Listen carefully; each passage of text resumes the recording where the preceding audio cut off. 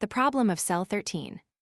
By Jacques Futrelle, author of The Chase of the Golden Plate, The Haunted Bell, etc. New York, Dodd, Mead and Company, 1917. Copyright 1905-1906 by American Journal Examiner. Copyright 1907 by Dodd, Mead and Co. Under the title of The Thinking Machine. By courtesy of William Randolph Hearst. To those two persons who made the thinking machine possible. JLE, who opened the way, and LMF, who guided, advised, and encouraged the hand that labored. These tales are gratefully dedicated. Contents: The Problem of Cell 13, The Scarlet Thread, The Man Who Was Lost, The Great Auto Mystery, The Flaming Phantom, The Ralston Bank Burglary, The Mystery of a Studio. The Problem of Cell 13. 1. Practically all those letters remaining in the alphabet after Augustus S. F.X. Van Dusen was named were afterward acquired by that gentleman in the course of a brilliant scientific career, and being honorably acquired, were tacked on to the other end. His name, therefore, taken with all that belonged to it, was a wonderfully imposing structure. He was a Ph.D., an LL.D., an F.R.S., an M.D., and an M.D.S. He was also some other things, just what he himself couldn't say through recognition of his ability by various foreign educational and scientific institutions. In appearance, he was no less striking than in nomenclature. He was slender, with the droop of the student in his thin shoulders and the pallor of a close, sedentary life on his clean-shaven face. His eyes wore a perpetual, forbidding squint, the squint of a man who studies little things, and, when they could be seen at all through his thick spectacles, were mere slits of watery blue. But above his eyes was his most striking feature. This was a tall, broad brow, almost abnormal in height and width, crowned by a heavy shock of bushy, yellow hair. All these things conspired to give him a peculiar, almost grotesque, personality. Professor Van Dusen was remotely German. For generations, his ancestors had been noted in the sciences. He was the logical result, the master mind. First and above all, he was a logician. At least 35 years of the half-century or so of his existence had been devoted exclusively to proving that 2 and 2 always equal 4, except in unusual cases, where they equal 3 or 5, as the case may be. He stood broadly on the general proposition that all things that start must go somewhere, and was able to bring the concentrated mental force of his forefathers to bear on a given problem. Incidentally, it may be remarked that Professor Van Dusen wore a number 8 hat. The world at large had heard vaguely of Professor Van Dusen as the thinking machine. It was a newspaper catchphrase applied to him at the time of a remarkable exhibition at chess. He had demonstrated then that a stranger to the game might, by the force of inevitable logic, defeat a champion who had devoted a lifetime to its study. The thinking machine. Perhaps that more nearly described him than all his honorary initials, for he spent week after week, month after month, in the seclusion of his small laboratory, from which had gone forth thoughts that staggered scientific associates and deeply stirred the world at large. It was only occasionally that the thinking machine had visitors, and these were usually men who, themselves high in the sciences, dropped in to argue a point and perhaps convince themselves. 2 of these men, Dr. Charles Ransom and Alfred Fielding, called one evening to discuss some theory which is not of consequence here. "Such a thing is impossible," declared Dr. Ransom emphatically in the course of the conversation. "Nothing is impossible," declared the thinking machine with equal emphasis. He always spoke petulantly. "The mind is master of all things. When science fully recognizes that fact, a great advance will have been made." "How about the airship?" asked Dr. Ransom. "That's not impossible at all," asserted the thinking machine. "It will be invented sometime. I'd do it myself, but I'm busy." Dr. Ransom laughed tolerantly. "I've heard you say such things before," he said, "but they mean nothing. Mind may be master of matter, but it hasn't yet found a way to apply itself. There are some things that can't be thought out of existence, or rather which would not yield to any amount of thinking." "What, for instance?" demanded the thinking machine. Dr. Ransom was thoughtful for a moment as he smoked. "Well, say prison walls," he replied. "No man can think himself out of a cell. If he could, there would be no prisoners. A man can so apply his brain and ingenuity that he can leave a cell, which is the same thing. snapped the thinking machine. Dr. Ransom was slightly amused. Let's suppose a case, he said, after a moment. Take a cell where prisoners under sentence of death are confined men who are desperate and, maddened by fear, would take any chance to escape. Suppose you were locked in such a cell. Could you escape? Certainly, declared the thinking machine. Of course, said Mr. Fielding, who entered the conversation for the first time. You might wreck the cell with an explosive, but inside, a prisoner, you couldn't have that. There would be nothing of that kind, said the thinking machine. You might treat me precisely as you treated prisoners under sentence of death, and I would leave the cell. Not unless you entered it with tools prepared to get out, said Dr. Ransom. The thinking machine was visibly annoyed, and his blue eyes snapped. Lock me in any cell in any prison anywhere at any time, wearing only what is necessary, and I'll escape in a week, he declared sharply. Dr. Ransom sat up straight in the chair, interested. Mr. Fielding lighted a new cigar. You mean you could actually think yourself out? Asked Dr. Ransom. I would get out, was the response. Are you serious? Certainly I am serious. Dr. Ransom and Mr. Fielding were silent for a long time. Would you be willing to try it? Asked Mr. Fielding finally. Certainly, said Professor Van Dusen, and there was a trace of irony in his voice. I have done more asinine things than that to convince other men of less important truths. The tone was offensive, and there was an undercurrent strongly resembling anger on both sides. Of course, it was an absurd thing, but Professor Van Dusen reiterated his willingness to undertake the escape, and it was decided upon. To begin now, added Dr. Ransom. I'd prefer that it begin tomorrow, said the thinking machine, because. No, now, said Mr. Fielding flatly. You are arrested, figuratively, of course, without any warning, locked in a cell with no chance to communicate with friends, and left there with identically the same care and attention that would be given to a man under sentence of death. Are you willing? All right now then, said the thinking machine, and he arose. Say the death cell in Kishom Prison. The death cell in Kishom Prison. And what will you wear? As little as possible, said the thinking machine. Shoes, stockings, trousers, and a shirt. You will permit yourself to be searched, of course. I am to be treated precisely as all prisoners are treated, said the thinking machine. No more attention and no less.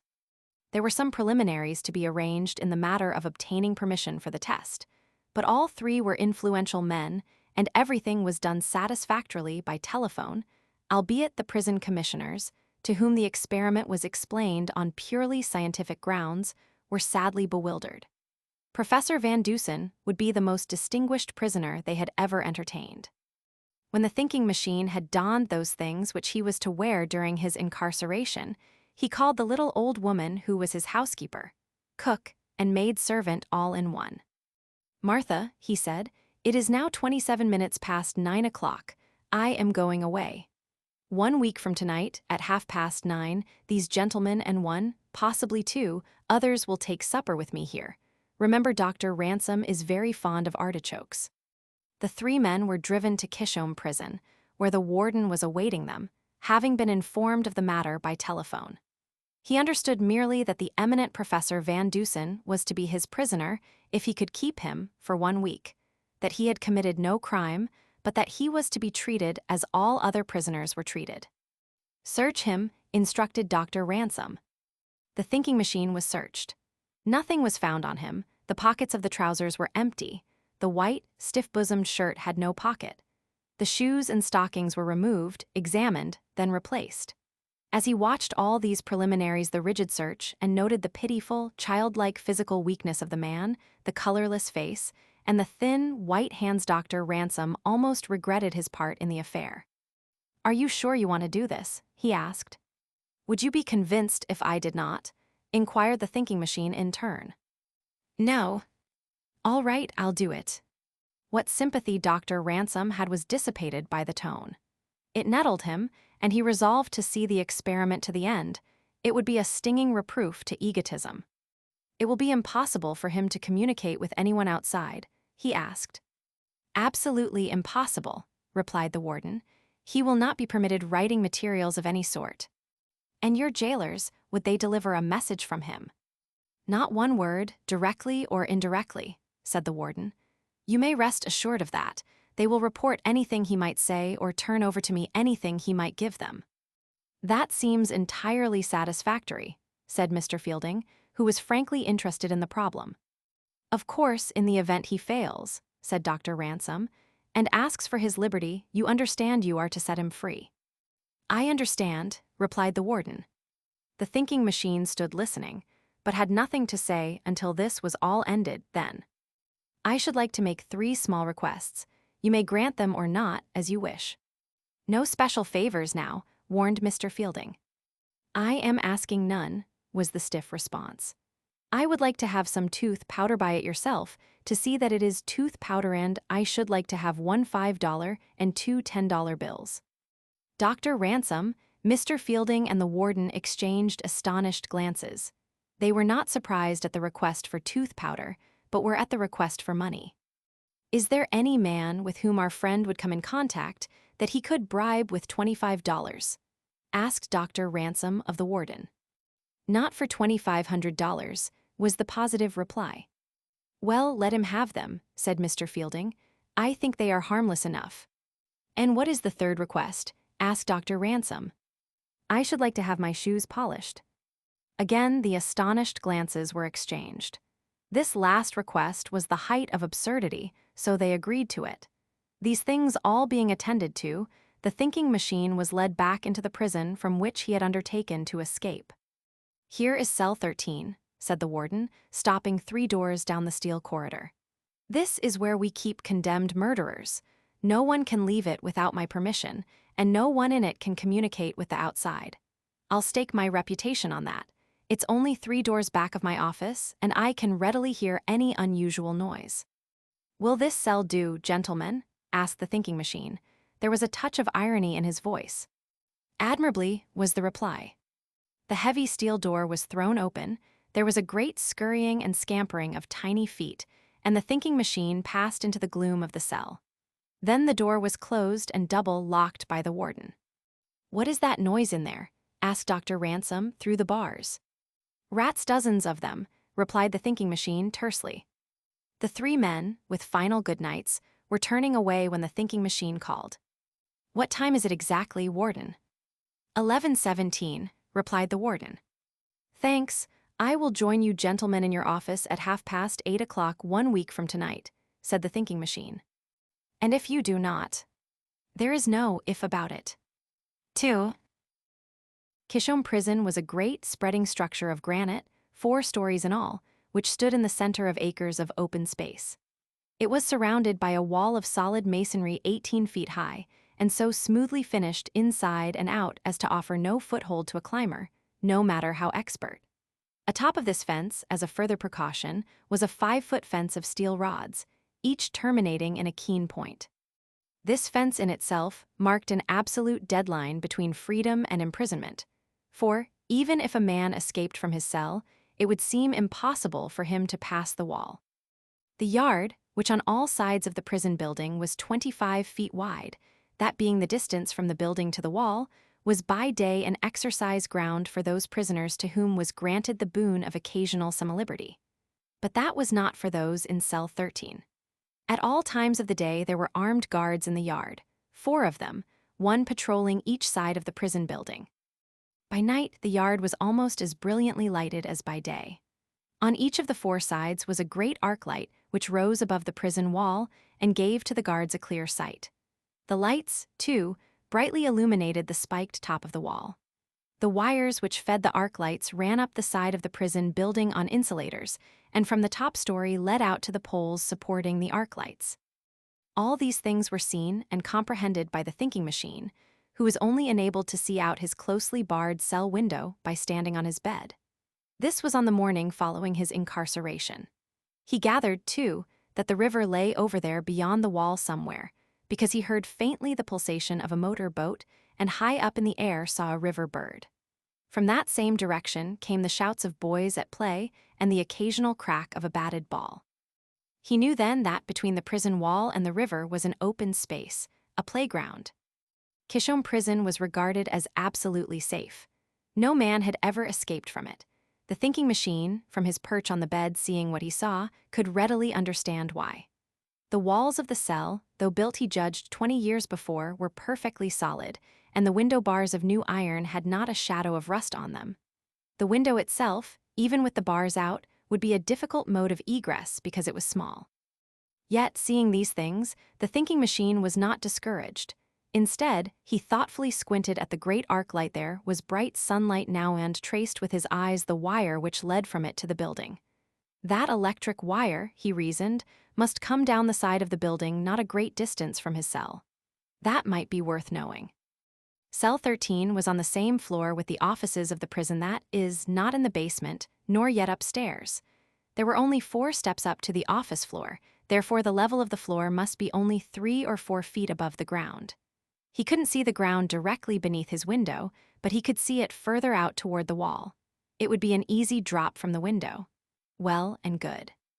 Then the thinking machine fell to remembering how he had come to the cell. First, there was the outside guard's booth, a part of the wall. There were 2 heavily barred gates there, both of steel. At this gate was one man always on guard. He admitted persons to the prison after much clanking of keys and locks, and let them out when ordered to do so. The warden's office was in the prison building, and in order to reach that official from the prison yard, one had to pass a gate of solid steel with only a peephole in it. Then coming from that inner office to cell 13, where he was now, one must pass a heavy wooden door and 2 steel doors into the corridors of the prison, and always there was the double-locked door of cell 13 to reckon with. There were then, the thinking machine recalled, 7 doors to be overcome before one could pass from cell 13 into the outer world, a free man. But against this was the fact that he was rarely interrupted. A jailer appeared at his cell door at 6 in the morning with a breakfast of prison fare. He would come again at noon, and again at 6 in the afternoon. At 9 o'clock at night would come the inspection tour. That would be all. It's admirably arranged, this prison system, was the mental tribute paid by the thinking machine. I'll have to study it a little when I get out. I had no idea there was such great care exercised in the prisons. There was nothing, positively nothing, in his cell except his iron bed, so firmly put together that no man could tear it to pieces save with sledges or a file. He had neither of these. There was not even a chair, or a small table, or a bit of tin or crockery. Nothing. The jailer stood by when he ate, then took away the wooden spoon and bowl which he had used. One by one, these things sank into the brain of the thinking machine. When the last possibility had been considered, he began an examination of his cell. From the roof, down the walls on all sides, he examined the stones and the cement between them. He stamped over the floor carefully time after time, but it was cement, perfectly solid. After the examination, he sat on the edge of the iron bed and was lost in thought for a long time. For Professor Augustus S. F. van Dusen, the thinking machine had something to think about. He was disturbed by a rat which ran across his foot, then scampered away into a dark corner of the cell, frightened at its own daring. After a while, the thinking machine, squinting steadily into the darkness of the corner where the rat had gone, was able to make out in the gloom many little beady eyes staring at him. He counted 6 pair, and there were perhaps others. He didn't see very well. Then the thinking machine, from his seat on the bed, noticed for the first time the bottom of his cell door. There was an opening there of 2 inches between the steel bar and the floor. Still looking steadily at this opening, the thinking machine backed suddenly into the corner where he had seen the beady eyes. There was a great scampering of tiny feet, several squeaks of frightened rodents, and then silence. None of the rats had gone out the door, yet there were none in the cell. Therefore, there must be another way out of the cell, however small. The thinking machine, on hands and knees, started a search for this spot, feeling in the darkness with his long, slender fingers. At last, his search was rewarded. He came upon a small opening in the floor, level with the cement. It was perfectly round and somewhat larger than a silver dollar. This was the way the rats had gone. He put his fingers deep into the opening. It seemed to be a disused drainage pipe and was dry and dusty. Having satisfied himself on this point, he sat on the bed again for an hour, then made another inspection of his surroundings through the small cell window. One of the outside guards stood directly opposite, beside the wall, and happened to be looking at the window of cell 13 when the head of the thinking machine appeared. but the scientist didn't notice the guard. Noon came, and the jailer appeared with the prison dinner of repulsively plain food. At home, the thinking machine merely ate to live. Here, he took what was offered without comment. Occasionally, he spoke to the jailer who stood outside the door watching him. "Any improvements made here in the last few years?" he asked. "Nothing particularly," replied the jailer. "New wall was built 4 years ago." "Anything done to the prison proper?" "Painted the woodwork outside, and I believe about 7 years ago a new system of plumbing was put in." "Ah," said the prisoner, "how far is the river over there?" "About 300 feet. The boys have a baseball ground between the wall and the river." The thinking machine had nothing further to say just then, but when the jailer was ready to go, he asked for some water. "I get very thirsty here," he explained. "Would it be possible for you to leave a little water in a bowl for me?" "I'll ask the warden," replied the jailer, and he went away. Half an hour later, he returned with water in a small earthen bowl. "The warden says you may keep this bowl," he informed the prisoner. "But you must show it to me when I ask for it. If it is broken, it will be the last." "Thank you," said the thinking machine. "I shan't break it." The jailer went on about his duties. For just the fraction of a second, it seemed that the thinking machine wanted to ask a question, but he didn't. 2 hours later, this same jailer, in passing the door of cell number 13, heard a noise inside and stopped. The thinking machine was down on his hands and knees in a corner of the cell, and from that same corner came several frightened squeaks. The jailer looked on interestedly. "Ah, I've got you," he heard the prisoner say. "Got what?" he asked sharply. "One of these rats," was the reply. "See?" And between the scientist's long fingers, the jailer saw a small gray rat struggling. The prisoner brought it over to the light and looked at it closely. "It's a water rat," he said. "Ain't you got anything better to do than to catch rats?" asked the jailer. "It's disgraceful that they should be here at all," was the irritated reply. "Take this one away and kill it. There are dozens more where it came from." The jailer took the wriggling, squirmy rodent and flung it down on the floor violently. It gave one squeak and lay still. Later, he reported the incident to the warden, who only smiled. Still later that afternoon, the outside armed guard on cell 13 side of the prison looked up again at the window and saw the prisoner looking out. He saw a hand raised to the barred window, and then something white fluttered to the ground, directly under the window of cell 13. It was a little roll of linen, evidently of white shirting material, and tied around it was a $5 bill. The guard looked up at the window again, but the face had disappeared. With a grim smile, he took the little linen roll and the $5 bill to the warden's office.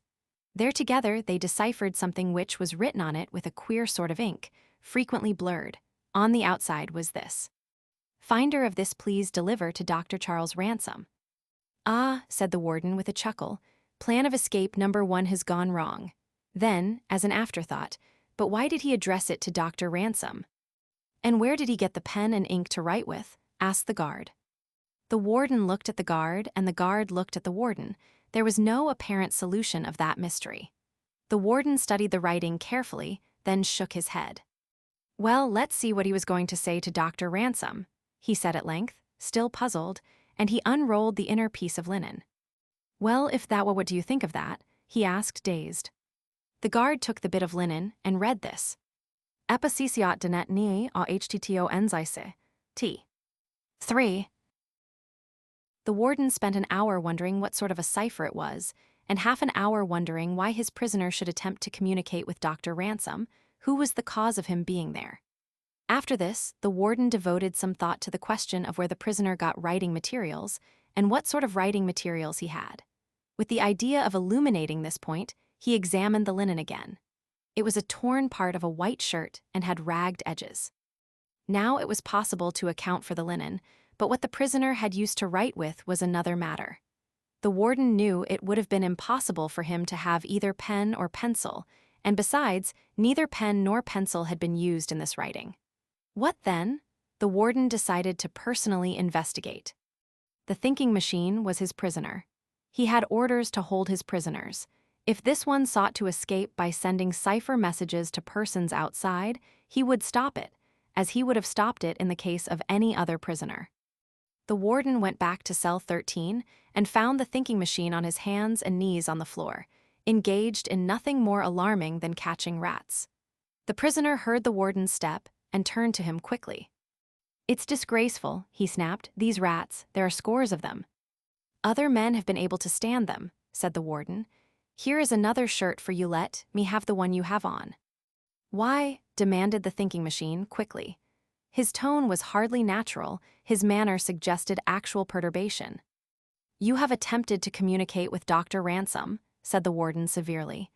"As my prisoner, it is my duty to put a stop to it." The thinking machine was silent for a moment. "All right," he said finally, "do your duty." The warden smiled grimly. The prisoner arose from the floor and removed the white shirt, putting on instead a striped convict shirt the warden had brought. The warden took the white shirt eagerly, and then and there compared the pieces of linen on which was written the cipher with certain torn places in the shirt. The thinking machine looked on curiously. "The guard brought you those, then?" he asked. "He certainly did," replied the warden triumphantly, "and that ends your first attempt to escape." The thinking machine watched the warden as he, by comparison, established to his own satisfaction that only 2 pieces of linen had been torn from the white shirt. "What did you write this with?" demanded the warden. "I should think it a part of your duty to find out," said the thinking machine irritably. The warden started to say some harsh things, then restrained himself and made a minute search of the cell and of the prisoner instead. He found absolutely nothing, not even a match or toothpick which might have been used for a pen. The same mystery surrounded the fluid with which the cipher had been written. Although the warden left cell 13 visibly annoyed, he took the torn shirt in triumph. "Well, writing notes on a shirt won't get him out, that's certain," he told himself with some complacency. He put the linen scraps into his desk to await developments. "If that man escapes from that cell, I'll hang it, I'll resign." On the 3rd day of his incarceration, the thinking machine openly attempted to bribe his way out.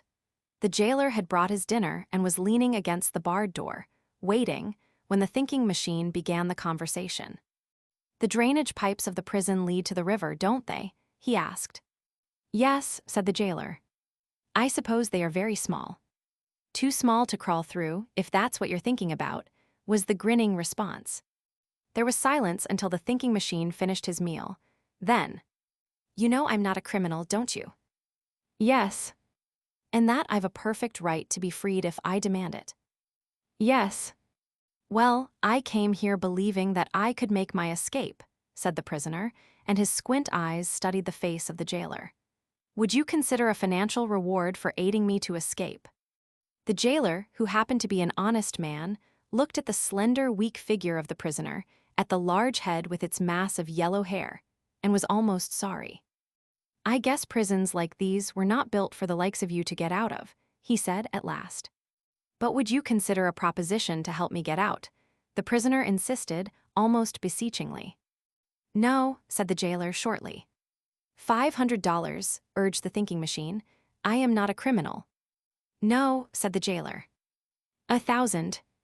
"No," again said the jailer, and he started away hurriedly to escape further temptation. Then he turned back. "If you should give me $10,000, I couldn't get you out.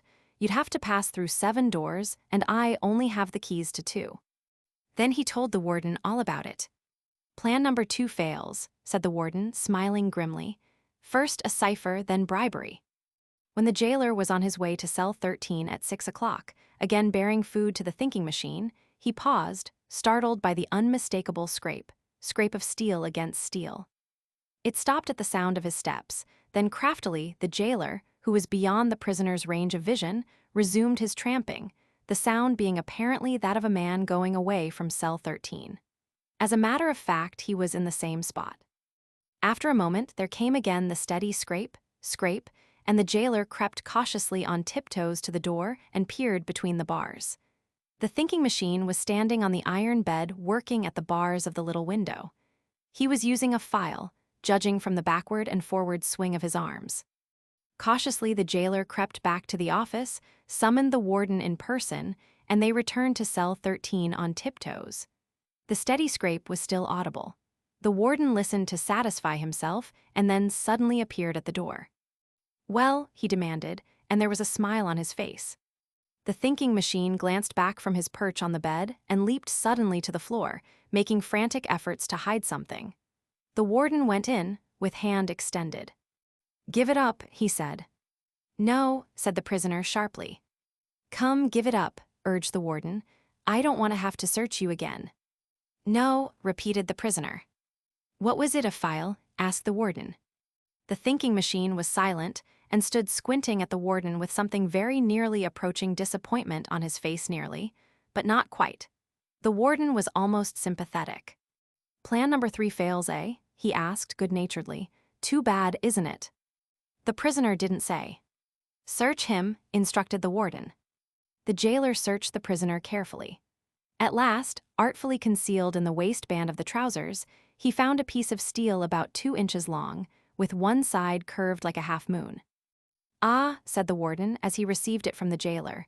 "From your shoe heel," and he smiled pleasantly. The jailer continued his search, and on the other side of the trouser's waistband found another piece of steel identical with the first. The edges showed where they had been worn against the bars of the window.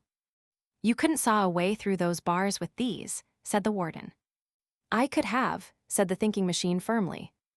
"In 6 months, perhaps," said the warden good-naturedly. The warden shook his head slowly as he gazed into the slightly flushed face of his prisoner. "Ready to give it up?" he asked. "I haven't started yet," was the prompt reply. Then came another exhaustive search of the cell. Carefully, the 2 men went over it, finally turning out the bed and searching that. Nothing.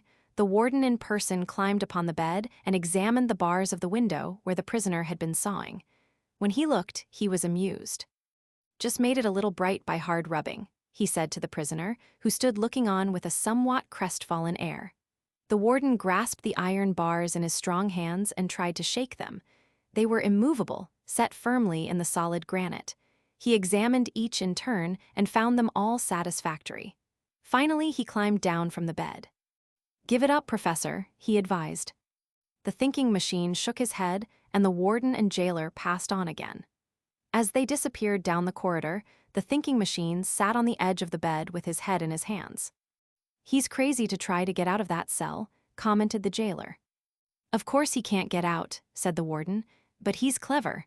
I would like to know what he wrote that cipher with." It was 4 o'clock next morning when an awful, heart-tracking shriek of terror resounded through the great prison. It came from a cell, somewhere about the center, and its tone told a tale of horror, agony, terrible fear. The warden heard, and with 3 of his men rushed into the long corridor leading to cell 13. 4. As they ran, there came again that awful cry. It died away in a sort of wail. The white faces of prisoners appeared at cell doors upstairs and down, staring out wonderingly, frightened. "It's that fool in cell 13, grumbled the warden. He stopped and stared in as one of the jailers flashed a lantern.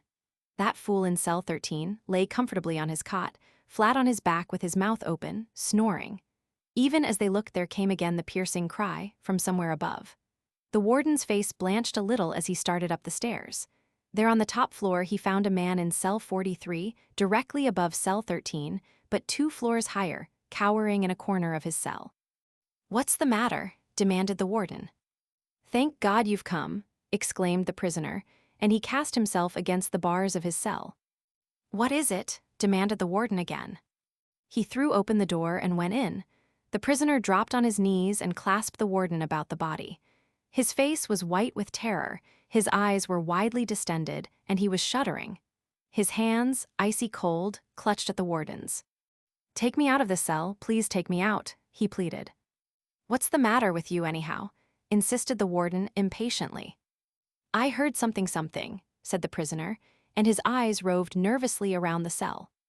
"What did you hear?" I can't tell you," stammered the prisoner. Then, in a sudden burst of terror, "Take me out of this cell, put me anywhere but take me out of here." The warden and the 3 jailers exchanged glances.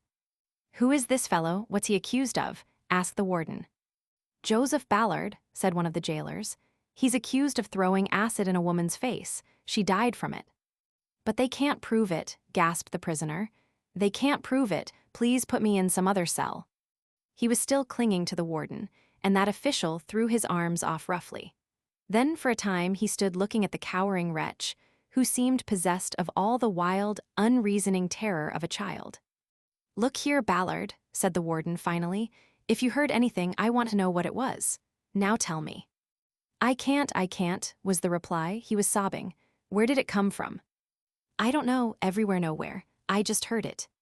"What was it, a voice?" "Please don't make me answer," pleaded the prisoner. "You must answer," said the warden sharply. "It was a voice, but it wasn't human," was the sobbing reply. "Voice, but not human," repeated the warden, puzzled. "It sounded muffled and far away and ghostly," explained the man. "Did it come from inside or outside the prison?" "It didn't seem to come from anywhere, it was just here, everywhere.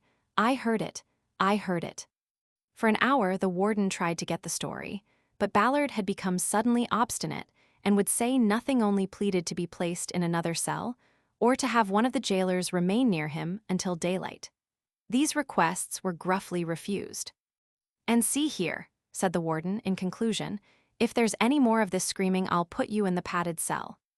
Then the warden went his way, a sadly puzzled man. Ballard sat at his cell door until daylight, his face, drawn and white with terror, pressed against the bars, and looked out into the prison with wide, staring eyes.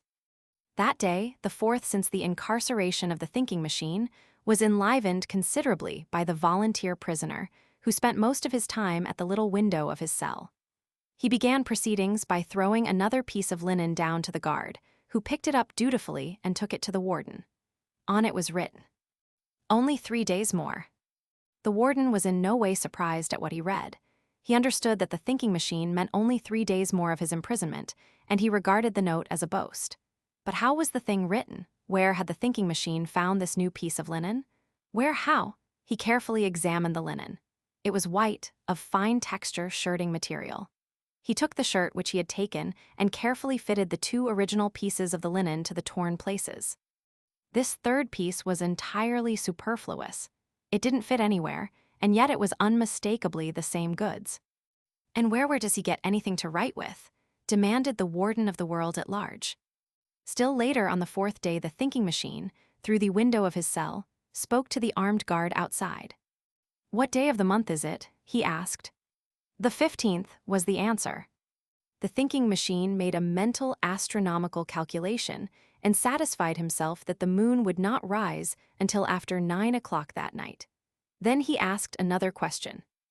"Who attends to those arc lights?" "Man from the company." "You have no electricians in the building." "I should think you could save money if you had your own man." "None of my business," replied the guard. The guard noticed the thinking machine at the cell window frequently during that day, but always the face seemed listless, and there was a certain wistfulness in the squint eyes behind the glasses. After a while, he accepted the presence of the leonine head as a matter of course. He had seen other prisoners do the same thing. It was the longing for the outside world. That afternoon, just before the day guard was relieved, the head appeared at the window again, and the thinking machine's hand held something out between the bars. It fluttered to the ground, and the guard picked it up. It was a $5 bill. "That's for you," called the prisoner. As usual, the guard took it to the warden. That gentleman looked at it suspiciously. He looked at everything that came from cell 13 with suspicion. "He said it was for me," explained the guard. "It's a sort of a tip, I suppose," said the warden. "I see no particular reason why you shouldn't accept." Suddenly he stopped. He had remembered that the thinking machine had gone into cell 13 with 1 $5 bill and 2 $10 bills, $25 in all. Now a $5 bill had been tied around the first pieces of linen that came from the cell. The warden still had it, and to convince himself he took it out and looked at it. It was $5, yet here was another $5, and the thinking machine had only had $10 bills. Perhaps somebody changed one of the bills for him, he thought at last, with a sigh of relief. But then and there he made up his mind. He would search cell 13 as a cell was never before searched in this world. When a man could write at will and change money and do other wholly inexplicable things, there was something radically wrong with his prison. He planned to enter the cell at night. 3 o'clock would be an excellent time. The thinking machine must do all the weird things he did sometime. Night seemed the most reasonable. Thus it happened that the warden stealthily descended upon cell 13 that night at 3 o'clock. He paused at the door and listened. There was no sound save the steady, regular breathing of the prisoner. The keys unfastened the double locks with scarcely a clank, and the warden entered, locking the door behind him. Suddenly, he flashed his dark lantern in the face of the recumbent figure. If the warden had planned to startle the thinking machine, he was mistaken, for that individual merely opened his eyes quietly, reached for his glasses, and inquired, in a most matter-of-fact tone, "Who is it?" It would be useless to describe the search that the warden made. It was minute. Not 1 inch of the cell or the bed was overlooked. He found the round hole in the floor, and with a flash of inspiration, thrust his thick fingers into it. After a moment of fumbling there, he drew up something and looked at it in the light of his lantern. He exclaimed. The thing he had taken out was a dead rat. His inspiration fled as a mist before the sun, but he continued the search. The thinking machine, without a word, arose and kicked the rat out of the cell into the corridor. The warden climbed on the bed and tried the steel bars in the tiny window. They were perfectly rigid. Every bar of the door was the same. Then the warden searched the prisoner's clothing, beginning at the shoes. Nothing hidden in them. Then the trousers' waistband. Still nothing. Then the pockets of the trousers. From one side he drew out some paper money and examined it. 5 $1 bills, he gasped. That's right, said the prisoner. But you had 2 10s and a 5. How do you do it? That's my business, said the thinking machine. Did any of my men change this money for you on your word of honor? The thinking machine paused just a fraction of a second. No, he said. Well, do you make it? Asked the warden. He was prepared to believe anything. That's my business, again said the prisoner. The warden glared at the eminent scientist fiercely. He felt he knew that this man was making a fool of him, yet he didn't know how. If he were a real prisoner, he would get the truth, but then, perhaps, those inexplicable things which had happened would not have been brought before him so sharply. Neither of the men spoke for a long time, then suddenly the warden turned fiercely and left the cell, slamming the door behind him. He didn't dare to speak then.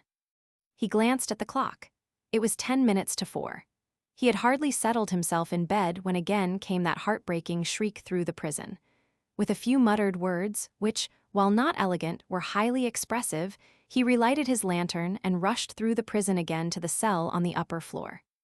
Again Ballard was crushing himself against the steel door, shrieking at the top of his voice. He stopped only when the warden flashed his lamp in the cell. Take me out, he screamed. I did it, I killed her, take it away. Take what away? Asked the warden. I threw the acid in her face, I did it, I confess. Take me out of here. Ballard's condition was pitiable. It was only an act of mercy to let him out into the corridor. There he crouched in a corner, like an animal at bay, and clasped his hands to his ears. It took half an hour to calm him sufficiently for him to speak. Then he told incoherently what had happened. On the night before at 4 o'clock, he had heard a sepulchral voice, muffled and wailing in tone. What did it say? Asked the warden curiously. Acid, gasped the prisoner. It accused me. Acid, I threw the acid and the woman died. Oh, it was a long, shuddering wail of terror. Acid, echoed the warden, puzzled. The case was beyond him. Acid, that's all I heard, that one word, repeated several times. There were other things too, but I didn't hear them. That was last night, eh? Asked the warden. What happened tonight? What frightened you just now? It was the same thing, gasped the prisoner. Acid. He covered his face with his hands and sat shivering. It was acid I used on her, but I didn't mean to kill her. I just heard the words. It was something accusing me. He mumbled and was silent. Did you hear anything else? Yes, but I couldn't understand, only a little bit, just a word or two. Well, what was it? I heard acid 3 times, then I heard a long moaning sound, then I heard number 8 hat. I heard that twice. Number 8 hat, repeated the warden. What the devil, number 8 hat? Accusing voices of conscience have never talked about number 8 hats, so far as I ever heard. He's insane, said one of the jailers, with an air of finality. I believe you, said the warden. He must be, he probably heard something and got frightened. He's trembling now. Number 8 hat, what the? 5. When the 5th day of the thinking machine's imprisonment rolled around, the warden was wearing a hunted look. He was anxious for the end of the thing. He could not help but feel that his distinguished prisoner had been amusing himself. And if this were so, the thinking machine had lost none of his sense of humor. For on this 5th day, he flung down another linen note to the outside guard, bearing the words, "Only 2 days more."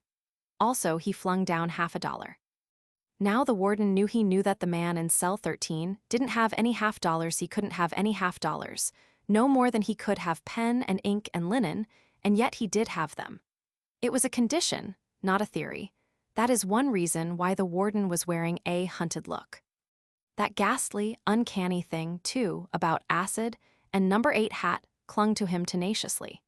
They didn't mean anything, of course, merely the ravings of an insane murderer who had been driven by fear to confess his crime. Still, there were so many things that didn't mean anything happening in the prison now since the thinking machine was there. On the 6th day, the warden received a postal stating that Dr. Ransom and Mr. Fielding would be at Kishom Prison on the following evening, Thursday. And in the event, Professor Van Dusen had not yet escaped, and they presumed he had not because they had not heard from him, they would meet him there. In the event he had not yet escaped, the warden smiled grimly, escaped. The thinking machine enlivened this day for the warden with 3 notes. They were on the usual linen and bore generally on the appointment at 8:30 Thursday night, which appointment the scientist had made at the time of his imprisonment. On the afternoon of the 7th day, the warden passed cell 13 and glanced in. The thinking machine was lying on the iron bed, apparently sleeping lightly. The cell appeared precisely as it always did from a casual glance. The warden would swear that no man was going to leave it between that hour. It was then 4 o'clock and 8:30 that evening. On his way back past the cell, the warden heard the steady breathing again, and coming close to the door looked in. He wouldn't have done so if the thinking machine had been looking, but now, well, it was different. A ray of light came through the high window and fell on the face of the sleeping man. It occurred to the warden for the first time that his prisoner appeared haggard and weary. Just then the thinking machine stirred slightly, and the warden hurried on up the corridor guiltily. That evening after 6 o'clock, he saw the jailer. "Everything all right in cell 13?" he asked. "Yes, sir," replied the jailer. "He didn't eat much, though." It was with a feeling of having done his duty that the warden received Dr. Ransom and Mr. Fielding shortly after 7 o'clock. He intended to show them the linen notes and lay before them the full story of his woes, which was a long one. But before this came to pass, the guard from the river side of the prison yard entered the office. "The arc light in my side of the yard won't light," he informed the warden. "Confound it, that man's a hoodoo," thundered the official. "Everything has happened since he's been here." The guard went back to his post in the darkness, and the warden phoned to the electric light company. "This is Kishom Prison," he said through the phone. "Send 3 or 4 men down here quick to fix an arc light." The reply was evidently satisfactory, for the warden hung up the receiver and passed out into the yard. While Dr. Ransom and Mr. Fielding sat waiting, the guard at the outer gate came in with a special delivery letter. Dr. Ransom happened to notice the address, and when the guard went out, looked at the letter more closely. "By George," he exclaimed. "What is it?" asked Mr. Fielding. Silently, the doctor offered the letter. Mr. Fielding examined it closely. "Coincidence," he said. "It must be." It was nearly 8 o'clock when the warden returned to his office. The electricians had arrived in a wagon and were now at work. The warden pressed the buzz button, communicating with the man at the outer gate in the wall. "How many electricians came in?" he asked over the short phone. 4, 3 workmen in jumpers and overalls and the manager. Frock coat and silk hat, all right. Be certain that only 4 go out, that's all." He turned to Dr. Ransom and Mr. Fielding. "We have to be careful here particularly," and there was broad sarcasm in his tone, "since we have scientists locked up." The warden picked up the special delivery letter carelessly, and then began to open it.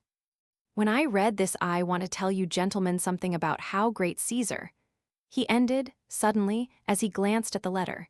He sat with mouth open, motionless from astonishment. "What is it?" asked Mr. Fielding. "A special delivery letter from cell 13, gasped the warden. "An invitation to supper." "What? and the two others arose unanimously. The warden sat dazed, staring at the letter for a moment, then called sharply to a guard outside in the corridor. "Run down to cell 13 and see if that man's in there." The guard went as directed, while Dr. Ransom and Mr. Fielding examined the letter. "It's Van Dusen's handwriting, there's no question of that," said Dr. Ransom. "I've seen too much of it." Just then the buzz of the telephone from the outer gate sounded, and the warden, in a semi-trance, picked up the receiver. "Hello, 2 reporters, eh? Let 'em come in." He turned suddenly to the doctor and Mr. Fielding. "Why, the man can't be out. He must be in his cell." Just at that moment, the guard returned. "He's still in his cell, sir," he reported. "I saw him. He's lying down." "There, I told you so," said the warden, and he breathed freely again. But how did he mail that letter? There was a rap on the steel door, which led from the jail yard into the warden's office. "It's the reporters," said the warden. "Let them in," he instructed the guard. Then to the 2 other gentlemen, "Don't say anything about this before them, because I'd never hear the last of it." The door opened, and the 2 men from the front gate entered. "Good evening, gentlemen," said one. That was Hutchinson Hatch. The warden knew him well. "Well," demanded the other irritably, "I'm here." That was the thinking machine. He squinted belligerently at the warden, who sat with mouth agape. For the moment, that official had nothing to say. Dr. Ransom and Mr. Fielding were amazed, but they didn't know what the warden knew.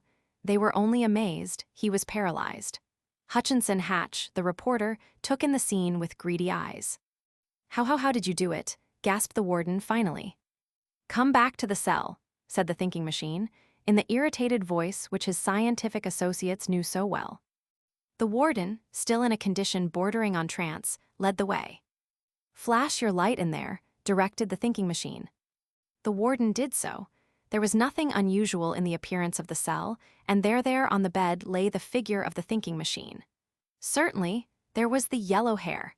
Again the warden looked at the man beside him and wondered at the strangeness of his own dreams.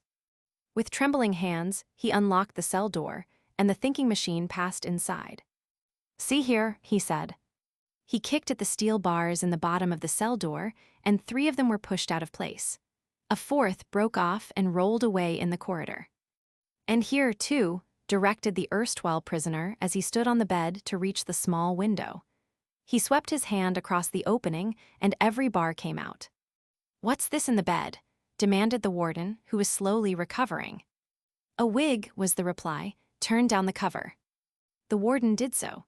Beneath it lay a large coil of strong rope, 30 feet or more, a dagger, 3 files, 10 feet of electric wire, a thin, powerful pair of steel pliers, a small tack hammer with its handle, and a Derringer pistol.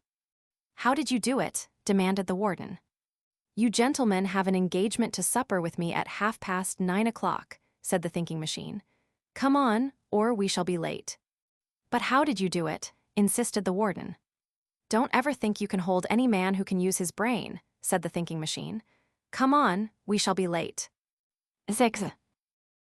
It was an impatient supper party in the rooms of Professor Van Dusen, and a somewhat silent one. The guests were Dr. Ransom, Albert Fielding, the warden, and Hutchinson Hatch, reporter. The meal was served to the minute, in accordance with Professor Van Dusen's instructions of 1 week before. Dr. Ransom found the artichokes delicious.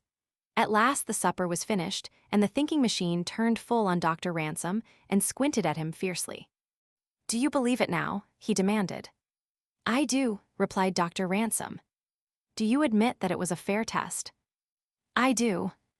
With the others, particularly the warden, he was waiting anxiously for the explanation. "Suppose you tell us how," began Mr. Fielding. "Yes, tell us how," said the warden. The thinking machine readjusted his glasses, took a couple of preparatory squints at his audience, and began the story. He told it from the beginning logically, and no man ever talked to more interested listeners. "My agreement was," he began, "to go into a cell, carrying nothing except what was necessary to wear, and to leave that cell within a week. I had never seen Kishom prison. When I went into the cell, I asked for tooth powder, 2 $10 and 1 $5 bills, and also to have my shoes blacked. Even if these requests had been refused, it would not have mattered seriously. But you agreed to them." I knew there would be nothing in the cell which you thought I might use to advantage. So when the warden locked the door on me, I was apparently helpless, unless I could turn 3 seemingly innocent things to use. They were things which would have been permitted any prisoner under sentence of death, were they not, warden? Tooth powder and polished shoes, yes, but not money, replied the warden. Anything is dangerous in the hands of a man who knows how to use it, went on the thinking machine. I did nothing that first night but sleep and chase rats. He glared at the warden. When the matter was broached, I knew I could do nothing that night, so suggested next day. You gentlemen thought I wanted time to arrange an escape with outside assistance, but this was not true. I knew I could communicate with whom I pleased, when I pleased. The warden stared at him a moment, then went on smoking solemnly. I was aroused next morning at 6 o'clock by the jailer with my breakfast, continued the scientist. He told me dinner was at 12 and supper at 6. Between these times, I gathered, I would be pretty much to myself.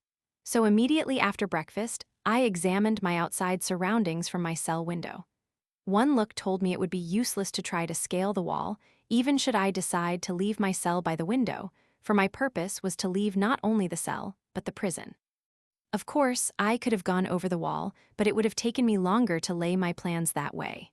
Therefore, for the moment, I dismissed all idea of that. From this first observation, I knew the river was on that side of the prison, and that there was also a playground there. Subsequently, these surmises were verified by a keeper. I knew then one important thing, that anyone might approach the prison wall from that side, if necessary, without attracting any particular attention. That was well to remember. I remembered it. But the outside thing which most attracted my attention was the feed wire to the arc light, which ran within a few feet, probably 3 or 4 of my cell window. I knew that would be valuable in the event I found it necessary to cut off that arc light. "Oh, you shut it off tonight then?" asked the warden. Having learned all I could from that window, resumed the thinking machine, without heeding the interruption, I considered the idea of escaping through the prison proper. I recalled just how I had come into the cell, which I knew would be the only way.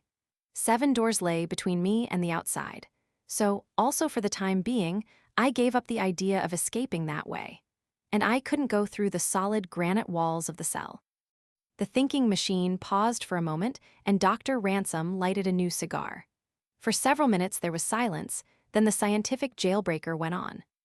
While I was thinking about these things, a rat ran across my foot. It suggested a new line of thought. There were at least half a dozen rats in the cell. I could see their beady eyes, yet I had noticed none come under the cell door. I frightened them purposely and watched the cell door to see if they went out that way. They did not, but they were gone. Obviously, they went another way. Another way meant another opening. I searched for this opening and found it. It was an old drain pipe, long unused and partly choked with dirt and dust. But this was the way the rats had come. They came from somewhere. Where? Drain pipes usually lead outside prison grounds. This one probably led to the river, or near it. The rats must therefore come from that direction. If they came a part of the way, I reasoned that they came all the way, because it was extremely unlikely that a solid iron or lead pipe would have any hole in it except at the exit. When the jailer came with my luncheon, he told me 2 important things, although he didn't know it. One was that a new system of plumbing had been put in the prison 7 years before, another that the river was only 300 feet away. Then I knew positively that the pipe was a part of an old system. I knew, too, that it slanted generally toward the river. But did the pipe end in the water or on land? This was the next question to be decided. I decided it by catching several of the rats in the cell.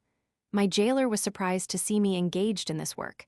I examined at least a dozen of them.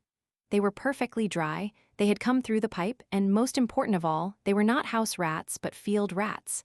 The other end of the pipe was on land then, outside the prison walls. So far, so good. Then, I knew that if I worked freely from this point, I must attract the warden's attention in another direction. You see, by telling the warden that I had come there to escape, you made the test more severe, because I had to trick him by false sense. The warden looked up with a sad expression in his eyes. The first thing was to make him think I was trying to communicate with you, Dr. Ransom. So I wrote a note on a piece of linen I tore from my shirt, addressed it to Dr. Ransom, tied a $5 bill around it, and threw it out the window. I knew the guard would take it to the warden, but I rather hoped the warden would send it as addressed. "Have you that first linen note, warden?" The warden produced the cipher. "What the deuce does it mean anyhow?" he asked. "Read it backward, beginning with the T signature, and disregard the division into words," instructed the thinking machine. The warden did so. "THIS this," he spelled, studied it a moment, then read it off, grinning. "This is not the way I intend to escape." "Well, now what do you think o' that?" he demanded, still grinning. "I knew that would attract your attention, just as it did," said the thinking machine, "and if you really found out what it was, it would be a sort of gentle rebuke." "What did you write it with?" asked Dr. Ransom, after he had examined the linen and passed it to Mr. Fielding. "This," said the erstwhile prisoner, and he extended his foot. On it was the shoe he had worn in prison, though the polish was gone, scraped off clean. The shoe blacking, moistened with water, was my ink. The metal tip of the shoe lace made a fairly good pen. The warden looked up and suddenly burst into a laugh, half of relief, half of amusement. "You're a wonder," he said admiringly. "Go on." "That precipitated a search of my cell by the warden, as I had intended," continued the thinking machine. "I was anxious to get the warden into the habit of searching my cell, so that finally, constantly finding nothing, he would get disgusted and quit. This at last happened, practically." The warden blushed. "He then took my white shirt away and gave me a prison shirt. He was satisfied that those 2 pieces of the shirt were all that was missing. But while he was searching my cell, I had another piece of that same shirt, about 9 inches square, rolled into a small ball in my mouth." "9 inches of that shirt?" demanded the warden. "Where did it come from?" "The bosoms of all stiff white shirts are of triple thickness," was the explanation. "I tore out the inside thickness, leaving the bosom only 2 thicknesses. I knew you wouldn't see it. So much for that." There was a little pause, and the warden looked from one to another of the men with a sheepish grin. "Having disposed of the warden for the time being by giving him something else to think about, I took my first serious step toward freedom," said Professor Van Dusen. "I knew, within reason, that the pipe led somewhere to the playground outside. I knew a great many boys played there. I knew that rats came into my cell from out there. Could I communicate with some one outside with these things at hand? First was necessary, I saw, a long and fairly reliable thread, so but here." He pulled up his trousers' legs and showed that the tops of both stockings, of fine, strong lisle, were gone. "I unraveled those after. I got them started. It wasn't difficult, and I had easily a 1/4 of a mile of thread that I could depend on. Then on half of my remaining linen I wrote, laboriously enough I assure you, a letter explaining my situation to this gentleman here," and he indicated Hutchinson Hatch. "I knew he would assist me for the value of the newspaper story. I tied firmly to this linen letter a $10 bill. There is no surer way of attracting the eye of anyone, and wrote on the linen, 'Finder of this deliver to Hutchinson Hatch, Daily American, who will give another $10 for the information.' The next thing was to get this note outside on that playground where a boy might find it. There were 2 ways, but I chose the best. I took one of the rats. I became adept in catching them, tied the linen and money firmly to one leg, fastened my lisle thread to another, and turned him loose in the drain pipe. I reasoned that the natural fright of the rodent would make him run until he was outside the pipe, and then out on earth he would probably stop to gnaw off the linen and money. From the moment the rat disappeared into that dusty pipe, I became anxious. I was taking so many chances. The rat might gnaw the string of which I held one end, other rats might gnaw it. The rat might run out of the pipe and leave the linen and money where they would never be found. 1,000 other things might have happened. So began some nervous hours, but the fact that the rat ran on until only a few feet of the string remained in my cell made me think he was outside the pipe. I had carefully instructed Mr. Hatch what to do in case the note reached him. The question was, would it reach him? This done, I could only wait and make other plans in case this one failed. I openly attempted to bribe my jailer, and learned from him that he held the keys to only 2 of 7 doors between me and freedom. Then, I did something else to make the warden nervous.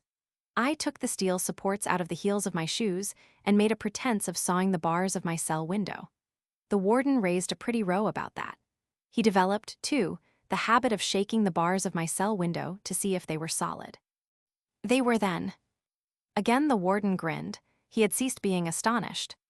With this one plan, I had done all I could and could only wait to see what happened, the scientist went on. I couldn't know whether my note had been delivered or even found, or whether the mouse had knotted up. And I didn't dare to draw back through the pipe that one slender thread which connected me with the outside. When I went to bed that night, I didn't sleep, for fear there would come the slight signal twitch at the thread which was to tell me that Mr. Hatch had received the note. At 3:30, I felt this twitch, and no prisoner actually under sentence of death ever welcomed a thing more heartily.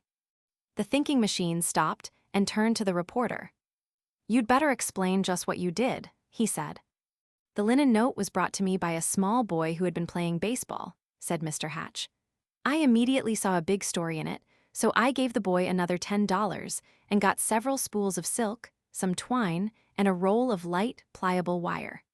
The professor's note suggested that I have the finder of the note show me just where it was picked up and told me to make my search from there, beginning at 2 o'clock in the morning. If I found the other end of the thread, I was to twitch it gently 3 times, then a 4th.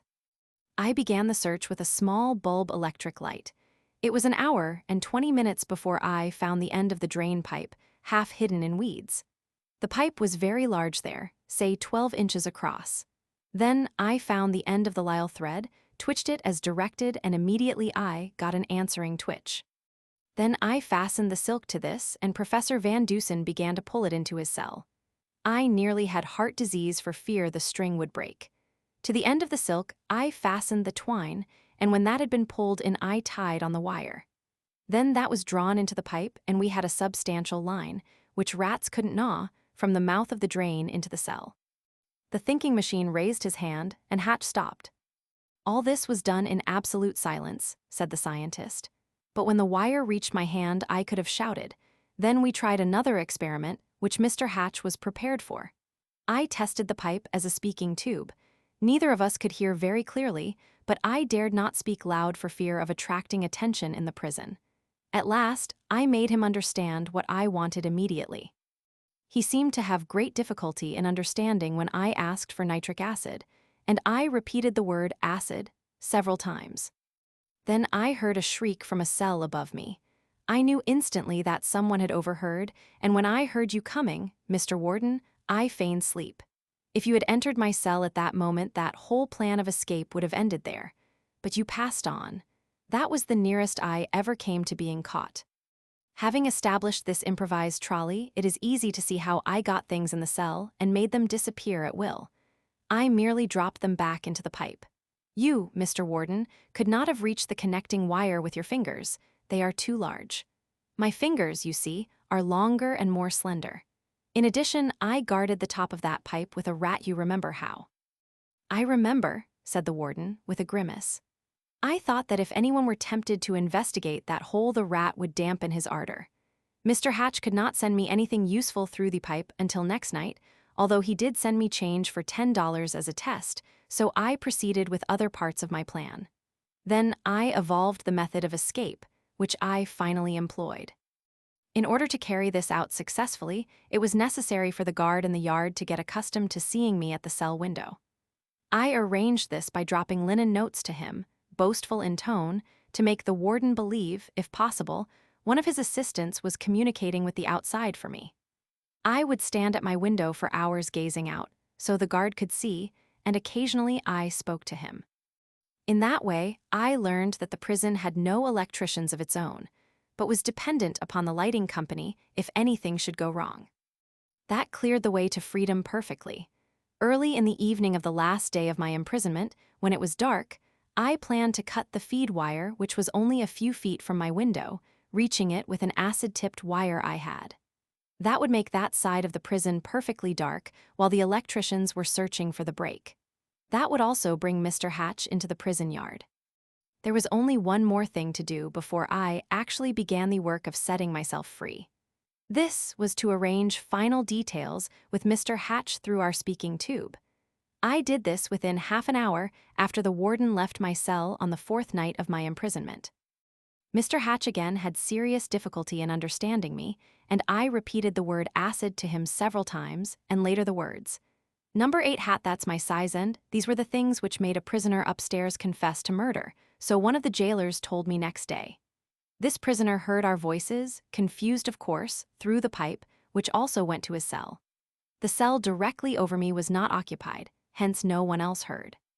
Of course, the actual work of cutting the steel bars out of the window and door was comparatively easy with nitric acid, which I got through the pipe in thin bottles, but it took time. Hour after hour on the 5th and 6th and 7th days, the guard below was looking at me as I worked on the bars of the window with the acid on a piece of wire.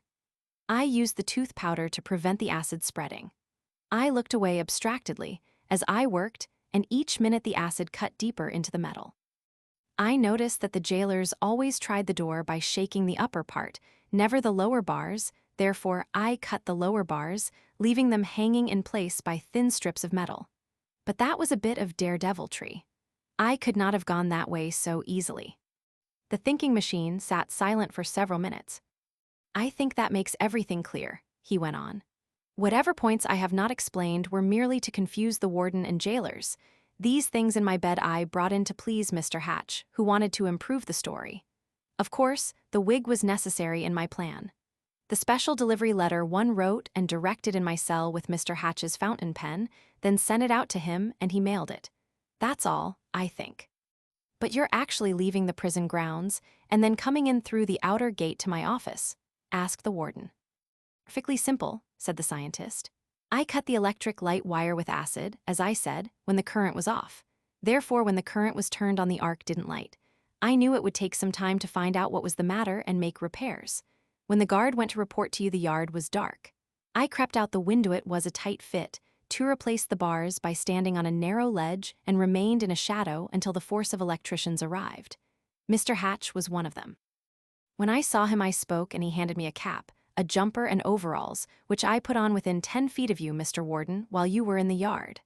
Later, Mr. Hatch called me, presumably as a workman, and together we went out the gate to get something out of the wagon.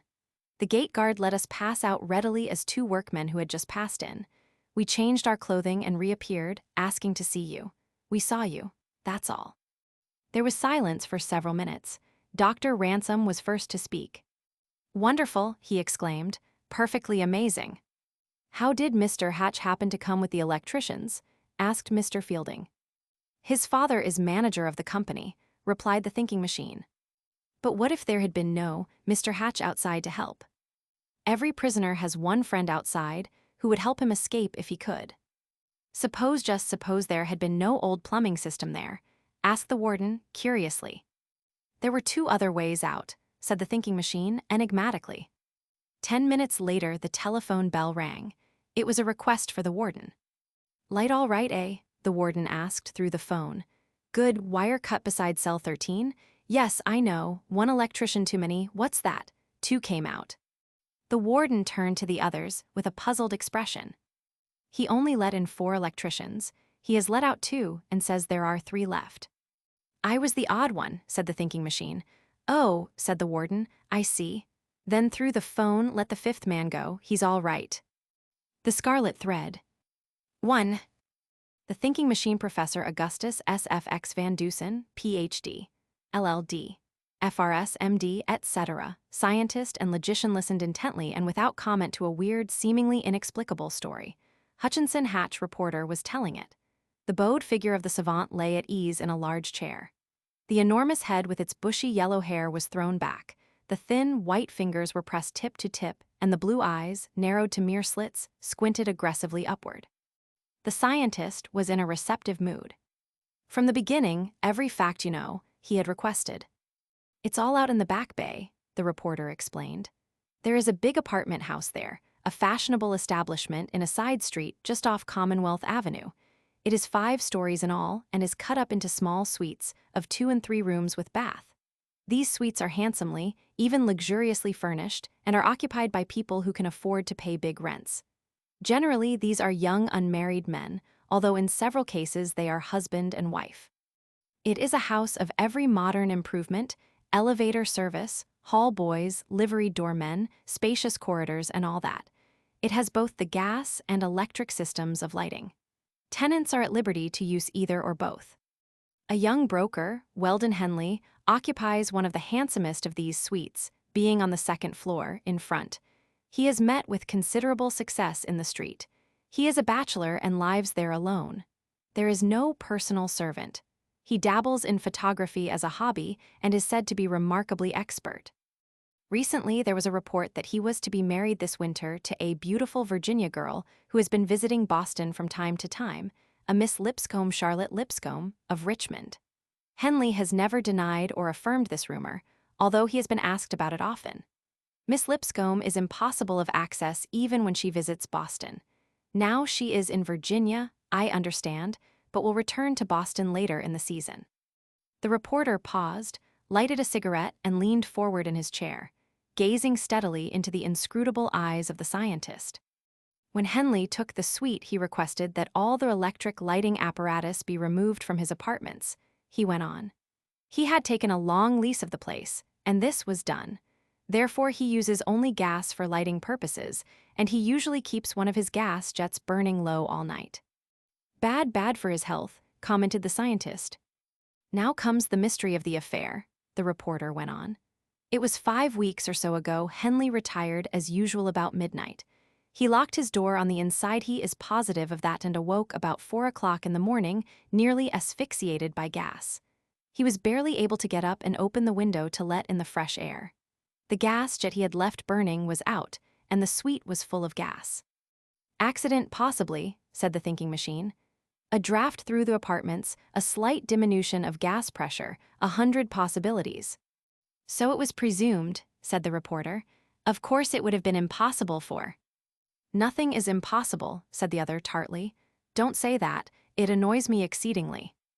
Well then, it seems highly improbable that the door had been opened or that anyone came into the room and did this deliberately. The newspaper man went on, with a slight smile. So Henley said nothing about this, attributed it to accident. The next night he lighted his gas as usual, but he left it burning a little brighter. The same thing happened again. Ah, and the thinking machine changed his position a little, the second time. And again he awoke just in time to save himself, said Hatch. Still, he attributed the affair to accident and determined to avoid a recurrence of the affair by doing away with the gas at night. Then he got a small night lamp and used this for a week or more. Why does he have a light at all? Asked the scientist testily. I can hardly answer that, replied Hatch. I may say, however, that he is of a very nervous temperament and gets up frequently during the night. He reads occasionally when he can't sleep. In addition to that, he has slept with a light going all his life. It's a habit. Go on. One night he looked for the night lamp, but it had disappeared. At least he couldn't find it, so he lighted the gas again.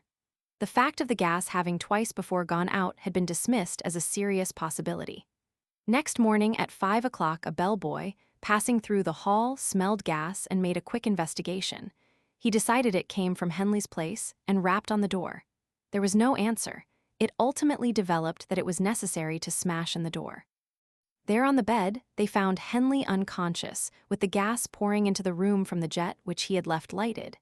He was revived in the air, but for several hours was deathly sick. Why was the door smashed in? Asked the thinking machine. Why not unlocked? It was done because Henley had firmly barred it, Hatch explained. He had become suspicious, I suppose, and after the second time, he always barred his door and fastened every window before he went asleep. There may have been a fear that someone used a key to enter.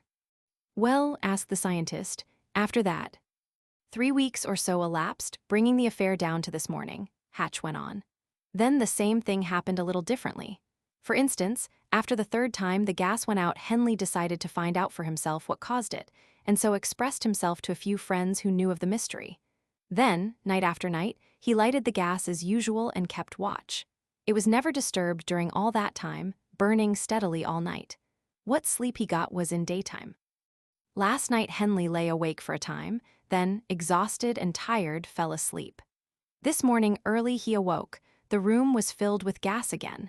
In some way my city editor heard of it and asked me to look into the mystery. That was all. The two men were silent for a long time, and finally the thinking machine turned to the reporter. Does anyone else in the house keep gas going all night? He asked. I don't know, was the reply. Most of them I know use electricity. Nobody else has been overcome as he has been. Number plumbers have minutely examined the lighting system all over the house and found nothing wrong. Does the gas in the house all come through the same meter? Yes, so the manager told me. This meter, a big one, is just off the engine room. I supposed it possible that someone shut it off there on these nights long enough to extinguish the lights all over the house, then turned it on again. That is, presuming that it was done purposely. Do you think it was an attempt to kill Henley? It might be, was the reply. Find out for me just who in the house uses gas, also if anyone else leaves a light burning all night, also what opportunity anyone would have to get at the meter, and then something about Henley's love affair with Miss Lipscomb. Is there anyone else? If so, who? Where does he live? When you find out these things, come back here. That afternoon at 1 o'clock, Hatch returned to the apartments of the thinking machine, with excitement plainly apparent on his face. Well, asked the scientist. A French girl, Louise Rignier, employed as a maid by Mrs. Standing in the house, was found dead in her room on the 3rd floor today at noon, Hatch explained quickly. It looks like suicide. How? Asked the thinking machine. The people who employed her husband and wife have been away for a couple of days, Hatch rushed on. She was in the suite alone. This noon she had not appeared, there was an odor of gas and the door was broken in. Then she was found dead. With the gas turned on. With the gas turned on, she was asphyxiated. Dear me, exclaimed the scientist. He arose and took up his hat. Let's go see what this is all about. 2. When Professor Van Dusen and Hatch arrived at the apartment house, they had been preceded by the medical examiner and the police. Detective Mallory, whom both knew, was moving about in the apartment where the girl had been found dead. The body had been removed and a telegram sent to her employers in New York. Too late, said Mallory as they entered. What was it, Mr. Mallory? Asked the scientist. Suicide, was the reply. No question of it. It happened in this room, and he led the way into the 3rd room of the suite. The maid, Miss Rignier, occupied this and was here alone last night. Mr. and Mrs. Standing, her employers, have gone to New York for a few days. She was left alone and killed herself. Without further questioning, the thinking machine went over to the bed from which the girl's body had been taken and, stooping beside it, picked up a book. It was a novel by the Duchess. He examined this critically, then, standing on a chair, he examined the gas jet. This done, he stepped down and went to the window of the little room. Finally, the thinking machine turned to the detective. Just how much was the gas turned on? He asked. Turned on full, was the reply. Were both the doors of the room closed? Both, yes. Any cotton or cloth or anything of the sort stuffed in the cracks of the window? No, it's a tight-fitting window anyway. Are you trying to make a mystery out of this? Cracks in the doors stuffed, the thinking machine went on. No, there was a smile about the detective's lips. The thinking machine, on his knees, examined the bottom of one of the doors, that which led into the hall. The lock of this door had been broken when employees burst into the room. Having satisfied himself here and at the bottom of the other door, which connected with the bedroom adjoining, the thinking machine again climbed on a chair and examined the doors at the top. Both transoms closed, I suppose? He asked. Yes, was the reply. You can't make anything but suicide out of it, explained the detective. The medical examiner has given that as his opinion and everything I find indicates it. All right, broke in the thinking machine abruptly. Don't let us keep you. After a while, Detective Mallory went away. Hatch and the scientist went down to the office floor where they saw the manager.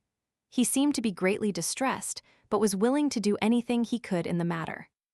Is your night engineer perfectly trustworthy? Asked the thinking machine. Perfectly, was the reply. One of the best and most reliable men I ever met, alert and wide awake. Can I see him a moment? The night man, I mean. Certainly, was the reply.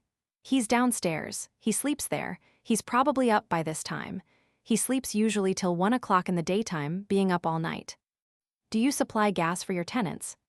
Both gas and electricity are included in the rent of the suites. Tenants may use one or both. And the gas all comes through 1 meter. Yes, 1 meter. It's just off the engine room. I suppose there's no way of telling just who in the house uses gas. No, some do and some don't. I don't know. This was what Hatch had told the scientist. Now together they went to the basement, and there met the night engineer, Charles Burlingame, a tall, powerful, clean-cut man of alert manner and positive speech. He gazed with a little amusement at the slender, almost childish figure of the thinking machine and the grotesquely large head. "You are in the engine room or near it all night every night," began the thinking machine. "I haven't missed a night in 4 years," was the reply. "Anybody ever come here to see you at night?" "Never, it's against the rules." "The manager or a hall boy?" "Never." "In the last 2 months," the thinking machine persisted. "Not in the last 2 years," was the positive reply. "I go on duty every night at 7 o'clock, and I am on duty until 7 in the morning. I don't believe I've seen anybody in the basement here with me between those hours for a year at least." The thinking machine was squinting steadily into the eyes of the engineer, and for a time both were silent. Hatch moved about the scrupulously clean engine room and nodded to the day engineer, who sat leaning back against the wall. Directly in front of him was the steam gauge. "Have you a fireman?" was the thinking machine's next question. "No, I fire myself," said the night man. "Here's the coal," and he indicated a bin within half a dozen feet of the mouth of the boiler. "I don't suppose you ever had occasion to handle the gas meter?" insisted the thinking machine. "Never touched it in my life," said the other. "I don't know anything about meters anyway." "And you never drop off to sleep at night for a few minutes when you get lonely? Doze, I mean." The engineer grinned good-naturedly. "Never had any desire to, and besides I wouldn't have the chance," he explained. "There's a time check here," and he indicated it. "I have to punch that every half hour all night to prove that I have been awake." Dear me," exclaimed the thinking machine, irritably. He went over and examined the time checker revolving paper disc with hours marked on it, made to move by the action of a clock, the face of which showed in the middle. "Besides, there's the steam gauge to watch," went on the engineer. "No engineer would dare go to sleep. There might be an explosion." "Do you know Mr. Weldon Henley?" suddenly asked the thinking machine. "Who?" asked Burlingame. "Weldon Henley." "No-o," was the slow response. "Never heard of him. Who is he?" "One of the tenants, on the 2nd floor, I think." "Lord, I don't know any of the tenants. What about him?" "When does the inspector come here to read the meter?" "I never saw him. I presume in daytime, Bill?" And he turned to the day engineer. "Always in daytime, usually about noon," said Bill from his corner. "Any other entrance to the basement, except this way, and you could see anyone coming here this way, I suppose?" "Sure, I could see 'em. There's no other entrance to the cellar except the coal hole in the sidewalk in front." "2 big electric lights in front of the building, aren't there?" "Yes, they go all night." A slightly puzzled expression crept into the eyes of the thinking machine. Hatch knew from the persistency of the questions that he was not satisfied, yet he was not able to fathom or to understand all the queries. In some way they had to do with the possibility of someone having access to the meter. "Where do you usually sit at night here?" was the next question. "Over there where Bill's sitting. I always sit there." The thinking machine crossed the room to Bill, a typical grimy-handed man of his class. "May I sit there a moment?" he asked. Bill arose lazily, and the thinking machine sank down into the chair. From this point he could see plainly through the opening into the basement proper there was no door, the gas meter of enormous proportions through which all the gas in the house passed. An electric light in the door made it bright as daylight. The thinking machine noted these things, arose, nodded his thanks to the 2 men, and still with the puzzled expression on his face, led the way upstairs. There the manager was still in his office. "I presume you examine and know that the time check in the engineer's room is properly punched every half hour during the night?" he asked. "Yes, I examine the dial every day, have them here, in fact, each with the date on it." "May I see them?" Now the manager was puzzled. He produced the cards, one for each day, and for half an hour the thinking machine studied them minutely. At the end of that time, when he arose and Hatch looked at him inquiringly, he saw still the perplexed expression. After urgent solicitation, the manager admitted them to the apartments of Weldon Henley. Mr. Henley himself had gone to his office in State Street. Here the thinking machine did several things which aroused the curiosity of the manager, one of which was to minutely study the gas jets. Then the thinking machine opened one of the front windows and glanced out into the street. Below 15 feet was the sidewalk. Above was the solid front of the building, broken only by a flagpole which, properly roped, extended from the hall window of the next floor above out over the sidewalk, a distance of 12 feet or so. "Ever use that flagpole?" he asked the manager. "Rarely," said the manager. "On holidays, sometimes 4th of July and such times, we have a big flag for it." From the apartments, the thinking machine led the way to the hall, up the stairs, and to the flagpole. Leaning out of this window, he looked down toward the window of the apartments he had just left. Then he inspected the rope of the flagpole, drawing it through his slender hands slowly and carefully. At last, he picked off a slender thread of scarlet and examined it. "Ah," he exclaimed. Then to Hatch, "Let's go, Mr. Hatch. Thank you," this last to the manager, who had been a puzzled witness. Once on the street, side by side with the thinking machine, Hatch was bursting with questions, but he didn't ask them. He knew it would be useless. At last the thinking machine broke the silence. "That girl, Miss Regnier, was murdered," he said suddenly, positively. "There have been 4 attempts to murder Henley." "How?" asked Hatch, startled. "By a scheme so simple that neither you nor I, nor the police have ever heard of it being employed," was the astonishing reply. "It is perfectly horrible in its simplicity." "What was it?" Hatch insisted eagerly. "It would be futile to discuss that now," was the rejoinder.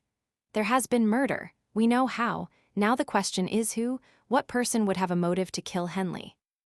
3. There was a pause as they walked on. "Where are we going?" asked Hatch finally. "Come up to my place, and let's consider this matter a bit further," replied the thinking machine. Not another word was spoken by either until half an hour later in the small laboratory. For a long time, the scientist was thoughtful, deeply thoughtful. Once he took down a volume from a shelf and Hatch glanced at the title. It was Gases, Their Properties. After a while, he returned this to the shelf and took down another, on which the reporter caught the title, Anatomy. "Now, Mr. Hatch," said the thinking machine in his perpetually crabbed voice, "we have a most remarkable riddle. It gains this remarkable aspect from its very simplicity. It is not, however, necessary to go into that now. I will make it clear to you when we know the motives. As a general rule, the greatest crimes never come to light because the greatest criminals, their perpetrators, are too clever to be caught. Here we have what I might call a great crime committed with a subtle simplicity that is wholly disarming, and a greater crime even than this was planned. This was to murder Weldon Henley. The first thing for you to do is to see Mr. Henley and warn him of his danger. Asphyxiation will not be attempted again, but there is a possibility of poison, a pistol shot, a knife, anything almost. As a matter of fact, he is in great peril. Superficially, the death of Miss Regnier, the maid, looks to be suicide. Instead, it is the fruition of a plan which has been tried time and again against Henley. There is a possibility that Miss Regnier was not an intentional victim of the plot, but the fact remains that she was murdered. Why? Find the motive for the plot to murder Mr. Henley, and you will know why. The thinking machine reached over to the shelf, took a book, looked at it a moment, then went on. First question to determine positively is, who hated Weldon Henley sufficiently to desire his death? You say he is a successful man in the street. Therefore, there is a possibility that some enemy there is at the bottom of the affair, yet it seems hardly probable. If by his operations Mr. Henley ever happened to wreck another man's fortune, find this man and find out all about him. He may be the man. There will be innumerable questions arising from this line of inquiry to a man of your resources. Leave none of them unanswered. On the other hand, there is Henley's love affair. Had he a rival who might desire his death? Had he any rival? If so, find out all about him. He may be the man who planned all this. Here, too, there will be questions arising which demand answers. Answer them, all of them, fully and clearly before you see me again. Was Henley ever a party to a liaison of any kind? Find that out, too. A vengeful woman or a discarded sweetheart of a vengeful woman, will go to any extreme. The rumor of his engagement to Miss Lipscomb, Hatch supplied.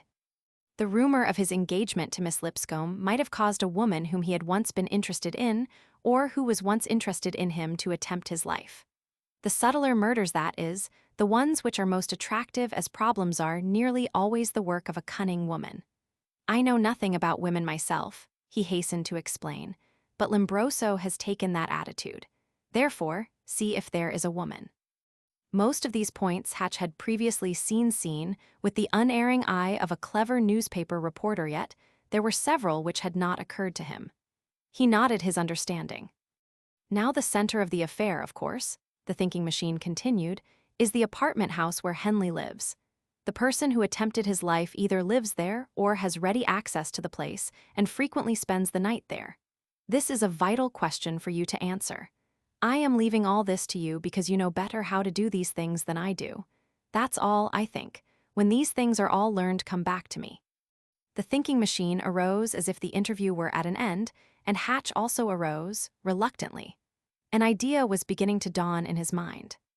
Does it occur to you that there is any connection whatever between Henley and Miss Regnier? He asked. It is possible, was the reply. I had thought of that. If there is a connection, it is not apparent yet. Then how was it she was killed or killed herself, whichever may be true, and the attempt to kill Henley killed her. That's all I can say now. That all? Asked Hatch after a pause. Number warn Mr. Henley immediately that he is in grave danger. Remember, the person who has planned this will probably go to any extreme. I don't know Mr. Henley, of course, but from the fact that he always had a light at night, I gather that he is a timid sort of man, not necessarily a coward, but a man lacking in stamina, therefore, one who might better disappear for a week or so until the mystery is cleared up. Above all, impress upon him the importance of the warning. The thinking machine opened his pocketbook and took from it the scarlet thread which he had picked from the rope of the flagpole. Here, I believe, is the real clue to the problem, he explained to Hatch. What does it seem to be? Hatch examined it closely. I should say a strand from a Turkish bathrobe, was his final judgment. Possibly. Ask some cloth expert what he makes of it, then if it sounds promising, look into it. Find out if by any possibility it can be any part of any garment worn by any person in the apartment house. But it's so slight, Hatch began. I know, the other interrupted tartly. It's slight, but I believe it is a part of the wearing apparel of the person, man or woman, who has 4 times attempted to kill Mr. Henley and who did kill the girl. Therefore, it is important. Hatch looked at him quickly. Well, how in what manner did it come where you found it? Simple enough, said the scientist. It is a wonder that there were not more pieces of it, that's all. Perplexed by his instructions, but confident of results, Hatch left the thinking machine. What possible connection could this tiny bit of scarlet thread, found on a flagpole, have with someone shutting off the gas in Henley's rooms? How did anyone go into Henley's rooms to shut off the gas? How was it Miss Regnier was dead? What was the manner of her death? A cloth expert in a great department store turned his knowledge on the tiny bit of scarlet for the illumination of Hatch, but he could go no further than to say that it seemed to be part of a Turkish bathrobe. Man or woman's? Asked Hatch. The material from which bathrobes are made is the same for both men and women, was the reply. I can say nothing else. Of course, there's not enough of it to even guess at the pattern of the robe. Then Hatch went to the financial district and was ushered into the office of Weldon Henley, a slender, handsome man of 32 or 3 years, pallid of face and nervous in manner. He still showed the effect of the gas poisoning, and there was even a trace of a furtive fear of something. He himself didn't know what in his actions. Henley talked freely to the newspaper man of certain things, but of other things was resentfully reticent. He admitted his engagement to Miss Lipscomb, and finally even admitted that Miss Lipscomb's hand had been sought by another man, Regnault Cable, formerly of Virginia. Could you give me his address? Asked Hatch. He lives in the same apartment house with me 2 floors above, was the reply. Hatch was startled more than he would have cared to admit. Are you on friendly terms with him? He asked.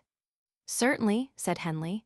I won't say anything further about this matter. It would be unwise for obvious reasons. I suppose you consider that this turning on of the gas was an attempt on your life. I can't suppose anything else. Hatch studied the pallid face closely as he asked the next question. Do you know Miss Regnier was found dead today? Dead? Exclaimed the other, and he arose. Who is she? It seemed a distinct effort for him to regain control of himself. The reporter detailed then the circumstances of the finding of the girl's body, and the broker listened without comment. From that time forward, all the reporter's questions were either parried or else met with a flat refusal to answer. Finally, Hatch repeated to him the warning which he had from the thinking machine, and feeling that he had accomplished little, went away. At 8 o'clock that night, a night of complete darkness, Henley was found unconscious, lying in a little used walk in the common. There was a bullet hole through his left shoulder, and he was bleeding profusely. He was removed to the hospital, where he regained consciousness for just a moment. "Who shot you?" he was asked. "None of your business," he replied, and lapsed into unconsciousness. 4. Entirely unaware of this latest attempt on the life of the broker, Hutchinson Hatch steadily pursued his investigations. They finally led him to an intimate friend of Rignault Cable. The young Southerner had apartments on the 4th floor of the big house off Commonwealth Avenue, directly over those Henley occupied, but 2 flights higher up. This friend was a figure in the social set of the Back Bay. He talked to Hatch freely of Cable. "He's a good fellow," he explained. "One of the best I ever met, and comes of one of the best families Virginia ever had a true FFV. He's pretty quick-tempered and all that, but an excellent chap, and everywhere he has gone here he has made friends." "He used to be in love with Miss Lipscomb of Virginia, didn't he?" asked Hatch casually. "Used to be," the other repeated with a laugh. "He is in love with her. But recently he understood that she was engaged to Weldon Henley, a broker, you may have heard of him, and that, I suppose, has dampened his ardor considerably. As a matter of fact, Cable took the thing to heart. He used to know Miss Lipscomb in Virginia. She comes from another famous family there, and he seemed to think he had a prior claim on her."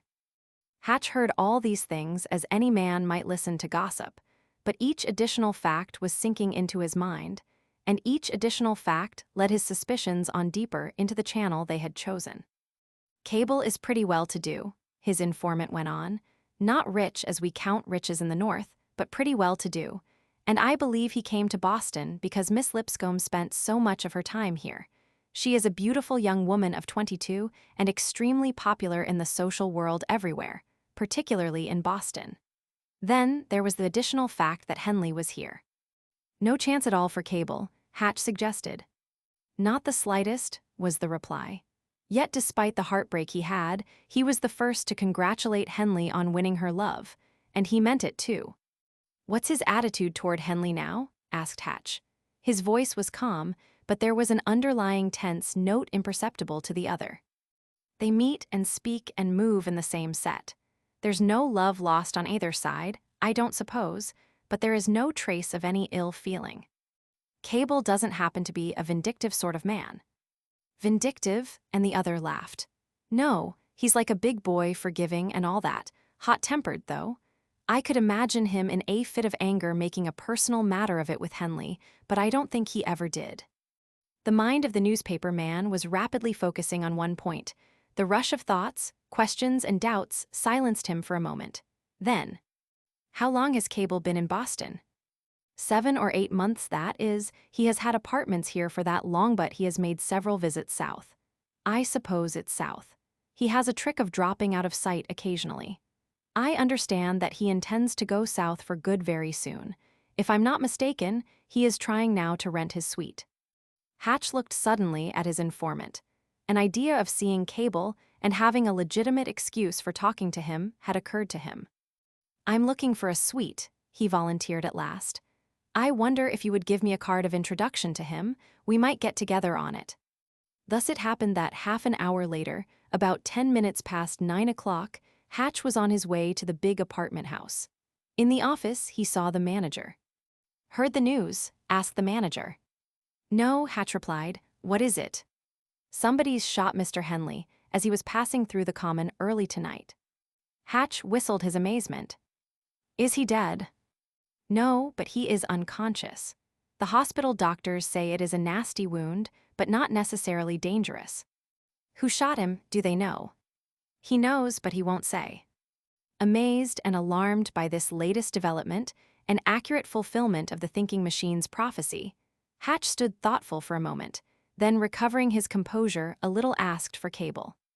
I don't think there's much chance of seeing him, said the manager. He's going away on the midnight train going south to Virginia. Going away tonight? Hatch gasped. Yes, it seems to have been rather a sudden determination. He was talking to me here half an hour or so ago and said something about going away. While he was here, the telephone boy told me that Henley had been shot. They had phoned from the hospital to inform us. Then Cable seemed greatly agitated. He said he was going away tonight, if he could catch the midnight train, and now he's packing. I suppose the shooting of Henley upset him considerably, the reporter suggested.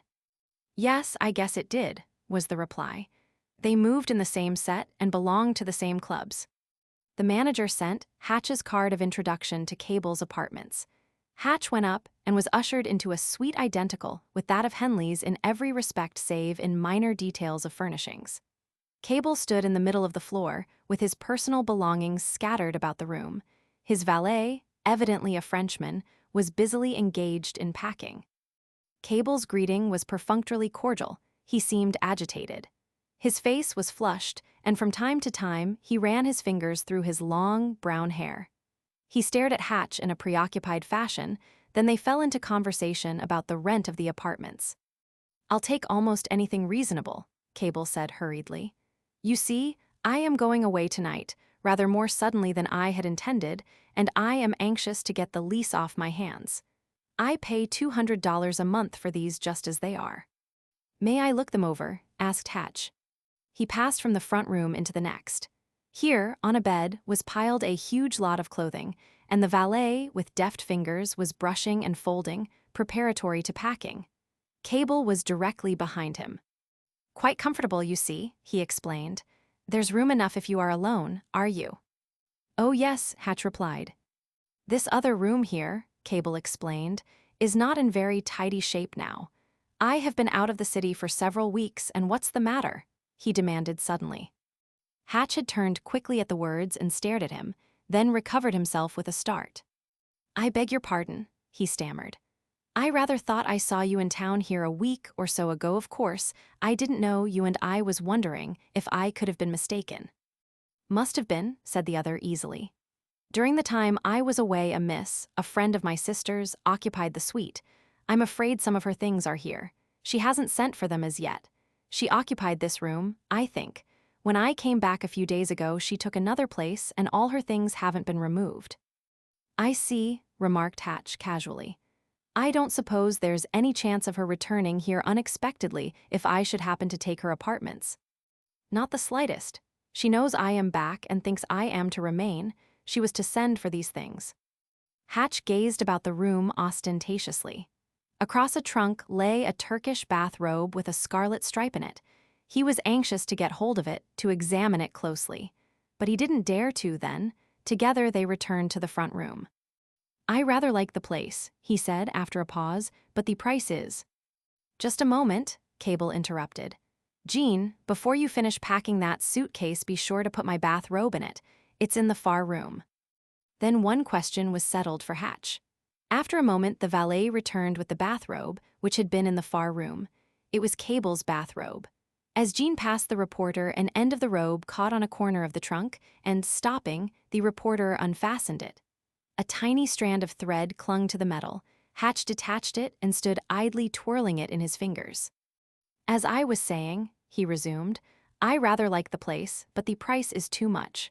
Suppose you leave it in the hands of the manager of the house. I had intended doing that, the Southerner interrupted. Well, I'll see him about it later, Hatch added. With a cordial, albeit preoccupied, handshake, Cable ushered him out. Hatch went down in the elevator with a feeling of elation, a feeling that he had accomplished something. The manager was waiting to get into the lift. Do you happen to remember the name of the young lady who occupied Mr. Cable's suite while he was away? He asked. Miss Austen, said the manager, but she's not young. She was about 45 years old, I should judge. Did Mr. Cable have his servant Jean with him? Oh, no, said the manager. The valet gave up the suite to Miss Austen entirely, and until Mr. Cable returned occupied a room in the quarters we have for our own employees. Was Miss Austen ailing anyway? Asked Hatch. I saw a large number of medicine bottles upstairs. I don't know what was the matter with her, replied the manager, with a little puzzled frown. She certainly was not a woman of sound mental balance, that is, she was eccentric and all that. I think rather it was an act of charity for Mr. Cable to let her have the suite in his absence. Certainly we didn't want her. Hatch passed out and burst in eagerly upon the thinking machine in his laboratory. Here, he said, and triumphantly he extended the tiny scarlet strand which he had received from the thinking machine, and the other of the identical color which came from Cable's bathrobe. Is that the same? The thinking machine placed them under the microscope and examined them immediately. Later, he submitted them to a chemical test. It is the same, he said finally. Then the mystery is solved, said Hatch conclusively. 5. The thinking machine stared steadily into the eager, exultant eyes of the newspaper man until Hatch at last began to fear that he had been precipitate. After a while, under close scrutiny, the reporter began to feel convinced that he had made a mistake he didn't quite see where, but it must be there, and the exultant manner passed. The voice of the thinking machine was like a cold shower. Remember, Mr. Hatch, he said, critically, that unless every possible question has been considered, one cannot boast of a solution. Is there any possible question lingering yet in your mind? The reporter silently considered that for a moment, then. Well, I have the main facts anyway. There may be one or two minor questions left, but the principal ones are answered. Then tell me, to the minutest detail, what you have learned, what has happened. Professor Van Dusen sank back in his old, familiar pose in the large armchair, and Hatch related what he had learned and what he surmised.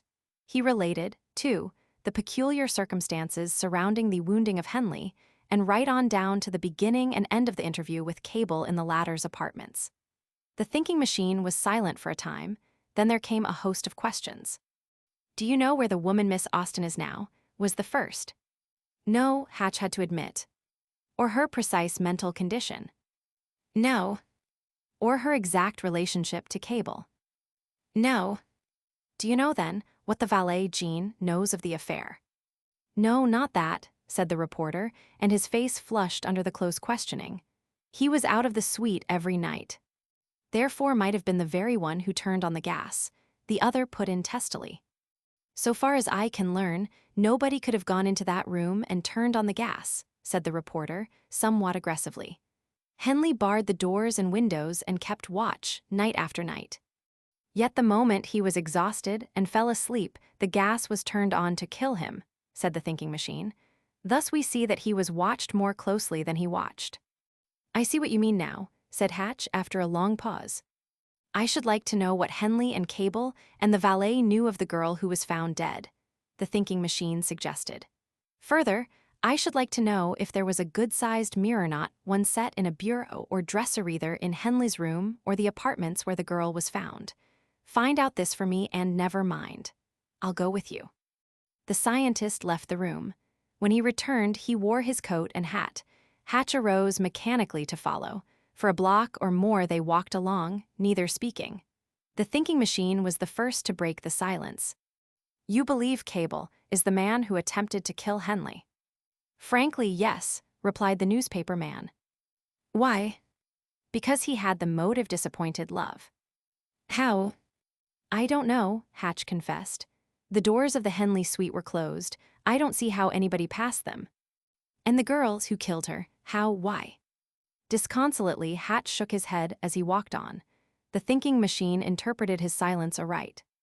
Don't jump at conclusions, he advised sharply. You are confident Cable was to blame for this, and he might have been. I don't know yet, but you can suggest nothing to show how he did it. I have told you before that imagination is half of logic. At last, the lights of the big apartment house where Henley lived came in sight. Hatch shrugged his shoulders. He had grave doubts based on what he knew whether the thinking machine would be able to see Cable. It was nearly 11 o'clock, and Cable was to leave for the south at midnight. Is Mr. Cable here? Asked the scientist of the elevator boy. Yes, just about to go, though. He won't see anyone. Hand him this note, instructed the thinking machine, and he scribbled something on a piece of paper. He'll see us. The boy took the paper, and the elevator shot up to the 4th floor. After a while, he returned. He'll see you, he said. Is he unpacking? After he read your note twice, he told his valet to unpack, the boy replied. Ah, I thought so, said the thinking machine. With Hatch, mystified and puzzled, following, the thinking machine entered the elevator to step out a second or so later on the 4th floor. As they left the car, they saw the door of Cable's apartment standing open. Cable was in the door. Hatch traced a glimmer of anxiety in the eyes of the young man. Professor Van Dusen, Cable inquired. Yes, said the scientist. It was of the utmost importance that I should see you, otherwise I should not have come at this time of night. With a wave of his hand, Cable passed that detail. I was anxious to get away at midnight, he explained, but of course, now I shan't go, in view of your note. I have ordered my valet to unpack my things, at least until tomorrow. The reporter and the scientist passed into the luxuriously furnished apartments. Jean, the valet, was bending over a suitcase as they entered, removing some things he had been carefully placing there. He didn't look back or pay the least attention to the visitors. This is your valet? Asked the thinking machine. Yes, said the young man. French, isn't he? Yes. Speak English at all? Very badly, said Cable. I use French when I talk to him. Does he know that you are accused of murder? Asked the thinking machine in a quiet, conversational tone. The effect of the remark on Cable was startling.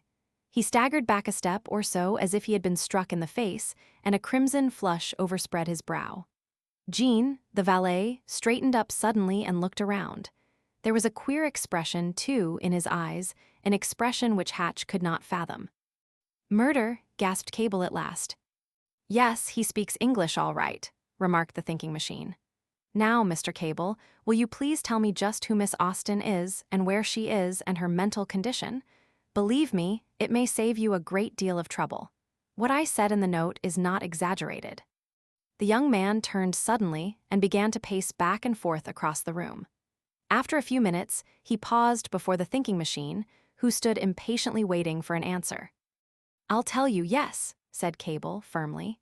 Miss Austen is a middle-aged woman whom my sister befriended several times was, in fact, my sister's governess when she was a child.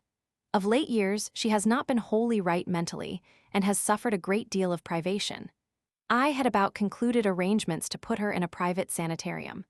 I permitted her to remain in these rooms in my absence, south. I did not take Jean. He lived in the quarters of the other employees of the place and gave the apartment entirely to Miss Austen. It was simply an act of charity. What was the cause of your sudden determination to go south tonight? Asked the scientist. I won't answer that question, was the sullen reply. There was a long, tense silence. Jean, the valet, came and went several times. How long has Miss Austen known Mr. Henley? Presumably since she has been in these apartments, was the reply. Are you sure you are not Miss Austen? Demanded the scientist. The question was almost staggering, not only to Cable, but to Hatch. Suddenly, with flaming face, the young Southerner leaped forward as if to strike down the thinking machine. That won't do any good, said the scientist coldly. Are you sure you are not Miss Austen? He repeated. Certainly I am not Miss Austen, responded Cable fiercely. Have you a mirror in these apartments about 12 inches by 12 inches? Asked the thinking machine, irrelevantly. I don't know, stammered the young man. I have oui, Jean. Oui, replied the valet. Yes, snapped the thinking machine. Talk English, please, may I see it? The valet, without a word but with a sullen glance at the questioner, turned and left the room. He returned after a moment with the mirror. The thinking machine carefully examined the frame, top and bottom, and on both sides. At last he looked up. Again the valet was bending over a suitcase. Do you use gas in these apartments? The scientist asked suddenly. No, was the bewildered response. What is all this anyway? Without answering, the thinking machine drew a chair up under the chandelier where the gas and electric fixtures were and began to finger the gas tips. After a while, he climbed down and passed into the next room, with Hatch and Cable, both hopelessly mystified, following. There the scientist went through the same process of fingering the gas jets. Finally, one of the gas tips came out in his hand. Ah, he exclaimed suddenly, and Hatch knew the note of triumph in it. The jet from which the tip came was just on a level with his shoulder, set between a dressing table and a window. He leaned over and squinted at the gas pipe closely. Then he returned to the room where the valet was. "Now, Jean," he began, in an even, calm voice, "please tell me if you did or did not kill Miss Regnier purposely." "I don't know what you mean," said the servant sullenly, angrily, as he turned on the scientist. "You speak very good English now," was the thinking machine's terse comment. "Mr. Hatch, lock the door and use this phone to call the police." Hatch turned to do as he was bid and saw a flash of steel in young Cable's hand, which was drawn suddenly from a hip pocket. It was a revolver. The weapon glittered in the light, and Hatch flung himself forward. There was a sharp report, and a bullet was buried in the floor. Six. Then came a fierce, hard fight for possession of the revolver. It ended with the weapon in Hatch's hand, and both he and Cable blowing from the effort they had expended. Jean, the valet, had turned at the sound of the shot and started toward the door leading into the hall. The thinking machine had stepped in front of him and now stood there with his back to the door. Physically, he would have been a child in the hands of the valet, yet there was a look in his eyes which stopped him. "Now, Mr. Hatch," said the scientist quietly, a touch of irony in his voice, "hand me the revolver, then phone for Detective Mallory to come here immediately. Tell him we have a murderer and if he can't come at once get some other detective whom you know." "Murderer," gasped Cable. Uncontrollable rage was blazing in the eyes of the valet, and he made as if to throw the thinking machine aside despite the revolver when Hatch was at the telephone. As Jean started forward, however, Cable stopped him with a quick, stern gesture. Suddenly, the young Southerner turned on the thinking machine, but it was with a question. "What does it all mean?" he asked, bewildered. "It means that man there," and the thinking machine indicated the valet by a nod of his head, "is a murderer, that he killed Louise Regnier, that he shot Weldon Henley on Boston Common, and that, with the aid of Miss Regnier, he had 4 times previously attempted to kill Mr. Henley. Is he coming, Mr. Hatch?" "Yes," was the reply. "He says he'll be here directly." "Do you deny it?" demanded the thinking machine of the valet. "I've done nothing," said the valet sullenly. "I'm going out of here." Like an infuriated animal, he rushed forward. Hatch and Cable seized him and bore him to the floor. There, after a frantic struggle, he was bound, and the other 3 men sat down to wait for Detective Mallory. Cable sank back in his chair with a perplexed frown on his face. From time to time, he glanced at Jean. The flush of anger which had been on the valet's face was gone now. Instead, there was the pallor of fear. "Won't you tell us?" pleaded Cable impatiently. "When Detective Mallory comes and takes his prisoner," said the thinking machine. 10 minutes later, they heard a quick step in the hall outside, and Hatch opened the door. Detective Mallory entered and looked from one to another inquiringly. "That's your prisoner, Mr. Mallory," said the scientist, coldly. "I charge him with the murder of Miss Regnier, whom you were so confident committed suicide. I charge him with 5 attempts on the life of Weldon Henley, 4 times by gas poisoning, in which Miss Regnier was his accomplice, and once by shooting.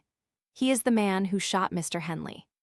The thinking machine arose and walked over to the prostrate man, handing the revolver to Hatch.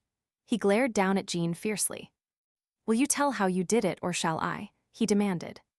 His answer was a sullen, defiant glare. He turned and picked up the square mirror which the valet had produced previously. "That's where the screw was, isn't it?" he asked, as he indicated a small hole in the frame of the mirror. Jean stared at it, and his head sank forward hopelessly. "And this is the bath robe you wore, isn't it?" he demanded again, and from the suitcase he pulled out the garment with the scarlet stripe. "I guess you got me all right," was the sullen reply. "It might be better for you if you told the story then," suggested the thinking machine. "You know so much about it, tell it yourself." "Very well," was the calm rejoinder. "I will. If I make any mistake, you will correct me." For a long time, no one spoke. The thinking machine had dropped back into a chair and was staring through his thick glasses at the ceiling. His fingertips were pressed tightly together. At last he began. "There are certain trivial gaps which only the imagination can supply until the matter is gone into more fully. I should have supplied these myself, but the arrest of this man, Jean, was precipitated by the attempted hurried departure of Mr. Cable for the South tonight, and I did not have time to go into the case to the fullest extent. Thus, we begin with the fact that there were several clever attempts made to murder Mr. Henley. This was by putting out the gas which he habitually left burning in his room. It happened 4 times in all, thus proving that it was an attempt to kill him. If it had been only once, it might have been accident, even twice it might have been accident, but the same accident does not happen 4 times at the same time of night. Mr. Henley finally grew to regard the strange extinguishing of the gas as an effort to kill him, and carefully locked and barred his door and windows each night. He believed that someone came into his apartments and put out the light, leaving the gas flow. This, of course, was not true, yet the gas was put out. How? My first idea, a natural one, was that it was turned off for an instant at the meter, when the light would go out, then turned on again. This, I convinced myself, was not true. Therefore still the question how. It is a fact I don't know how widely known it is, but it is a fact that every gas light in this house might be extinguished at the same time from this room without leaving it. How? Simply by removing the gas jet tip and blowing into the gas pipe. It would not leave a jet in the building burning. It is due to the fact that the lung power is greater than the pressure of the gas in the pipes and forces it out. Thus we have the method employed to extinguish the light in Mr. Henley's rooms, and all the barred and locked doors and windows would not stop it. At the same time, it threatened the life of every other person in the house, that is, every other person who used gas. It was probably for this reason that the attempt was always made late at night. I should say 3 or 4 o'clock. That's when it was done, isn't it? He asked suddenly of the valet. Staring at the thinking machine in open-mouthed astonishment, the valet nodded his acquiescence before he was fully aware of it. Yes, that's right, the thinking machine resumed complacently. This was easily found out comparatively. The next question was, how was a watch kept on Mr. Henley? It would have done no good to extinguish the gas before he was asleep, or to have turned it on when he was not in his rooms. It might have led to a speedy discovery of just how the thing was done. There's a spring lock on the door of Mr. Henley's apartment. Therefore, it would have been impossible for anyone to peep through the keyhole. There are no cracks through which one might see. How was this watch kept? How was the plotter to satisfy himself positively of the time when Mr. Henley was asleep? How was it the gas was put out at no time of the score or more nights Mr. Henley himself kept watch? Obviously, he was watched through a window. No one could climb out on the window ledge and look into Mr. Henley's apartments. No one could see into that apartment from the street, that is, could see whether Mr. Henley was asleep or even in bed. They could see the light. Watch was kept with the aid offered by the flagpole, supplemented with a mirror. This mirror. A screw was driven into the frame. It has been removed. Now it was swung on the flagpole rope and pulled out to the end of the pole, facing the building.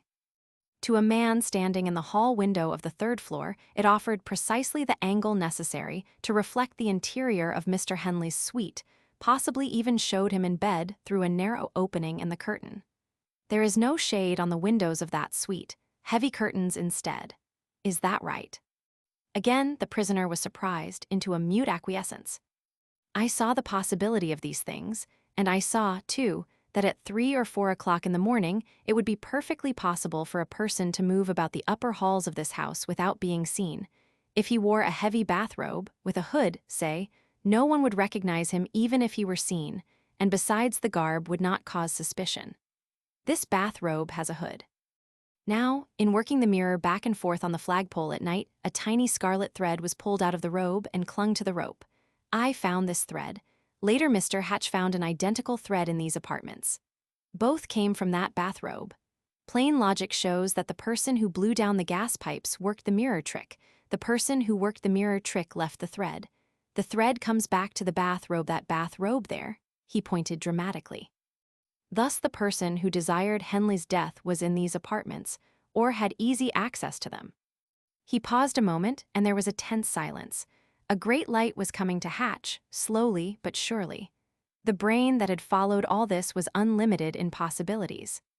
Even before we traced the origin of the crime to this room, went on the scientist, quietly now, attention had been attracted here, particularly to you, Mr. Cable.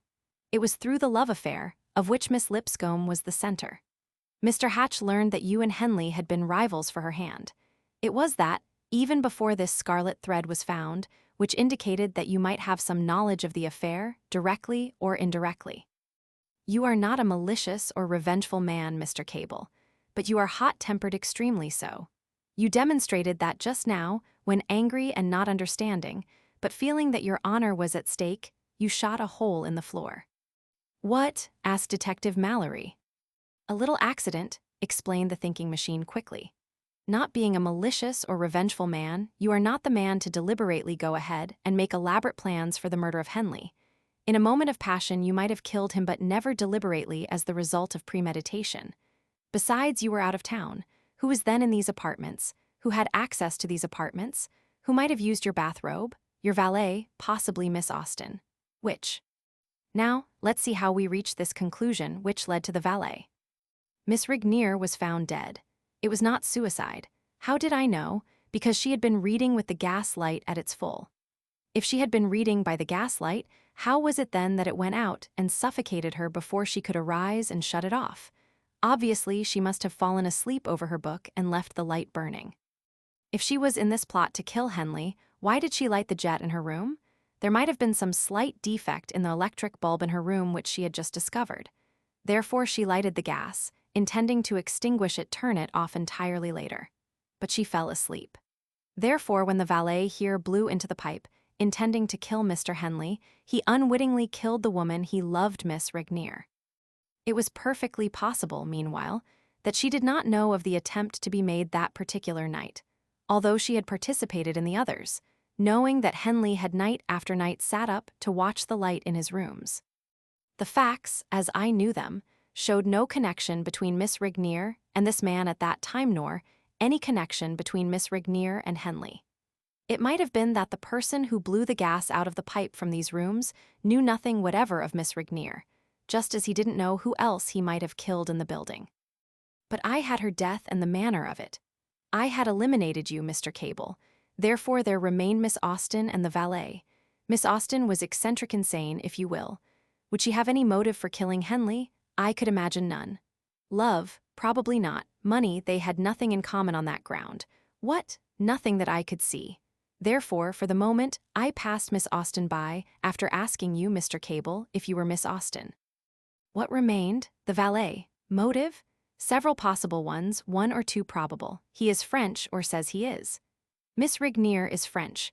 Therefore, I had arrived at the conclusion that they knew each other as people of the same nationality will in a house of this sort. And remember, I had passed by Mr. Cable and Miss Austen, so the valet was the only one left. He could use the bathrobe. Well, the motive. Frankly, that was the only difficult point in the entire problem, difficult because there were so many possibilities, and each possibility that suggested itself suggested also a woman. Jealousy? There must be a woman. Hate? Probably a woman. Attempted extortion? With the aid of a woman. No other motive which would lead to so elaborate a plot of murder would come forward. Who was the woman? Miss Regnier. Did Miss Regnier know Henley? Mr. Hatch had reason to believe he knew her because of his actions when informed of her death. Knew her how? People of such relatively different planes of life can know each other or do know each other only on one plane. Henley is a typical young man, fast, I dare say, and liberal. Perhaps, then, there had been a liaison. When I saw this possibility, I had my motives, all of them jealousy, hate, and possibly attempted extortion as well. What was more possible than Mr. Henley and Miss Regnier had been acquainted? All liaisons are secret ones. Suppose she had been cast off because of the engagement to a young woman of Henley's own level. Suppose she had confided in the valet here. Do you see? Motives enough for any crime, however diabolical. The attempts on Henley's life possibly followed an attempted extortion of money. The shot which wounded Henley was fired by this man, Jean. Why? Because the woman who had cause to hate Henley was dead. Then the man, he was alive and vindictive. Henley knew who shot him and knew why, but he'll never say it publicly. He can't afford to. It would ruin him. I think probably that's all. Do you want to add anything? He asked of the valet. No, was the fierce reply. I'm sorry I didn't kill him, that's all. It was all about as you said, though God knows how you found it out, he added desperately. Are you a Frenchman? I was born in New York, but lived in France for 11 years. I first knew Louise there. Silence fell upon the little group. Then Hatch asked a question. You told me, Professor, that there would be no other attempt to kill Henley by extinguishing the gas. How did you know that? Because one person, the wrong person, had been killed that way, was the reply. For this reason, it was hardly likely that another attempt of that sort would be made. You had no intention of killing Louise Regnier, had you, Jean? No, God help me, no. It was all done in these apartments, the thinking machine added, turning to Cable, at the gas jet from which I took the tip. It had been only loosely replaced, and the metal was tarnished where the lips had dampened it. It must take great lung power to do a thing like that, remarked Detective Mallory. You would be amazed to know how easily it is done, said the scientist. Try it some time. The thinking machine arose and picked up his hat. Hatch did the same, then the reporter turned to Cable. Would you mind telling me why you were so anxious to get away tonight? He asked. Well, no, Cable explained, and there was a rush of red to his face. It's because I received a telegram from Virginia Miss Lipscomb, in fact. Some of Henley's past had come to her knowledge, and the telegram told me that the engagement was broken. On top of this came the information that Henley had been shot, and I was considerably agitated. The thinking machine and Hatch were walking along the street. What did you write in the note you sent to Cable that made him start to unpack? Asked the reporter, curiously. There are some things that it wouldn't be well for everyone to know, was the enigmatic response. Perhaps it would be just as well for you to overlook this little omission. Of course, replied the reporter wonderingly. The man who was lost. 1. Here are the facts in the case as they were known in the beginning to Professor Augustus S. F. X. Van Dusen, scientist and logician. After hearing a statement of the problem from the lips of its principal, he declared it to be one of the most engaging that had ever come to his attention, and but let me begin at the beginning. The thinking machine was in the small laboratory of his modest apartments at 2 o'clock in the afternoon. Martha, the scientist's only servant, appeared at the door with a puzzled expression on her wrinkled face. A gentleman to see you, sir, she said. Name? Inquired the thinking machine without turning. He didn't give it, sir, she stammered. I have told you always, Martha, to ask names of callers. I did ask his name, sir, and then he said he didn't know it. The thinking machine was never surprised, yet now he turned on Martha in perplexity and squinted at her fiercely through his thick glasses. Don't know his own name, he repeated. Dear me, how careless. Show the gentleman into the reception room immediately. With no more introduction to the problem than this, therefore, the thinking machine passed into the other room. A stranger arose and came forward. He was tall, of apparently 35 years, clean-shaven, and had the keen, alert face of a man of affairs. He would have been handsome had it not been for dark rings under the eyes and the unusual white of his face. He was immaculately dressed from top to toe, altogether a man who would attract attention. For a moment he regarded the scientist curiously. Perhaps there was a trace of well-bred astonishment in his manner. He gazed curiously at the enormous head, with its shock of yellow hair, and noted, too, the droop in the thin shoulders. Thus for a moment they stood, face to face, the tall stranger making the thinking machine dwarf-like by comparison. Well, asked the scientist. The stranger turned as if to pace back and forth across the room, then instead dropped into a chair, which the scientist indicated. I have heard a great deal about you, Professor, he began in a well-modulated voice, and at last it occurred to me to come to you for advice. I am in a most remarkable position and I'm not insane. Don't think that, please. But unless I see some way out of this amazing predicament, I shall be. As it is now, my nerves have gone. I am not myself. Your story, what is it? How can I help you? I am lost, hopelessly lost, the stranger resumed. I know neither my home, my business, nor even my name. I know nothing whatever of myself or my life, what it was or what it might have been previous to 4 weeks ago. I am seeking light on my identity. Now, if there is any fee. Never mind that, the scientist put in, and he squinted steadily into the eyes of the visitor. What do you know? From the time you remember things, tell me all of it. He sank back into his chair, squinting steadily upward. The stranger arose, paced back and forth across the room several times, and then dropped into his chair again. It's perfectly incomprehensible, he said. It's precisely as if I, full-grown, had been born into a world of which I knew nothing except its language. The ordinary things, chairs, tables, and such things are perfectly familiar, but who I am, where I came from, why I came of these I have no idea.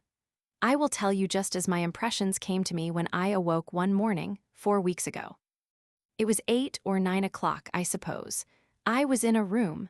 I knew instantly it was a hotel, but had not the faintest idea of how I got there or of ever having seen the room before. I didn't even know my own clothing when I started to dress. I glanced out of my window. The scene was wholly strange to me. For half an hour or so, I remained in my room, dressing and wondering what it meant. Then, suddenly, in the midst of my other worries, it came home to me that I didn't know my own name, the place where I lived, nor anything about myself. I didn't know what hotel I was in. In terror, I looked into a mirror. The face reflected at me was not one I knew. It didn't seem to be the face of a stranger. It was merely not a face that I knew. The thing was unbelievable. Then I began a search of my clothing for some trace of my identity. I found nothing whatever that would enlighten me, not a scrap of paper of any kind, no personal or business card. Have a watch? Asked the thinking machine. Any money? Yes, money, said the stranger. There was a bundle of more than $10,000 in my pocket, in $100 bills. Whose it is or where it came from I don't know. I have been living on it since, and shall continue to do so, but I don't know if it is mine. I knew it was money when I saw it, but did not recollect ever having seen any previously. Any jewelry? These cuff buttons, and the stranger exhibited a pair which he drew from his pocket. Go on. I finally finished dressing and went down to the office. It was my purpose to find out the name of the hotel and who I was. I knew I could learn some of this from the hotel register without attracting any attention or making anyone think I was insane. I had noted the number of my room. It was 27. I looked over the hotel register casually. I saw I was at the Hotel Yarmouth in Boston. I looked carefully down the pages until I came to the number of my room. Opposite this number was a name John Doe, but where the name of the city should have been there was only a dash. You realize that it is perfectly possible that John Doe is your name? Asked the thinking machine. Certainly, was the reply, but I have no recollection of ever having heard it before. This register showed that I had arrived at the hotel the night before, or rather that John Doe had arrived and been assigned to room 27, and I was the John Doe, presumably. From that moment to this, the hotel people have known me as John Doe, as have other people whom I have met during the 4 weeks since I awoke. Did the handwriting recall nothing? Nothing whatever. Is it anything like the handwriting you write now? Identical, so far as I can see. Did you have any baggage or checks for baggage? No, all I had was the money and this clothing I stand in. Of course, since then I have bought necessities. Both were silent for a long time, and finally the stranger Doe arose and began pacing nervously again. That a tailor-made suit? Asked the scientist. Yes, said Doe quickly. I know what you mean. Tailor-made garments have linen strips sewed inside the pockets on which are the names of the manufacturers and the name of the man for whom the clothes were made, together with the date. I looked for those. They had been removed, cut out. Ah, exclaimed the thinking machine suddenly. No laundry marks on your linen either, I suppose. No, it was all perfectly new. Name of the maker on it? No, that had been cut out too. Doe was pacing back and forth across the reception room. The scientist lay back in his chair. Do you know the circumstances of your arrival at the hotel? He asked at last. Yes, I asked, guardedly enough, you may be sure, hinting to the clerk that I had been drunk so as not to make him think I was insane. He said I came in about 11 o'clock at night, without any baggage, paid for my room with a $100 bill, which he changed, registered, and went upstairs. I said nothing that he recalls beyond making a request for a room. The name Doe is not familiar to you? No. You can't recall a wife or children. Do you speak any foreign language? Is your mind clear now? Do you remember things? I remember perfectly every incident since I awoke in the hotel, said Doe. I seem to remember with remarkable clearness, and somehow I attach the gravest importance to the most trivial incidents. The thinking machine arose and motioned to Doe to sit down. He dropped back into a seat wearily. Then the scientist's long, slender fingers ran lightly, deftly through the abundant black hair of his visitor. Finally, they passed down from the hair and along the firm jaws, Thence they went to the arms, where they pressed upon good, substantial muscles.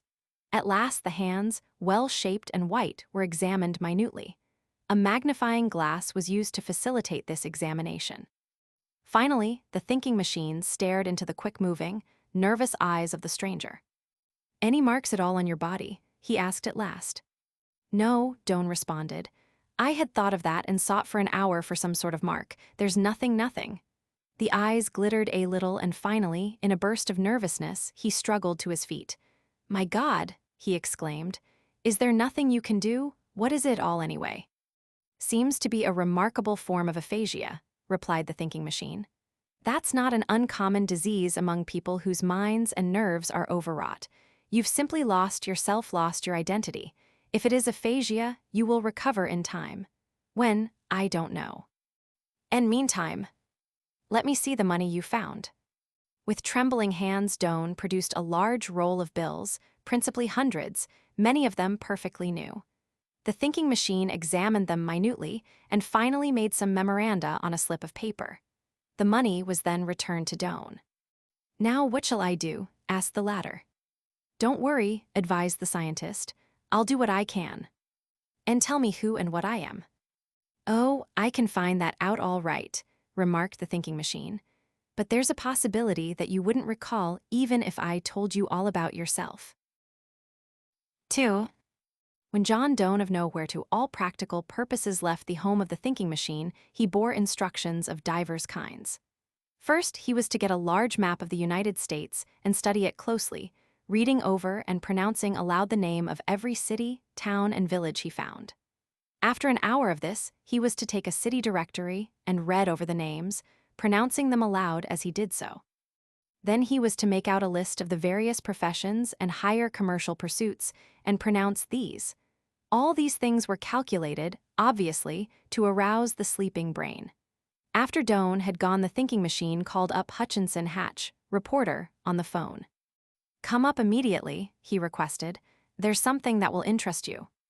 "A mystery?" Hatch inquired eagerly. "One of the most engaging problems that has ever come to my attention," replied the scientist. It was only a question of a few minutes before Hatch was ushered in. He was a living interrogation point and repressed a rush of questions with a distinct effort. The thinking machine finally told what he knew. "Now it seems to be," said the thinking machine, and he emphasized the seems, "the man simply doesn't know himself. I examined him closely. I went over his head for a sign of a possible depression or abnormality. It didn't appear. I examined his muscles. He has biceps of great power, is evidently now or has been athletic. His hands are white, well cared for, and have no marks on them. They are not the hands of a man who has ever done physical work. The money in his pocket tends to confirm the fact that he is not of that sphere." "Then what is he? Lawyer? Banker? Financier? What?" "He might be either, yet he impressed me as being rather of the business than the professional school.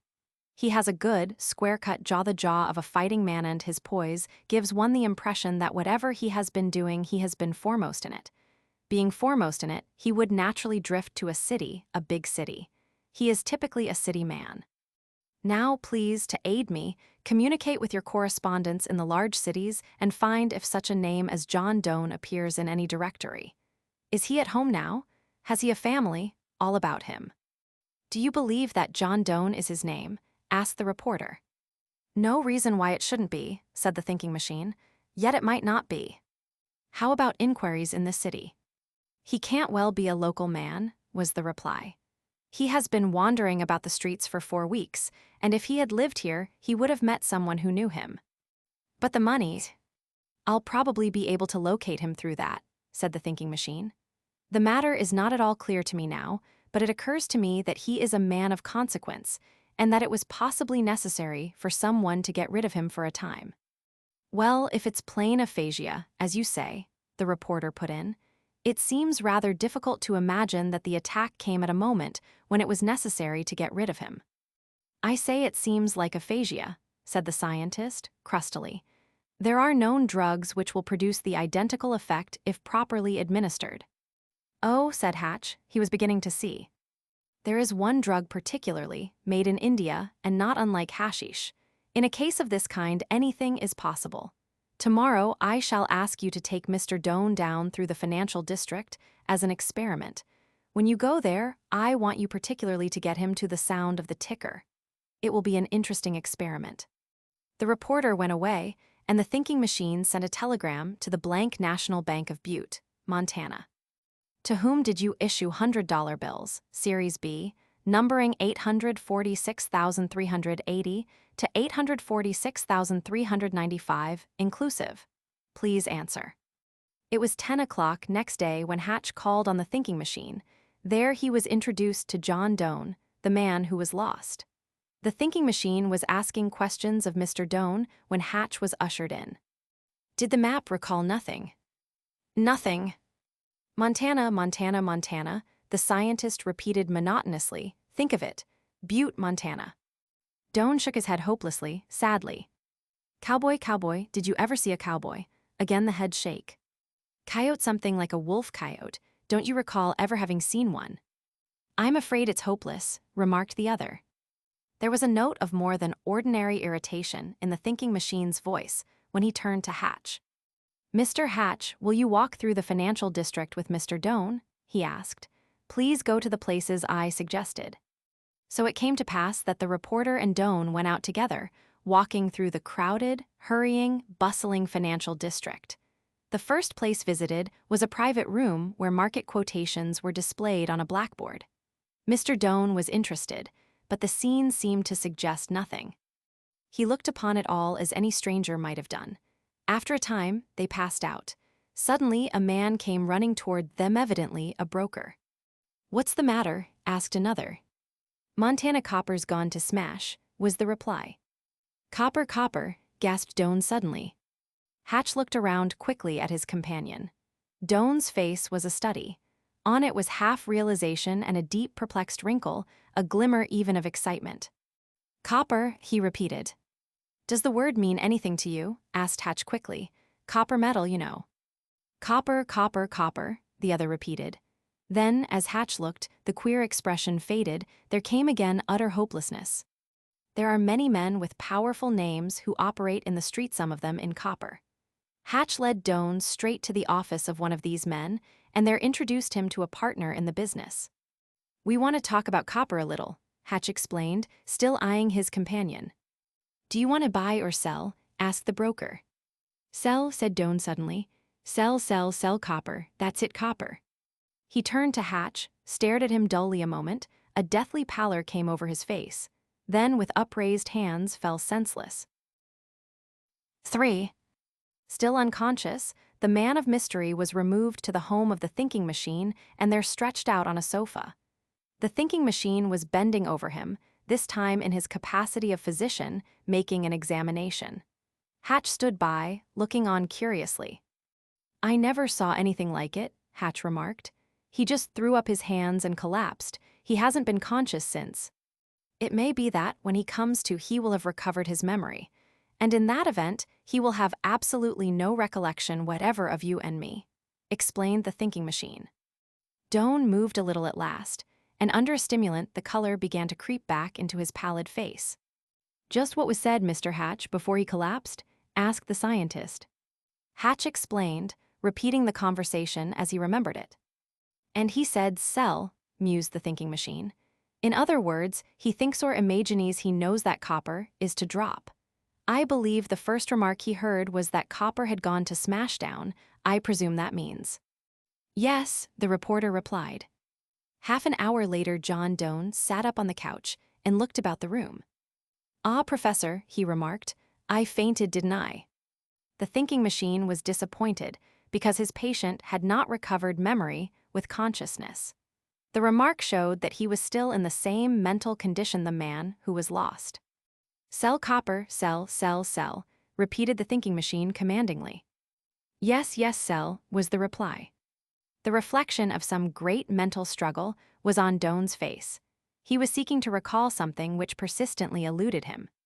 "Copper, copper," the scientist repeated, and he exhibited a penny. "Yes, copper," said Doan. "I know, a penny." "Why did you say sell copper?" "I don't know," was the weary reply. "It seemed to be an unconscious act entirely. I don't know." He clasped and unclasped his hands nervously and sat for a long time dully staring at the floor. The fight for memory was a dramatic one. It seemed to me, Doan explained after a while, that the word copper touched some responsive chord in my memory, then it was lost again. Sometime in the past, I think, I must have had something to do with copper.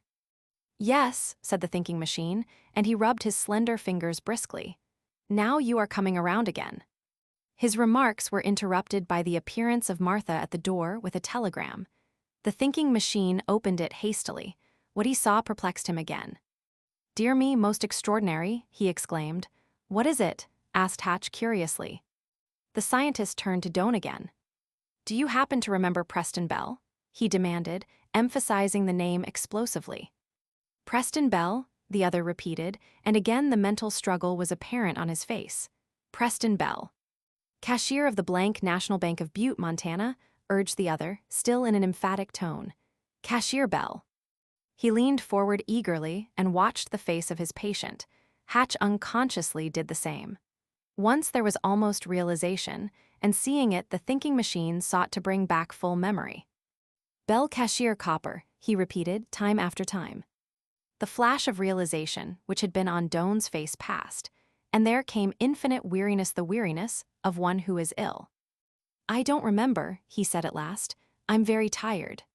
"Stretch out there on the couch and go to sleep," advised the thinking machine, and he arose to arrange a pillow. "Sleep will do you more good than anything else right now.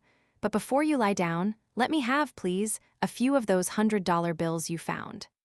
Doan extended the roll of money and then slept like a child. It was uncanny to Hatch, who had been a deeply interested spectator. The thinking machine ran over the bills and finally selected 15 of them bills that were new and crisp. They were of an issue by the blank National Bank of Butte, Montana. The thinking machine stared at the money closely, then handed it to Hatch. "Does that look like counterfeit to you?" he asked. "Counterfeit?" gasped Hatch. "Counterfeit?" he repeated. He took the bills and examined them. "So far as I can see, they seem to be good," he went on, "though I have never had enough experience with $100 bills to qualify as an expert." "Do you know an expert?" "Yes." "See him immediately. Take 15 bills and ask him to pass on them, each and every one. Tell him you have excellent reason to believe that they are counterfeit. When he gives his opinion, come back to me." Hatch went away with the money in his pocket. Then the thinking machine wrote another telegram, addressed to President Bell, cashier of the Butte Bank. It was as follows: "Please send me full details of the manner in which money previously described was lost, with names of all persons who might have had any knowledge of the matter. Highly important to your bank and to justice. Will communicate in detail on receipt of your answer." Then, while his visitor slept, the thinking machine quietly removed his shoes and examined them. He found, almost worn away, the name of the maker. This was subjected to close scrutiny under the magnifying glass, after which the thinking machine arose with a perceptible expression of relief on his face. "Why didn't I think of that before?" he demanded of himself. Then other telegrams went into the West. One was to a customs shoemaker in Denver, Colorado. "To what financier or banker have you sold within 3 months a pair of shoes, Senate brand, calfskin blucher, number 8D last? Do you know John Doan?" A second telegram went to the chief of police of Denver. It was, "Please wire if any financier, banker, or businessman has been out of your city for 5 weeks or more, presumably on business trip. Do you know John Doan?" Then the thinking machine sat down to wait. At last the doorbell rang and Hatch entered. "Well," demanded the scientist, impatiently. "The expert declares those are not counterfeit," said Hatch. Now the thinking machine was surprised. It was shown clearly by the quick lifting of the eyebrows, by the sudden snap of his jaws, by a quick forward movement of the yellow head. "Well, well, well," he exclaimed at last, then again, "Well, well. What is it?" "See here," and the thinking machine took the $100 bills in his own hands. These bills, perfectly new and crisp, were issued by the blank National Bank of Butte, and the fact that they are in proper sequence would indicate that they were issued to one individual at the same time, probably recently. There can be no doubt of that. The numbers run from 846,380 to 846,395, all Series B. "I see," said Hatch. "Now read that," and the scientist extended to the reporter the telegram Martha had brought in just before Hatch had gone away. "Hatch, read this.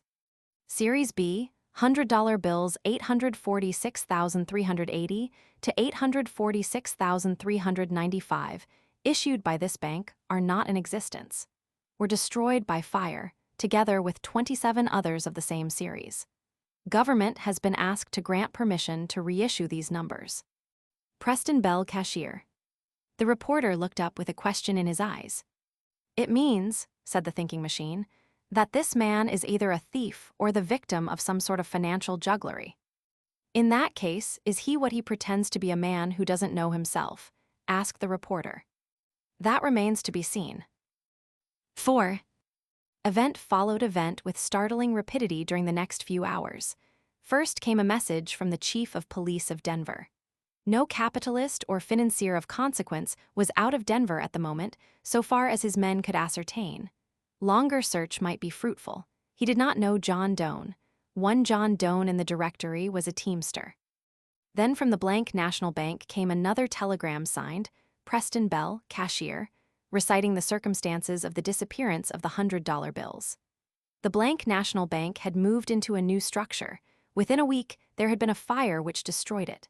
Several packages of money, including one package of $100 bills, among them those specified by the thinking machine, had been burned.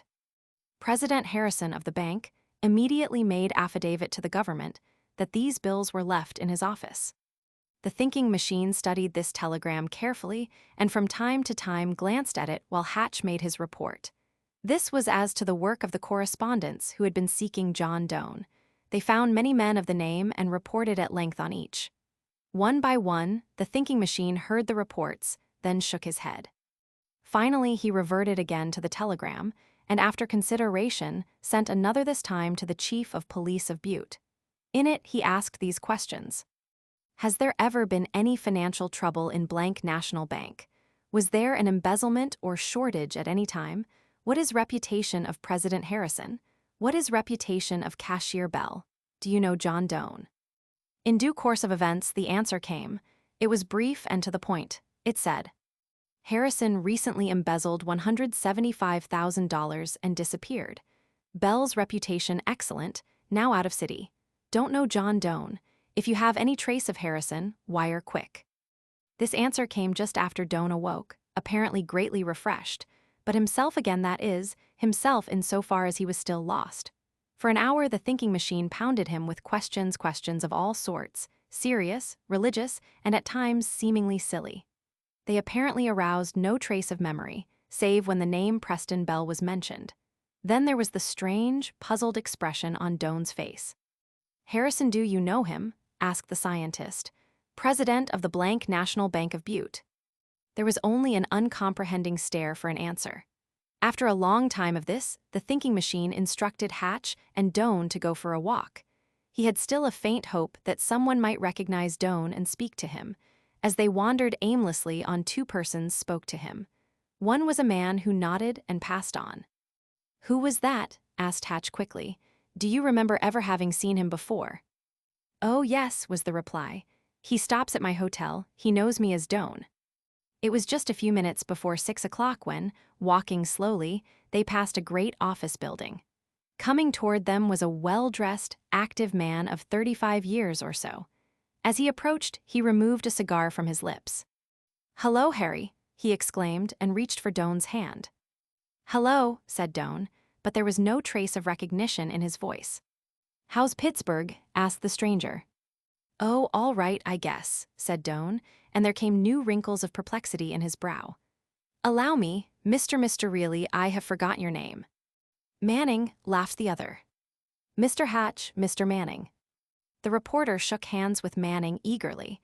He saw now a new line of possibilities suddenly revealed. Here was a man who knew Doan as Harry and then Pittsburgh, too. "Last time I saw you was in Pittsburgh, wasn't it?" Manning rattled on as he led the way into a nearby cafe. "By George, that was a stiff game that night. Remember that Jack Full I held? It cost me $1,900, he added ruefully. Yes, I remember, said Doan, but Hatch knew that he did not. And meanwhile 1,000 questions were surging through the reporter's brain. Poker hands as expensive as that are liable to be long remembered, remarked Hatch casually. How long ago was that? 3 years, wasn't it, Harry? Asked Manning. All of that, I should say, was the reply. 20 hours at the table, said Manning, and again he laughed cheerfully. I was woozy when we finished. Inside the cafe, they sought out a table in a corner. No one else was near. When the waiter had gone, Hatch leaned over and looked Doan straight in the eyes. Shall I ask some questions? He inquired. Yes, yes, said the other eagerly. What is it? Asked Manning. It's a remarkably strange chain of circumstances, said Hatch in explanation. This man whom you call Harry, we know as John Doan. What is his real name? Harry what? Manning stared at the reporter for a moment in amazement. Then gradually a smile came to his lips. What are you trying to do? He asked. Is this a joke? No, my God, man, can't you see? Exclaimed Doan fiercely. I'm ill, sick something. I've lost my memory, all of my past. I don't remember anything about myself. What is my name? Well, by George, exclaimed Manning. By George, I don't believe I know your full name. Harry what? He drew from his pocket several letters and half a dozen scraps of paper and ran over them. Then he looked carefully through a worn notebook. I don't know, he confessed. I had your name and address in an old notebook, but I suppose I burned it. I remember, though, I met you in the Lincoln Club in Pittsburgh 3 years ago. I called you Harry because everyone was calling everyone else by his first name. Your last name made no impression on me at all. By George, he concluded, in a new burst of amazement. What were the circumstances exactly? Asked Hatch. I'm a traveling man, Manning explained. I go everywhere. A friend gave me a card to the Lincoln Club in Pittsburgh, and I went there. There were 5 or 6 of us playing poker, among them Mr. Doan here. I sat at the same table with him for 20 hours or so, but I can't recall his last name to save me. It isn't Doan, I'm positive. I have an excellent memory for faces, and I know you're the man. Don't you remember me? I haven't the slightest recollection of ever having seen you before in my life, was Doan's slow reply. I have no recollection of ever having been in Pittsburgh, no recollection of anything. Do you know if Mr. Doan is a resident of Pittsburgh? Hatch inquired. Or was he there as a visitor, as you were? Couldn't tell you to save my life, replied Manning. Lord, it's amazing, isn't it? You don't remember me. You called me Bill all evening. The other man shook his head. Well, say, is there anything I can do for you? Nothing, thanks, said Doan. Only tell me my name and who I am. Lord, I don't know. What sort of a club is the Lincoln? Asked Hatch. It's a sort of a millionaires' club, Manning explained. Lots of iron men belong to it. I had considerable business with them, that's what took me to Pittsburgh. And you are absolutely positive this is the man you met there? Why, I know it. I never forget faces, it's my business to remember them. Did he say anything about a family? Not that I recall. A man doesn't usually speak of his family at a poker table. Do you remember the exact date or the month? I think it was in January or February possibly, was the reply. It was bitterly cold and the snow was all smoked up. Yes, I'm positive it was in January, 3 years ago. After a while, the men separated. Manning was stopping at the Hotel Teutonic and willingly gave his name and permanent address to Hatch, explaining at the same time that he would be in the city for several days and was perfectly willing to help in any way he could. He took also the address of the thinking machine. From the cafe, Hatch and Doan returned to the scientist. They found him with 2 telegrams spread out on a table before him. Briefly, Hatch told the story of the meeting with Manning, while Doan sank down with his head in his hands. The thinking machine listened without comment. Here, he said, at the conclusion of the recital, and he offered one of the telegrams to Hatch. I got the name of a shoemaker from Mr. Doan's shoe and wired to him in Denver, asking if he had a record of the sale. This is the answer. Read it aloud. Hatch did so. Shoes such as described made 9 weeks ago for Preston Bell, cashier blank National Bank of Butte. Don't know John Doan. Well, what Doan began, bewildered. It means that you are Preston Bell, said Hatch emphatically. No, said the thinking machine, quickly. It means that there is only a strong probability of it. The doorbell rang. After a moment, Martha appeared. A lady to see you, sir, she said. Her name? Mrs. John Doan. Gentlemen, kindly step into the next room, requested the thinking machine. Together Hatch and Doan passed through the door. There was an expression of no man may say what on Doan's face as he went. Show her in here, Martha, instructed the scientist. There was a rustle of silk in the hall. The curtains on the door were pulled apart quickly, and a richly gowned woman rushed into the room. My husband, is he here? She demanded, breathlessly. I went to the hotel, they said he came here for treatment. Please, is he here? A moment, madam, said the thinking machine. He stepped to the door through which Hatch and Doan had gone and said something. One of them appeared in the door. It was Hutchinson Hatch. John, my darling husband, and the woman flung her arms about Hatch's neck.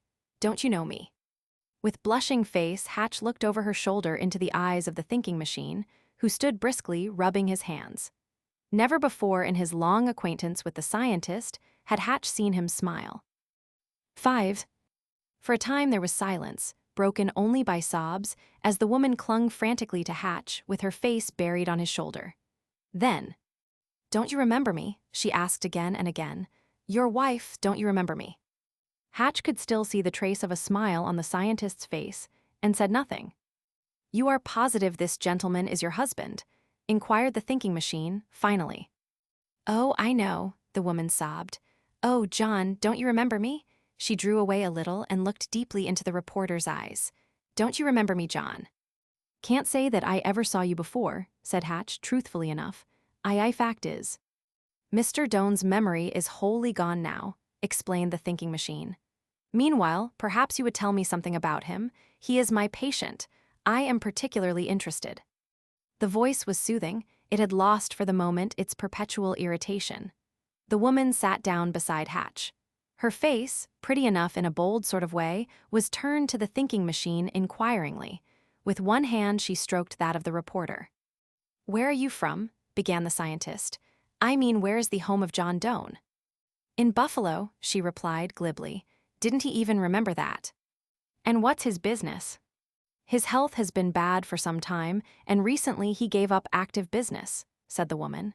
Previously he was connected with a bank. When did you see him last? 6 weeks ago. He left the house one day, and I have never heard from him since. I had Pinkerton men searching, and at last they reported he was at the Yarmouth Hotel. I came on immediately, and now we shall go back to Buffalo. She turned to Hatch with a languishing glance. Shall we not, dear? Whatever Professor Van Dusen thinks best, was the equivocal reply. Slowly the glimmer of amusement was passing out of the squint eyes of the thinking machine. As Hatch looked, he saw a hardening of the lines of the mouth. There was an explosion coming. He knew it. Yet when the scientist spoke, his voice was more velvety than ever. Mrs. Doan, do you happen to be acquainted with a drug which produces temporary loss of memory? She stared at him, but did not lose her self-possession. No, she said finally. Why? You know, of course, that this man is not your husband. This time the question had its effect. The woman arose suddenly, stared at the two men, and her face went white. Not, what do you mean? I mean, and the voice reassumed its tone of irritation, I mean that I shall send for the police and give you in their charge unless you tell me the truth about this affair. Is that perfectly clear to you? The woman's lips were pressed tightly together. She saw that she had fallen into some sort of a trap. Her gloved hands were clenched fiercely. The pallor faded, and a flush of anger came. Further, for fear you don't quite follow me even now, explained the thinking machine, I will say that I know all about this copper deal of which this so-called John Doan was the victim. I know his condition now. If you tell the truth, you may escape prison. If you don't, there is a long term, not only for you, but for your fellow conspirators. Now will you talk? No, said the woman. She arose as if to go out. Never mind that, said the thinking machine. You had better stay where you are. You will be locked up at the proper moment. Mr. Hatch, please phone for Detective Mallory. Hatch arose and passed into the adjoining room. You tricked me, the woman screamed suddenly, fiercely. Yes, the other agreed complacently. Next time be sure you know your own husband. Meanwhile, where is Harrison? Not another word, was the quick reply. Very well, said the scientist calmly. Detective Mallory will be here in a few minutes. Meanwhile, I'll lock this door. You have no right, the woman began. Without heeding the remark, the thinking machine passed into the adjoining room. There for half an hour he talked earnestly to Hatch and Doan. At the end of that time, he sent a telegram to the manager of the Lincoln Club in Pittsburgh, as follows. Does your visitor's book show any man, registered there in the month of January 3 years ago, whose first name is Harry or Henry? If so, please wire name and description, also name of man whose guest he was. This telegram was dispatched. A few minutes later, the doorbell rang and Detective Mallory entered. What is it? He inquired. A prisoner for you in the next room, was the reply. A woman. I charge her with conspiracy to defraud a man who for the present we will call John Doan. That may or may not be his name. What do you know about it? Asked the detective. A great deal now more after a while. I shall tell you then. Meanwhile take this woman. You gentlemen, I should suggest, might go out somewhere this evening. If you drop by afterwards, there may be an answer to a few telegrams which will make this matter clear. Protestingly, the mysterious woman was led away by Detective Mallory, and Doan and Hatch followed shortly after. The next act of the thinking machine was to write a telegram addressed to Mrs. Preston Bell, Butte, Montana. Here it is. Your husband's suffering temporary mental trouble here. Can you come on immediately? Answer. When the messenger boy came for the telegram, he found a man on the stoop. The thinking machine received the telegram, and the man, who gave to Martha the name of Manning, was announced. Manning, too, mused the scientist. Show him in. I don't know if you know why I am here, explained Manning. Oh, yes, said the scientist. You have remembered Doan's name. What is it, please? Manning was too frankly surprised to answer, and only stared at the scientist. Yes, that's right, he said finally, and he smiled. His name is Pillsbury, I recall it now. And what made you recall it? I noticed an advertisement in a magazine with the name in large letters. It instantly came to me that that was Doan's real name. Thanks, remarked the scientist. And the woman, who is she? What woman? Asked Manning. Never mind, then. I am deeply obliged for your information. I don't suppose you know anything else about it. No, said Manning. He was a little bewildered and after a while went away. For an hour or more, the thinking machine sat with fingertips pressed together, staring at the ceiling. His meditations were interrupted by Martha. Another telegram, sir. The thinking machine took it eagerly. It was from the manager of the Lincoln Club in Pittsburgh. Henry C. Carney, Harry Meltz, Henry Blake, Henry W. Tallman, Harry Pillsbury, Henry Calvert, and Henry Louis Smith, all visitors to dub and month you name. Which do you want to learn more about? It took more than an hour for the thinking machine to establish long-distance connection by phone with Pittsburgh. When he had finished talking, he seemed satisfied. Now, he mused, the answer from Mrs. Preston. It was nearly midnight when that came. Hatch and Doan had returned from a theater and were talking to the scientist when the telegram was brought in. Anything important? Asked Doan anxiously. Yes, said the scientist, and he slipped a finger beneath the flap of the envelope. It's clear now. It was an engaging problem from first to last, and now. He opened the telegram and glanced at it. Then, with bewilderment on his face and mouth slightly open, he sank down at the table and leaned forward with his head on his arms. The message fluttered to the table, and Hatch read this. Man in Boston can't be my husband. He is now in Honolulu. I received cablegram from him today. Mrs. Preston Bell. 6. It was 36 hours later that the three men met again. The thinking machine had abruptly dismissed Hatch and Doan the last time. The reporter knew that something wholly unexpected had happened. He could only conjecture that this had to do with Preston Bell. When the three met again, it was in Detective Mallory's office at police headquarters. The mysterious woman who had claimed Doan for her husband was present, as were Mallory, Hatch, Doan, and the thinking machine. Has this woman given any name? Was the scientist's first question. Mary Jones, replied the detective with a grin. And address? No. Is her picture in the rogues gallery? No, I looked carefully. Anybody called to ask about her? A man, yes. That is, he didn't ask about her, he merely asked some general questions, which now we believe were to find out about her. The thinking machine arose and walked over to the woman. She looked up at him defiantly. "There has been a mistake made, Mr. Mallory," said the scientist. "It's my fault entirely. Let this woman go. I am sorry to have done her so grave an injustice." Instantly, the woman was on her feet, her face radiant. A look of disgust crept into Mallory's face. "I can't let her go now without arraignment," the detective growled. "It ain't regular." "You must let her go, Mr. Mallory," commanded the thinking machine, and over the woman's shoulder the detective saw an astonishing thing. The thinking machine winked.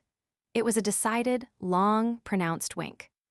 "Oh, all right," he said, "but it ain't regular at that." The woman passed out of the room hurriedly, her silken skirts rustling loudly. She was free again. Immediately she disappeared, the thinking machine's entire manner changed. "Put your best man to follow her," he directed rapidly. "Let him go to her home and arrest the man who is with her as her husband. Then bring them both back here after searching their rooms for money." "Why, what is all this?" demanded Mallory, amazed. "The man who inquired for her, who is with her, is wanted for a $175,000 embezzlement in Butte, Montana. Don't let your man lose sight of her." The detective left the room hurriedly. 10 minutes later, he returned to find the thinking machine leaning back in his chair with eyes upturned. Hatch and Doan were waiting, both impatiently. "Now, Mr. Mallory," said the scientist, "I shall try to make this matter as clear to you as it is to me. By the time I finish, I expect your man will be back here with this woman and the embezzler. His name is Harrison. I don't know hers. I can't believe she is Mrs. Harrison, yet he has, I suppose, a wife. But here's the story. It is the chaining together of fact after fact, a necessary logical sequence to a series of incidents, which are, separately, deeply puzzling." The detective lighted a cigar, and the others disposed themselves comfortably to listen. "This gentleman came to me," began the thinking machine, "with a story of loss of memory. He told me that he knew neither his name, home, occupation, nor anything whatever about himself. At the moment, it struck me as a case for a mental expert. Still, I was interested. It seemed to be a remarkable case of aphasia, and I so regarded it until he told me that he had $10,000 in bills, that he had no watch, that everything which might possibly be of value in establishing his identity had been removed from his clothing. This included even the names of the makers of his linen. That showed intent, deliberation. Then I knew it could not be aphasia. That disease strikes a man suddenly as he walks the street, as he sleeps, as he works, but never gives any desire to remove traces of one's identity. On the contrary, a man is still apparently sound. Mentally, he has merely forgotten something, and usually his first desire is to find out who he is. This gentleman had that desire, and in trying to find some clue, he showed a mind capable of grasping at every possible opportunity. Nearly every question I asked had been anticipated. Thus I recognized that he must be a more than usually astute man. But if not aphasia, what was it? What caused his condition? A drug? I remembered that there was such a drug in India, not unlike hashish. Therefore, for the moment, I assumed a drug. It gave me a working basis. Then what did I have? A man of striking mentality who was the victim of some sort of plot, who had been drugged until he lost himself, and in that way disposed of. The handwriting might be the same, for handwriting is rarely affected by a mental disorder. It is a physical function. So far, so good. I examined his head for a possible accident. Nothing. His hands were white and in no way calloused. Seeking to reconcile the fact that he had been a man of strong mentality with all other things a financier or banker occurred to me. The same things might have indicated a lawyer, but the poise of this man, his elaborate care in dress, all these things made me think him the financier rather than the lawyer. Then I examined some money he had when he awoke. 15 or 16 of the $100 bills were new and in sequence. They were issued by a national bank. To whom? The possibilities were that the bank would have a record. I wired, asking about this, and also asked Mr. Hatch to have his correspondents make inquiries in various cities for a John Doan. It was not impossible that John Doan was his name. Now I believe it will be safe for me to say that, when he registered at the hotel he was drugged, his own name slipped his mind, and he signed John Doan, the first name that came to him. That is not his name. While waiting an answer from the bank, I tried to arouse his memory by referring to things in the West. It appeared possible that he might have brought the money from the West with him. Then, still with the idea that he was a financier, I sent him to the financial district. There was a result. The word copper aroused him so that he fainted after shouting, "Sell copper, sell, sell, sell." In a way, my estimate of the man was confirmed. He was or had been in a copper deal, selling copper in the market, or planning to do so. I know nothing of the intricacies of the stock market, but there came instantly to me the thought that a man who would faint away in such a case must be vitally interested as well as ill. Thus, I had a financier in a copper deal, drugged as a result of a conspiracy. Do you follow me, Mr. Mallory? Sure, was the reply.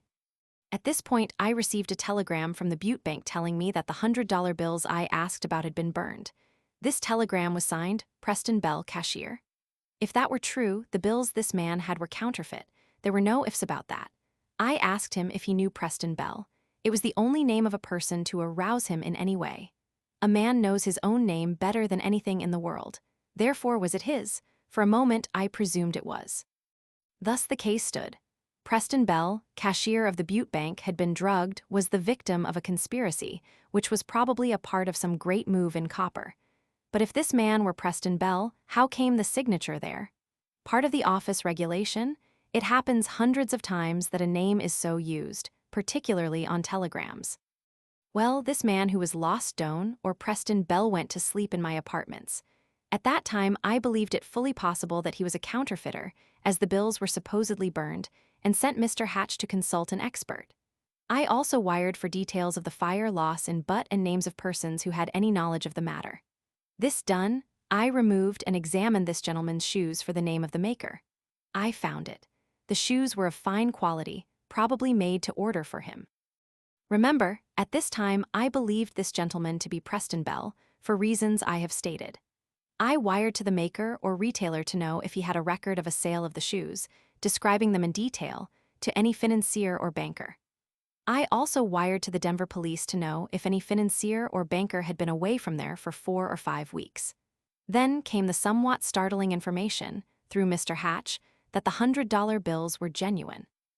That answer meant that Preston Bella's eye had begun to think of him was either a thief or the victim of some sort of financial conspiracy. During the silence, which followed, every eye was turned on the man who was lost Doan or Preston Bell. He sat staring straight ahead of him with hands nervously clenched. On his face was written the sign of a desperate mental struggle. He was still trying to recall the past. Then, the thinking machine resumed, I heard from the Denver police. There was no leading financier or banker out of the city so far as they could learn hurriedly. It was not conclusive, but it aided me. Also, I received another telegram from Butte, signed Preston Bell, telling me the circumstances of the supposed burning of the $100 bills. It did not show that they were burned at all.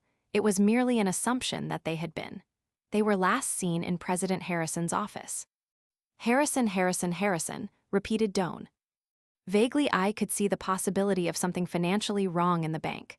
Possibly Harrison, even Mr. Bell here, knew of it.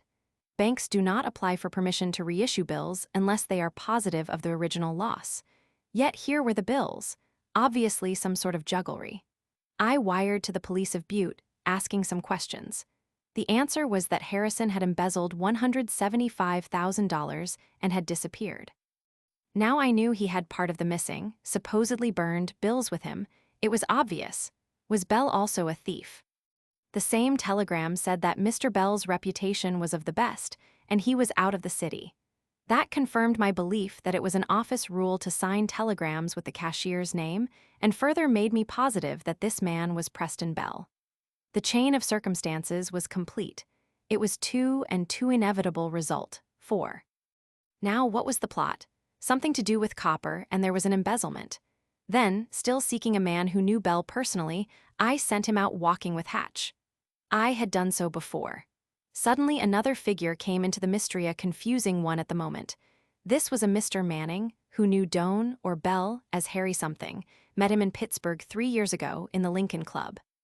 It was just after Mr. Hatch told me of this man that I received a telegram from the shoemaker in Denver.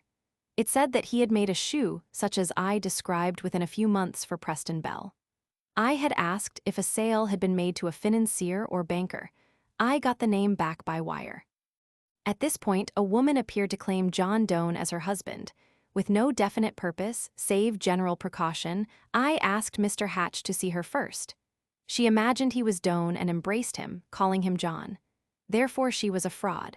She did not know John Doan or Preston Bell by sight. Was she acting under the direction of someone else? If so, whose? There was a pause as the thinking machine readjusted himself in the chair. After a time, he went on. There are shades of emotion, intuition, call it what you will, so subtle that it is difficult to express them in words. As I had instinctively associated Harrison with Bell's present condition, I instinctively associated this woman with Harrison. For not a word of the affair had appeared in a newspaper, only a very few persons knew of it. Was it possible that the stranger Manning was backing the woman in an effort to get the $10,000? That remained to be seen. I questioned the woman. She would say nothing. She is clever, but she blundered badly in claiming Mr. Hatch for a husband. The reporter blushed modestly. I asked her flatly about a drug. She was quite calm and her manner indicated that she knew nothing of it, yet I presume she did. Then I sprung the bombshell, and she saw she had made a mistake. I gave her over to Detective Mallory, and she was locked up. This done, I wired to the Lincoln Club in Pittsburgh to find out about this mysterious Harry who had come into the case. I was so confident then that I also wired to Mrs. Bell in Butte, presuming that there was a Mrs. Bell, asking about her husband. Then Manning came to see me. I knew he came because he had remembered the name he knew you by, and the thinking machine turned to the central figure in this strange entanglement of identity, although he seemed surprised when I told him as much. He knew you as Harry Pillsbury. I asked him who the woman was. His manner told me that he knew nothing whatever of her. Then it came back to her as an associate of Harrison, your enemy for some reason, and I could see it in no other light. It was her purpose to get hold of you and possibly keep you a prisoner, at least until some gigantic deal in which copper figured was disposed of. That was what I surmised. Then another telegram came from the Lincoln Club in Pittsburgh. The name of Harry Pillsbury appeared as a visitor in the book in January, 3 years ago. It was you. Manning is not the sort of man to be mistaken, and then there remained only one point to be solved as I then saw the case. That was an answer from Mrs. Preston Bell, if there was a Mrs. Bell. She would know where her husband was. Again, there was silence. 1,000 things were running through Bell's mind. The story had been told so pointedly and was so vitally a part of him that semi-recollection was again on his face. That telegram said that Preston Bell was in Honolulu, that the wife had received a cable dispatch that day. Then, frankly, I was puzzled, so puzzled, in fact, that the entire fabric I had constructed seemed to melt away before my eyes. It took me hours to readjust it. I tried it all over in detail, and then the theory which would reconcile every fact in the case was evolved. That theory is right as that 2 and 2 make 4. It's logic. It was half an hour later when a detective entered and spoke to Detective Mallory aside. "Fine," said Mallory, "bring him in." Then there reappeared the woman who had been a prisoner and a man of 50 years. "Harrison," exclaimed Bell suddenly. He staggered to his feet with outstretched hands. "Harrison, I know. Good, very good," said the thinking machine. Bell's nervously twitching hands were reaching for Harrison's throat when he was pushed aside by Detective Mallory. He stood pallid for a moment, then sank down on the floor in a heap.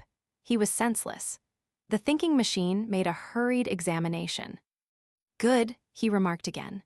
"When he recovers, he will remember everything except what has happened since he has been in Boston. Meanwhile, Mr. Harrison, we know all about the little affair of the drug, the battle for new copper workings in Honolulu, and your partner there has been arrested. Your drug didn't do its work well enough. Have you anything to add?" The prisoner was silent. "Did you search his rooms?" asked the thinking machine of the detective who had made the double arrest. "Yes, and found this." It was a large roll of money.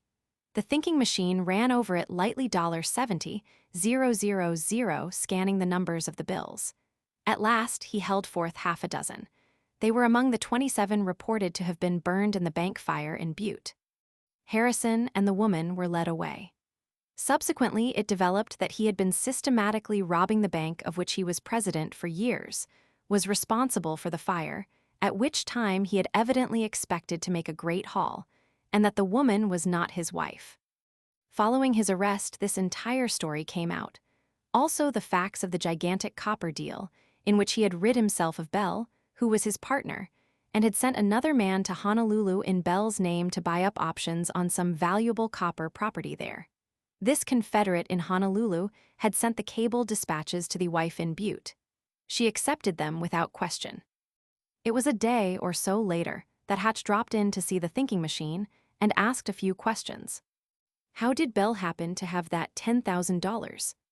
It was given to him, probably, because it was safer to have him rambling about the country, not knowing who he was, than to kill him. And how did he happen to be here? That question may be answered at the trial. And how did it come that Bell was once known as Harry Pillsbury? Bell is a director in United States Steel. I have since learned. There was a secret meeting of this board in Pittsburgh 3 years ago. He went incog. To attend that meeting and was introduced at the Lincoln Club as Harry Pillsbury. Oh, exclaimed Hatch. The great auto mystery. 1. With a little laugh of sheer lightheartedness on her lips and a twinkle in her blue eyes, Marguerite Melrose bound on a grotesque automobile mask and stuffed the last strand of her recalcitrant hair beneath her veil. The pretty face was hidden from mouth to brow, and her curls were ruthlessly imprisoned under a cap held in place by the tightly tied veil. It's perfectly hideous, isn't it? She demanded of her companions. Jack Curtis laughed. Well, he remarked quizzically, it's just as well that we know you are pretty. We could never discover it as you are now, added Charles Reed.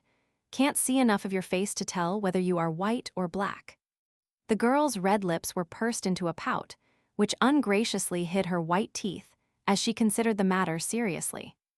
I think I'll take it off, she said at last. Don't, Curtis warned her. On a good road, the green dragon only hits the tall places. Tear your hair off, supplemented Reed. When Jack lets her loose, it's just a PSZZZZT and wherever you're going, you're there. Not on a night as dark as this, protested the girl quickly. I've got lights like twin locomotives, Curtis assured her smilingly. It's perfectly safe, don't get nervous. He tied on his own mask with its bleary goggles, while Reed did the same. The Green Dragon, a low, gasoline car of racing build, stood panting impatiently, awaiting them at a side door of the hotel.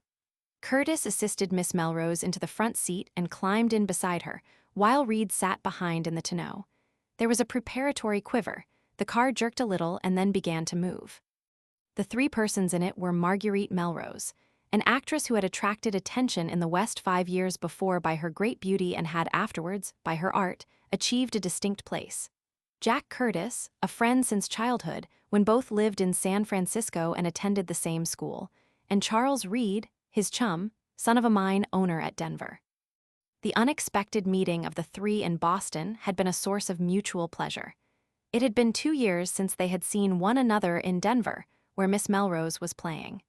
Now she was in Boston, pursuing certain vocal studies before returning west for her next season.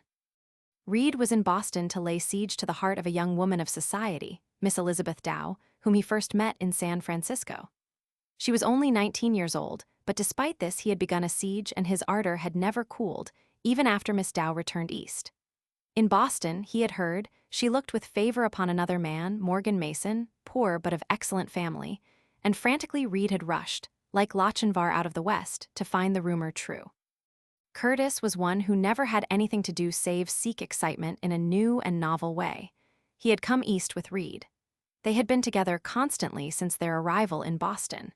He was of a different type from Reed in that his wealth was distinctly a burden, a thing which left him with nothing to do and opened illimitable possibilities of dissipation. The pace he led was one which caused other young men to pause and think. Warm-hearted and perfectly at home with both Curtis and Reed, Miss Melrose, the actress, frequently took occasion to scold them. It was charming to be scolded by Miss Melrose, so much so in fact that it was worth while sinning again. Since she had appeared on the horizon, Curtis had devoted a great deal of time to her. Reed had his own difficulties trying to make Miss Dow change her mind. The Green Dragon with its 3 passengers ran slowly down from the Hotel Yarmouth, where Miss Melrose was stopping, toward the common, twisting and winding tortuously through the crowd of vehicles. It was 6:30 in the evening. "Cut across here to Commonwealth Avenue," Miss Melrose suggested. She remembered something, and her bright blue eyes sparkled beneath the disfiguring mask. "I know a delightful old-fashioned inn out this way. It would be an ideal place to stop for supper.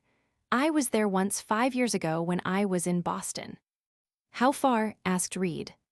15 or 20 miles, was the reply. "Right," said Curtis. "Here we go."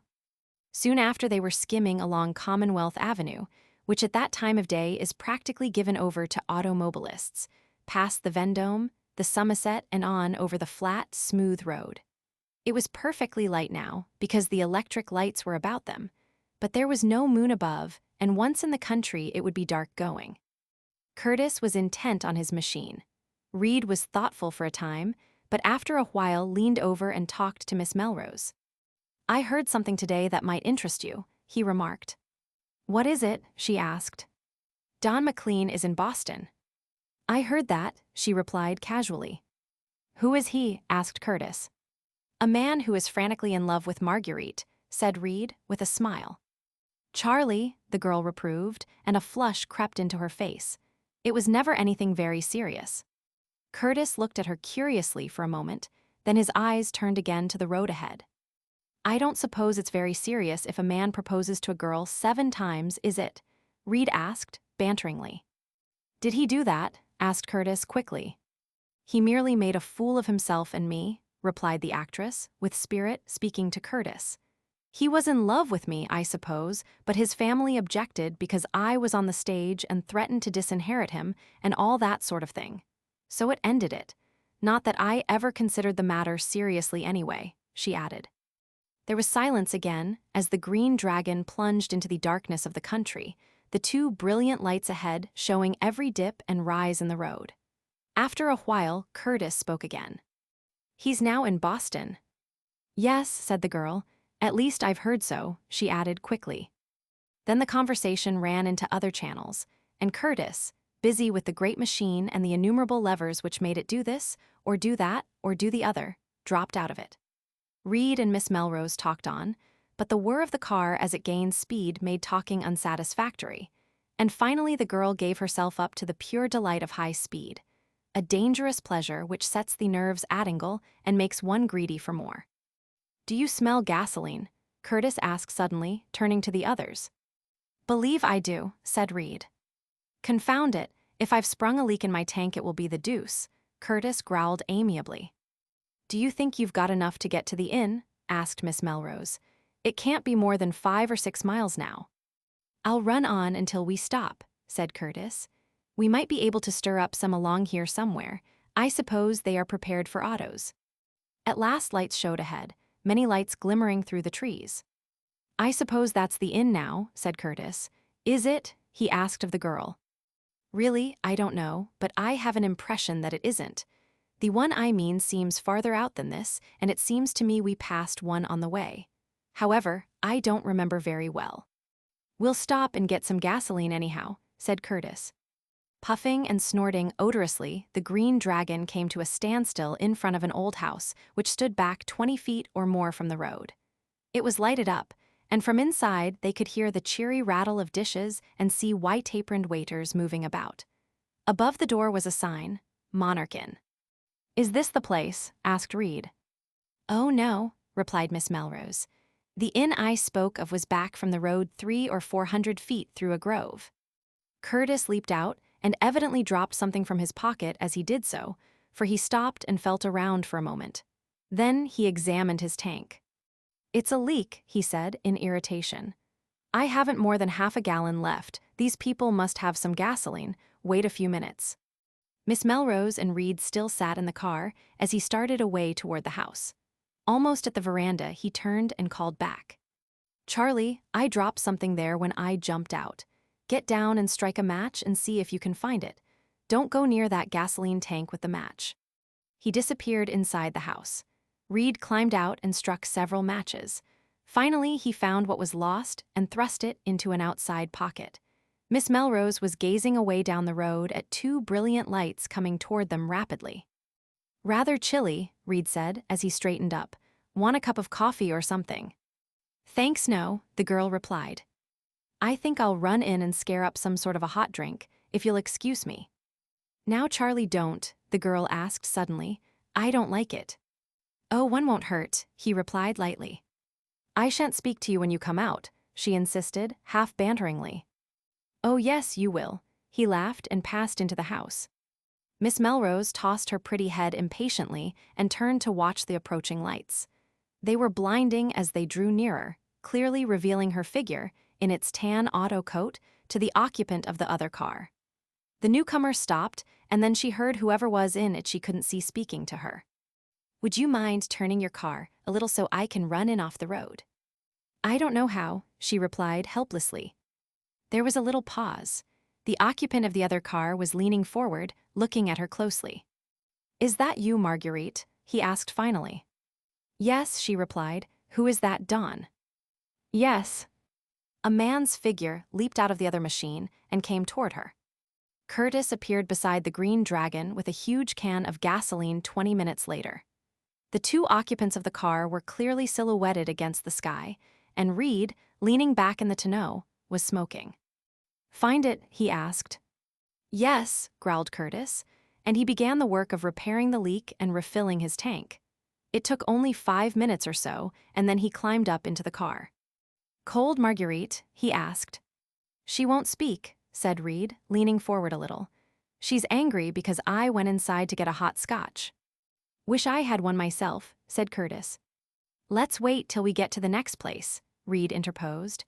"A little supper and trimmings will put all of us in a better humor." Without answering, Curtis threw a lever, and the car pulled out. Two automobiles which had been standing when they arrived were still waiting for their owners. Annoyed at the delay, Curtis put on full speed.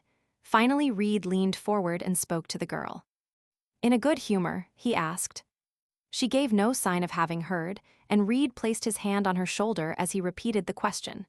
Still, there was no answer. "Make her talk to you, Jack," he suggested to Curtis. "What's the matter, Marguerite?" asked Curtis as he glanced around. Still there was no answer, and he slowed up the car a little. Then he took her arm and shook it gently. There was no response. "What is the matter with her?" he demanded. "Has she fainted?" Again he shook her, this time more vigorously than before. "Marguerite," he called. Then his hand sought her face. It was deathly cold, clammy even about the chin. The upper part was still covered by the mask. For the third time he shook her, then, really frightened, apparently, he caught at her gloved wrist and brought the car to a standstill. There was no trace of a pulse. The wrist was cold as death. "She must be ill, very ill," he said in some agitation. "Is there a doctor near here?" Reed was leaning over the senseless body now, having raised up in the tonneau, and when he spoke there seemed to be fear in his tone. "Better run on as fast as you can to the inn ahead," he instructed Curtis. "It's nearer than the one we just left. There may be a doctor there." Curtis grabbed frantically at the lever, and the car shot ahead suddenly through the dark. In 3 minutes, the lights of the second inn were in sight. The two men leaped from the car simultaneously and raced for the house. "A doctor, quick," Curtis breathlessly demanded of a waiter. "Next door." Without waiting for further instructions, Curtis and Reed ran to the auto, lifted the girl in their arms, and took her to a house which stood just a few feet away. There, after much clamoring, they aroused someone. Was the doctor in? Yes. Would he hurry? Yes. The door opened and the men laid the girl's body on a couch in the hall. Dr. Leonard appeared. He was an old fellow, grizzled, with keen, kindly eyes and rigid mouth. "What's the matter?" he asked. "Think she's dead," replied Curtis. The doctor adjusted his glasses rather hurriedly. "Who is she?" he asked, as he bent over the still figure and fumbled about the throat and breast. "Miss Marguerite Melrose, an actress," explained Curtis hurriedly. "What's the matter with her?" demanded Reed fiercely. The doctor still bent over the figure. In the dim lamplight, Curtis and Reed stood waiting anxiously, impatiently, with white faces. At last the doctor straightened up. "What is it?" demanded Curtis. "She's dead," was the reply. "Great God!" exclaimed Reed. How? Curtis seemed speechless. This, said the doctor, and he exhibited a long knife damp with blood. Stabbed through the heart. Curtis stared at him, at the knife, then at the inert figure, and lastly at the dead white of her face where it showed beneath the mask. Look, Jack, exclaimed Reed suddenly, the knife. Curtis looked again, then sank down on the couch beside the body. Oh my God, it's horrible, he said. 2. To Hutchinson, Hatch, and half a dozen other reporters, Dr. Leonard, at his home late that night, told the story of the arrival of Jack Curtis and Charles Reed with the body of the girl, and the succeeding events so far as he knew them. The police and medical examiner Francis had preceded the newspaper men, and the body had been removed to a nearby village. They came here in great excitement, Dr. Leonard explained. They brought the body in with them, the man Curtis lifting her by the shoulders and the man Reed at the feet. They placed the body on this couch. I asked them who she was, and they told me she was Marguerite Melrose, an actress. That's all that was said of her identity. Then I made an examination of the body, seeking a trace of life. There was none, although the body was not then entirely cold.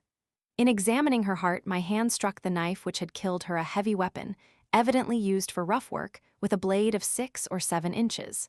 I drew the knife out. Of course, knowing that it had pierced her heart, any idea of doing anything to save her was beyond question. One of the men, Curtis, seemed greatly excited about this knife after Reed called his attention to it. Curtis took the knife out of my hand and examined it closely, then asked if he might keep it. I told him it would have to be turned over to the medical examiner. He argued about it, and finally, to settle the argument, I took it out of his hand. Reed explained to Curtis that it was necessary for me to keep the knife, and finally Curtis seemed to agree to it. Then I suggested that the police be notified. I did this myself by telephone, the men remaining with me all the time. I asked if they could throw any light on the tragedy, but neither could.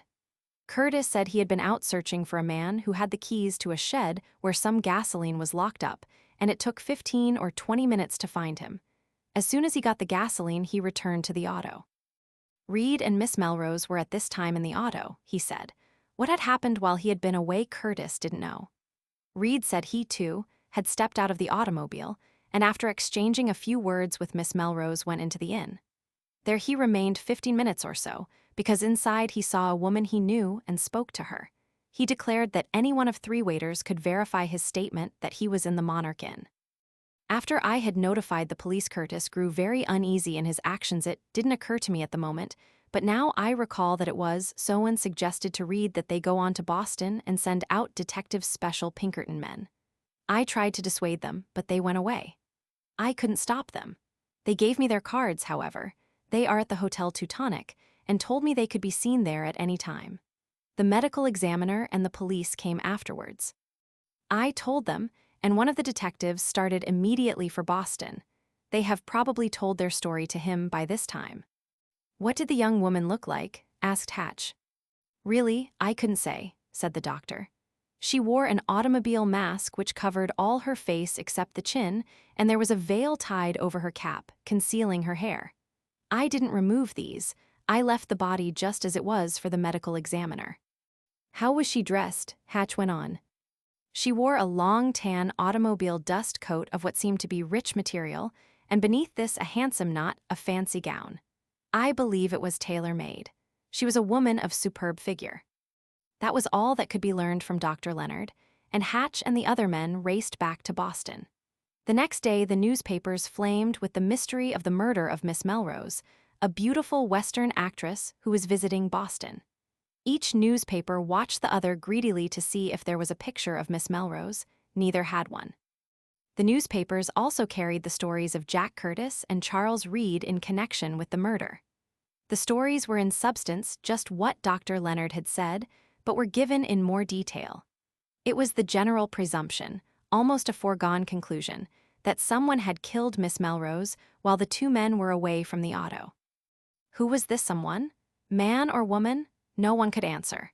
Reed's story of being inside the Monarch Inn, where he spoke to a lady he knew but whose name he refused to give, was verified by Hatch's paper. 3 waiters had seen him. The medical examiner had made only a brief statement, in which he had said, in answer to a question, that the person who killed Miss Melrose might have been either at her right, in the position Curtis would have occupied while driving the car, or might have leaned forward from behind and stabbed her. Thus, it was not impossible that one of the men in the car with her had killed her, yet against this possibility was the fact that each of the men was one whom one could not readily associate with such a crime. The fact that the fatal blow was delivered from the right was proven, said the astute medical examiner, by the fact that the knife slanted as a knife could not have been slanted conveniently by a person on her other side her left. There were many dark, underlying intimations behind what the medical man said, but he refused to say any more. Meanwhile, the body remained in the village where it had been taken. Efforts to get a photograph were unavailing. Pleas of newspaper artists for permission to sketch her fell upon deaf ears. Curtis and Reed, after their first statements, remained in seclusion at the Teutonic. They were not arrested because this did not seem necessary. Both had offered to do anything in their power to solve the riddle, had even employed Pinkerton men who were now on the case, but they would say nothing nor see anyone except the police. The police encouraged them in this attitude and hinted darkly and mysteriously at clues which would lead to an arrest within 24 hours. Hatch read these intimations and smiled grimly. Then he went out to try what a little patience and perseverance and human intelligence would do. He learned something of Reed's little romance in Boston, yet not all of it. It was a fact, however, that Reed had called at the home of Miss Elizabeth Dow on Beacon Hill just after noon and inquired for her. "She is not in," the maid had replied. "I'll leave my card for her," said Reed. "I don't think she'll be back," the girl answered. "Not be back," Reed repeated. "Why?" "Haven't you seen the afternoon papers?" asked the girl. "They will explain. Mrs. Dow, her mother, told me not to talk to anyone." Reed left the house with a wrinkle in his brow and walked on toward the common. There he halted a newsboy and bought an afternoon paper, many afternoon papers. The first pages were loaded with details of the murder of Miss Melrose, theories, conjectures, 1,000 little things, with long dispatches of her history and her stage career from San Francisco. Reed passed these over impatiently with a slight shiver and looked inside the paper. There he found the thing to which the maid had referred. "By George," he exclaimed. It was a story of the elopement of Elizabeth Dow with Morgan Mason, Reed's rival. It seemed that Miss Dow and Mason met by appointment at the Monarch Inn and went from there in an automobile. The bride had written to her parents before she started, saying she preferred Mason despite his poverty. The family refused to talk of the matter, but there in facsimile was the marriage license. Reed's face was a study as he walked back to the hotel. In a private room off the cafe, he found Curtis, who had been drinking heavily, yet who, with the strange mood of some men, was not visibly intoxicated. Reed threw the paper down, open at the elopement announcement. "See that?" he said shortly. Curtis read it or glanced at it but did not make a remark until he came to the name, the Monarch Inn. Then he looked up. "That's where the other thing happened, isn't it?" he asked rather thickly. "Yes." Curtis rambled off into something else. Studiously, he avoided any reference to the tragedy, yet that was the one thing which was in his mind. It was in a futile effort to forget it that he was drinking now. He talked on as a drunken man will for a time, then turned suddenly to Reed. "I loved her," he declared suddenly, passionately. "My God." "Try not to think of it," Reed advised. "You'll never say anything about that other thing, the knife, will you?" pleaded Curtis. "Of course not," said Reed, impatiently. "They couldn't drag it out of me, but you're drinking too much, you want to quit it. First thing you know, you'll be saying more than get up and go out and take a walk." Curtis stared at Reed vacantly for a moment, as if not understanding, then arose. He had regained possession of himself to a certain extent, but his face was pale. "I think I will go out," he said. After a time, he passed through the cafe door into a side street and, refreshed a little by the cool air, started to walk along Tremont Street toward the shopping district. It was 2 o'clock in the afternoon, and the streets were thronged. Half a dozen reporters were idling in the lobby of the hotel, waiting vainly for either Reed or Curtis. The newspapers were shouting for another story from the only two men who could know a great deal of the circumstances attending the tragedy. Reed, on his return, had marched boldly through the crowd of reporters, paying no attention to their questions. They had not seen Curtis. As Curtis, now free of the reporters, crossed a side street off Tremont on his way toward the shopping district, he met Hutchinson Hatch, who was bound for the hotel to see his man there. Hatch instantly recognized him and fell in behind, curious to see where he would go. At a favorable opportunity, safe beyond reach of the other men, he intended to ask a few questions. Curtis turned into Winter Street and strolled along through the crowd of women. Halfway down Winter Street, Hatch followed, and then for a moment he lost sight of him. He had gone into a store, he imagined. As he stood at a door waiting, Curtis came out, rushed through the crowd of women, slinging his arms like a madman with frenzy in his face. He ran 20 steps, then stumbled and fell. Hatch immediately ran to his assistance, lifted him up, and gazed into the staring, terror-stricken eyes and an ashen face. "What is it?" asked Hatch quickly. I'm very ill. I think I need a doctor," gasped Curtis. "Take me somewhere, please." He fell back limply, half fainting, into Hatch's arms. A cab came whirming through the crowd. Hatch climbed into it, assisting Curtis, and gave some directions to the cabbie. "And hurry," he added, "this gentleman is ill." The cabbie applied the whip and drove out into Tremont, then over toward Park Street. Curtis aroused a little. "Where are we going?" he demanded. "To a doctor," replied Hatch.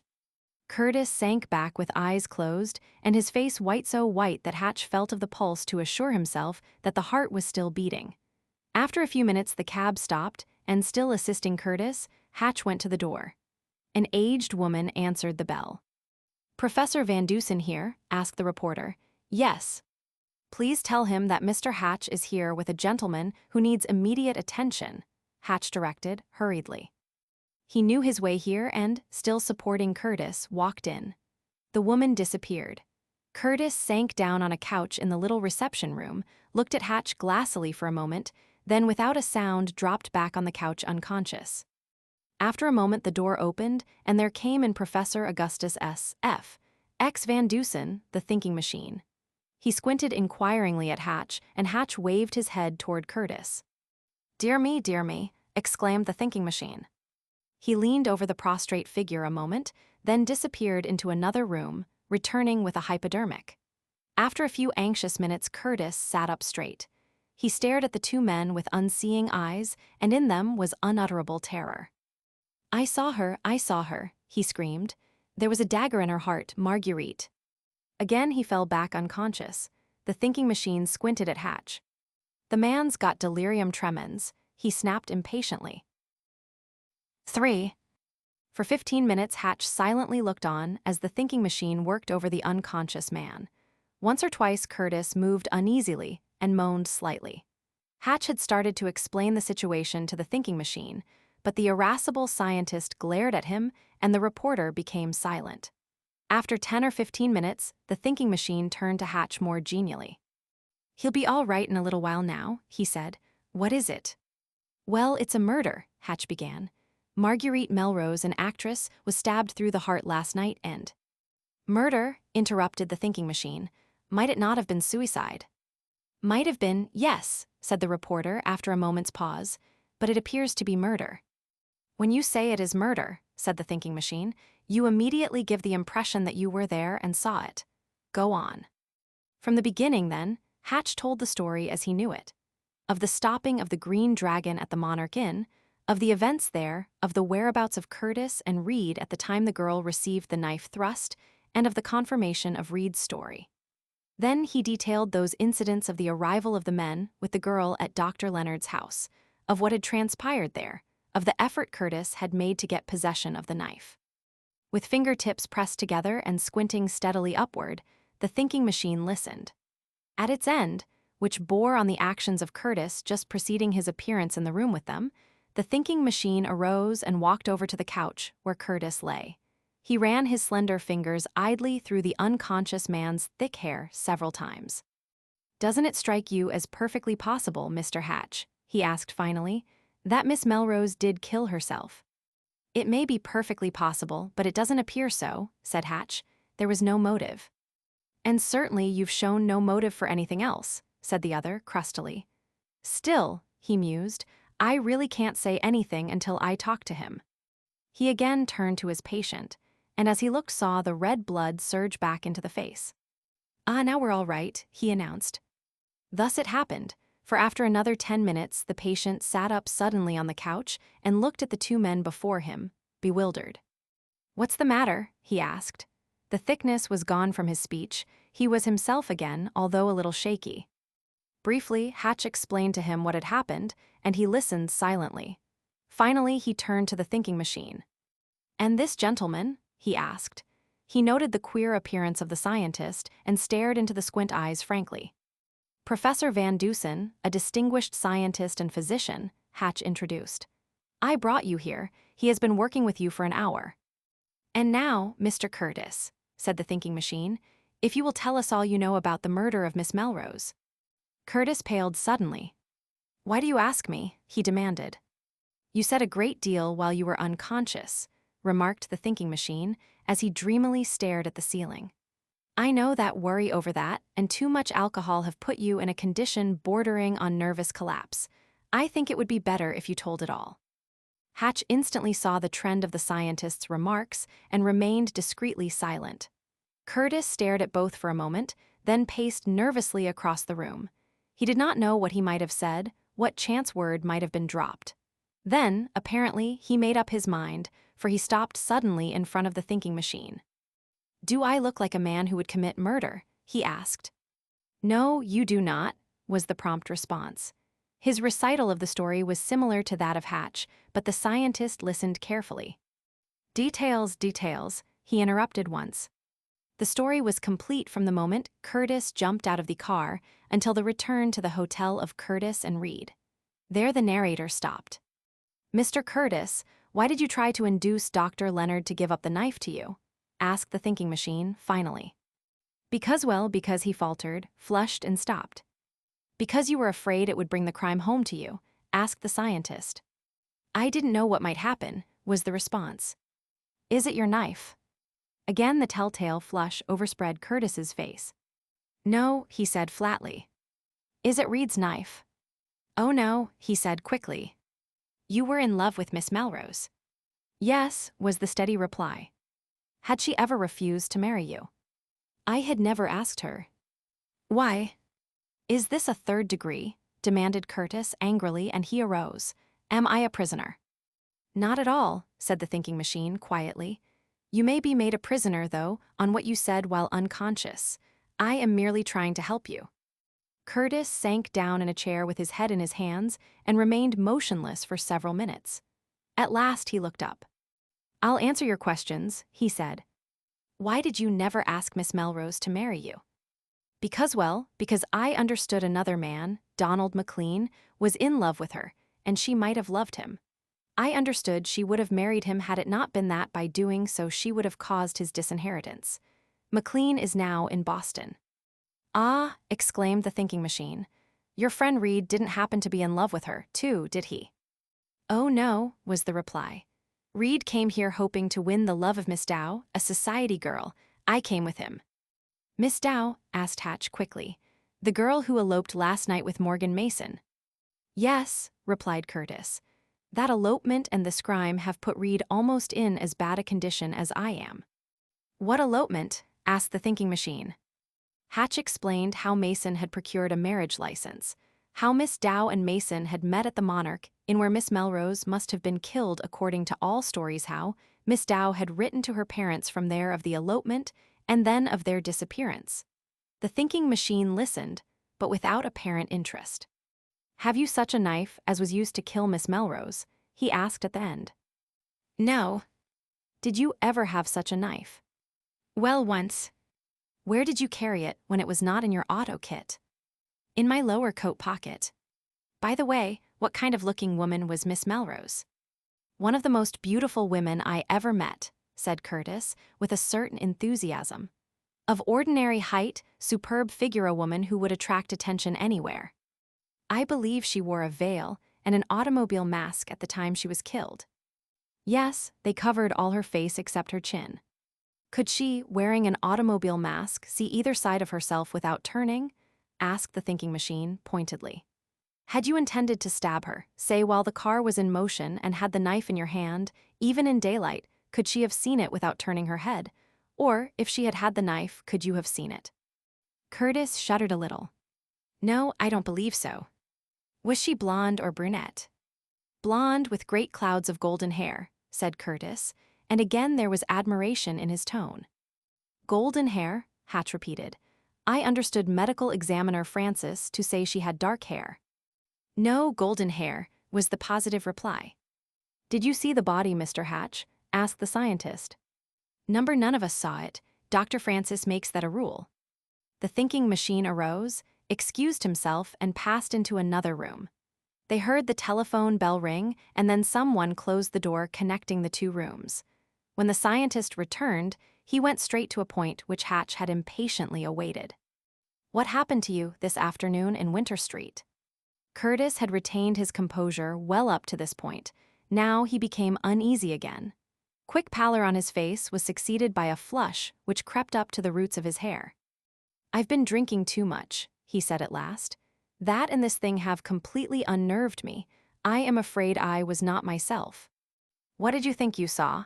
Insisted the thinking machine. I went into a store for something. I've forgotten what now. I know there was a great crowd of women. They were all about me. There I saw, he stopped and was silent for a moment. There I saw, he went on with an effort, a woman, just a glimpse of her, over the heads of the others in the store end. And what? Insisted the thinking machine. At the moment, I would have sworn it was Marguerite Melrose, was the reply. Of course you know you were mistaken. I know it now, said Curtis. It was a chance resemblance, but the effect on me was awful. I ran out of there shrieking, it seemed to me, then I found myself here. And you don't know what you said or did from that time until the present? Asked the scientist, curiously. No, except in a hazy sort of way. After a while Martha, the scientist's aged servant, appeared in the doorway. Mr. Mallory and a gentleman, sir. Let them come in, said the thinking machine. Mr. Curtis, and he turned to him gravely, Mr. Reed is here. I sent for him as if at your request to ask him 2 questions. If he answers those questions, as I believe he will, I can demonstrate that you are not guilty of and have no connection with the murder of Miss Melrose. Let me ask these questions without any hint or remark from you as to what the answer must be. Are you willing? I am, replied Curtis. His face was white, but his voice was firm. Detective Mallory, whom Curtis didn't know, and Charles Reed entered the room. Both looked about curiously. Mallory nodded brusquely at Hatch. Reed looked at Curtis, and Curtis looked away. Mr. Reed, said the thinking machine, without any preliminary, Mr. Curtis tells me that the knife used to kill Miss Melrose was your property. Is that so? He demanded quickly, as Curtis faced about wonderingly. No, thundered Reed fiercely. Is it Mr. Curtis's knife? Asked the thinking machine. Yes, flashed Reed. It's a part of his auto kit. Curtis started to speak. The thinking machine waved his hand toward him. Detective Mallory caught the gesture and understood that Jack Curtis was his prisoner for murder. 4. Curtis was led away and locked up. He raved and bitterly denounced Reed for the information he had given, but he did not deny it. Indeed, after the first burst of fury, he said nothing. Once he was under lock and key, the police, led by Detective Mallory, searched his rooms at the Hotel Teutonic, and there they found a handkerchief stained with blood. It was slight, still it was a stain. This was immediately placed in the hands of an expert, who pronounced it human blood. Then the case against Curtis seemed complete. It was his knife. He had been in love with Miss Melrose, therefore probably jealous of her, and here was the telltale bloodstain. Meanwhile, Reed was permitted to go his way. He seemed crushed by the rapid sequence of events and read eagerly every line he could find in the public prints concerning both the murder and the elopement of Miss Dow.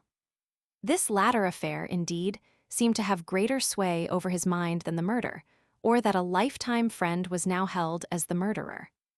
Meanwhile, the thinking machine had signified to Hatch his desire to visit the scene of the crime and see what might be done there. Late in the afternoon, therefore, they started, taking a train for a village nearest the Monarch Inn. It's a most extraordinary case, the thinking machine said, much more extraordinary than you can imagine. In what respect? Asked the reporter. In motive, in the actual manner of the girl meeting her death, and in a dozen other details, which I can't state now because I haven't all the facts. You don't doubt but what it was murder. It doesn't necessarily follow, said the thinking machine, evasively. Suppose we were seeking a motive for Miss Melrose's suicide, what would we have? We would have her love affair with this man McLean, whom she refused to marry because she knew he would be disinherited. Suppose she had not seen him for a couple of years. Suppose she had made up her mind to give him up, that he had suddenly appeared when she sat alone in the automobile in front of the Monarch. In suppose, then, finding all her love reawakened, she had decided to end it all. But Curtis's knife and the blood on his handkerchief. Suppose, having made up her mind to kill herself, she had sought a weapon? Went on the thinking machine, as if there had been no interruption. What is more natural than she should have sought something, the knife, say in the tool bag or kit, which must have been near her? Suppose she stabbed herself while the men were away from the automobile, or even after they had started on again in the darkness. Hatch looked a little crestfallen.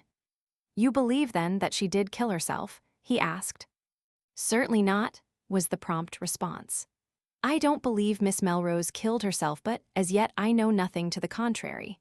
As for the blood on Curtis's handkerchief, remember he helped carry the body to Dr. Leonard. It might have come from that, it might have come from a slight spattering of blood. But circumstances certainly implicate Curtis.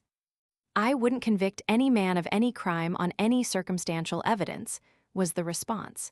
It's worthless unless a man is forced to confess. The reporter was puzzled, bewildered, and his face showed it. There were many things he did not understand, but the principal question in his mind took form. Why did you turn Curtis over to the police then? Because he is the man who owned the knife, was the reply. I knew he was lying to me from the first about the knife. Men have been executed on less evidence than that.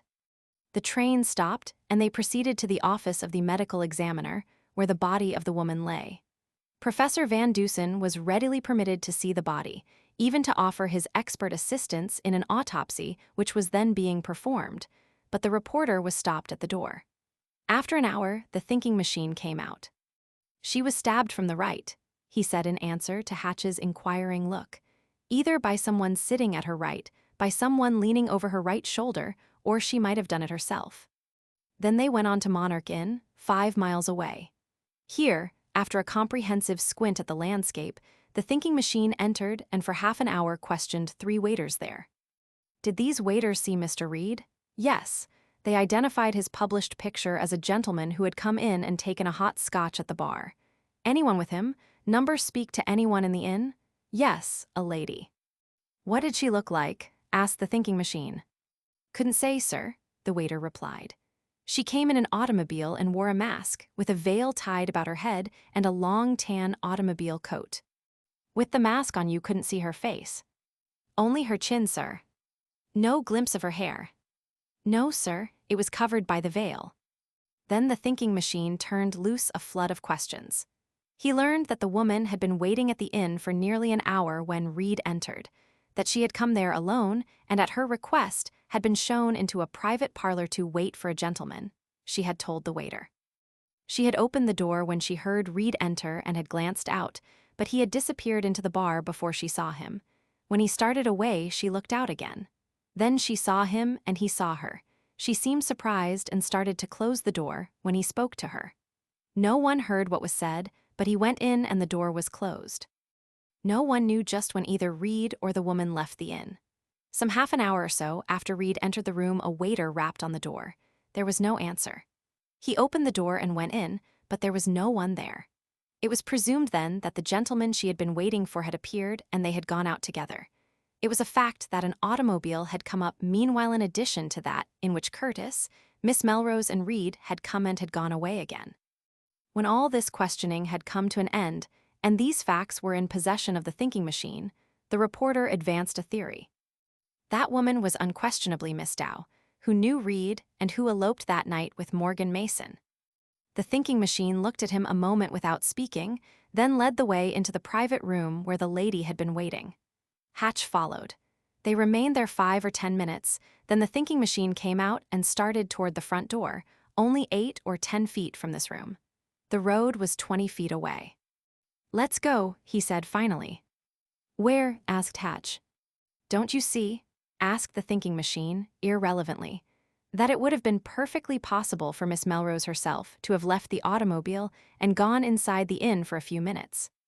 Following previously received directions, the thinking machine now set out to find the man who had charge of the gasoline tank.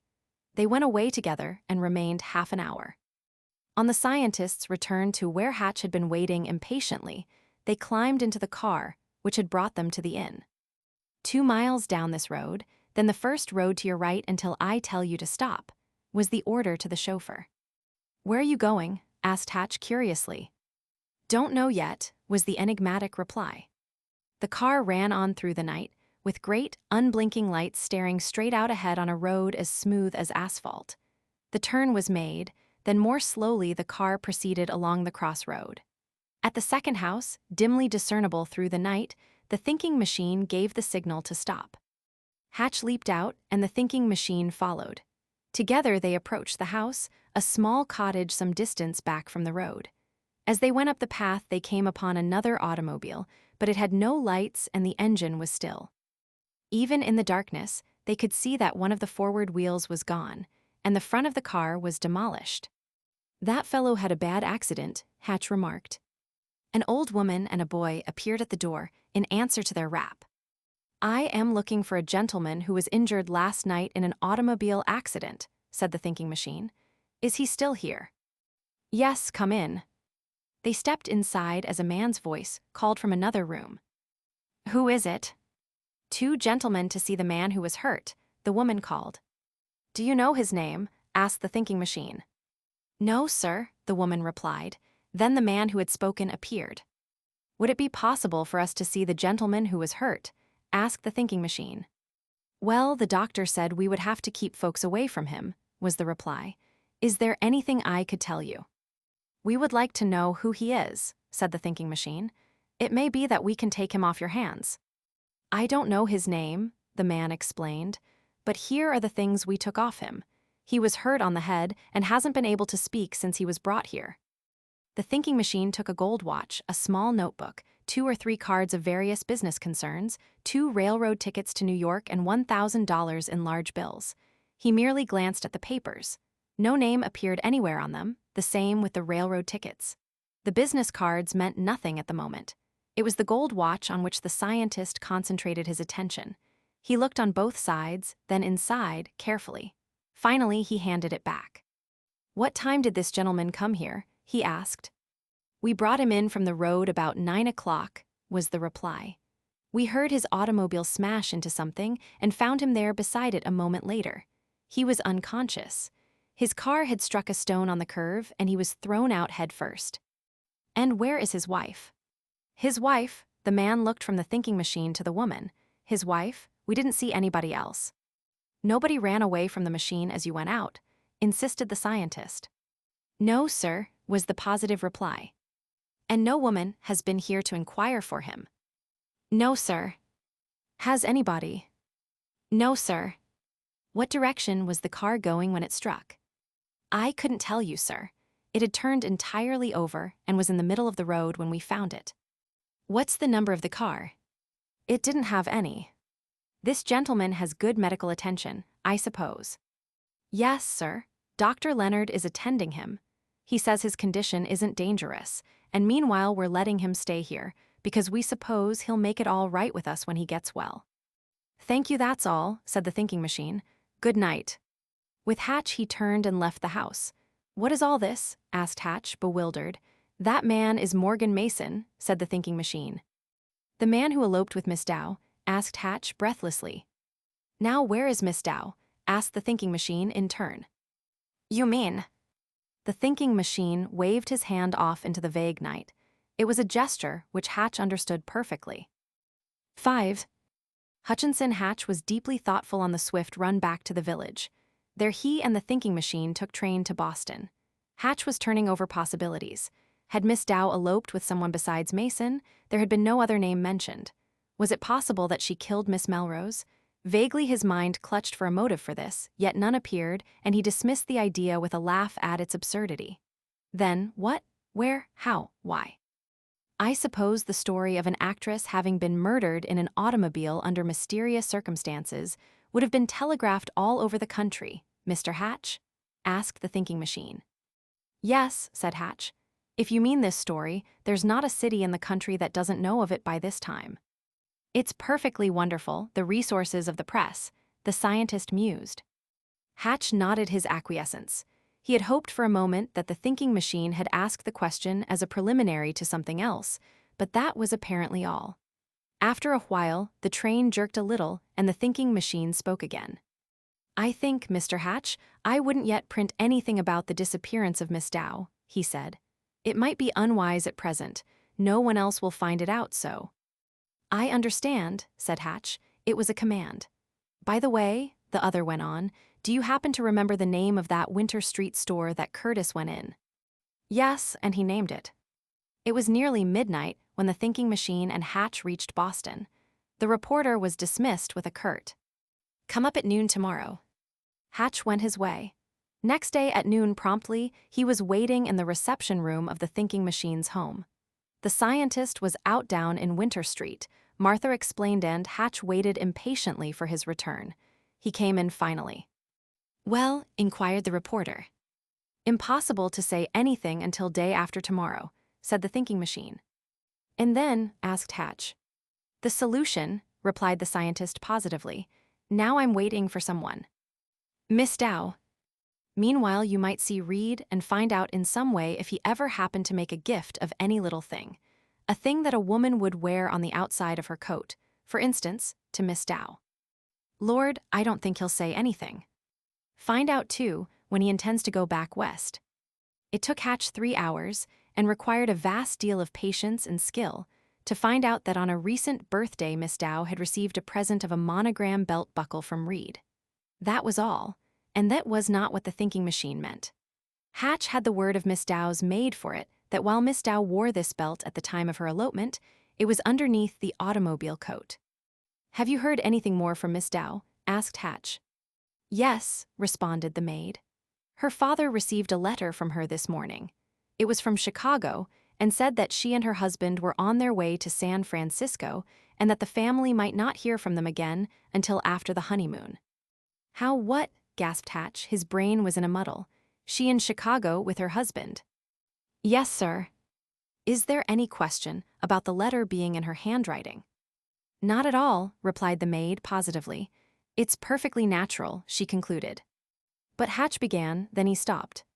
For one fleeting instant, he was tempted to tell the maid that the man whom the family had supposed was Miss Dow's husband was lying unconscious at a farmhouse not a great way from the Monarch Inn, and that there was no trace of Miss Dow. Now this letter. His head whirled when he thought of it. Is there any question but that Miss Dow did elope with Mr. Mason and not some other man? He asked. It was Mr. Mason, all right, the girl responded. I knew there was to be an elopement and helped arrange for Miss Dow to go, she added, confidentially. It was Mr. Mason, I know. Then Hatch rushed away and telephoned to the thinking machine. He simply couldn't hold this latest development until he saw him again. We've made a mistake, he bellowed through the phone. What's that? Demanded the thinking machine aggressively. Miss Dow is in Chicago with her husband family, has received a letter from her that man out there with the smashed head can't be Mason, the reporter explained hurriedly. Dear me, said the thinking machine over the wire, and again, dear me. Her maid told me all about it, Hatch rushed on. That is, all about her aiding Miss Dow to elope and all that. Must be some mistake. Dear me, again came in the voice of the thinking machine. Then, is Miss Dow a blonde or brunette? The irrelevancy of the question caused Hatch to smile in spite of himself. A brunette, he answered, a pronounced brunette. Then, said the thinking machine, as if this were merely dependent upon or a part of the blonde or brunette proposition, get immediately a picture of Mason somewhere. I suppose you can go out and see that man with the smashed head and see if it is Mason. Let me know by phone. All right, said Hatch rather hopelessly, but it is impossible.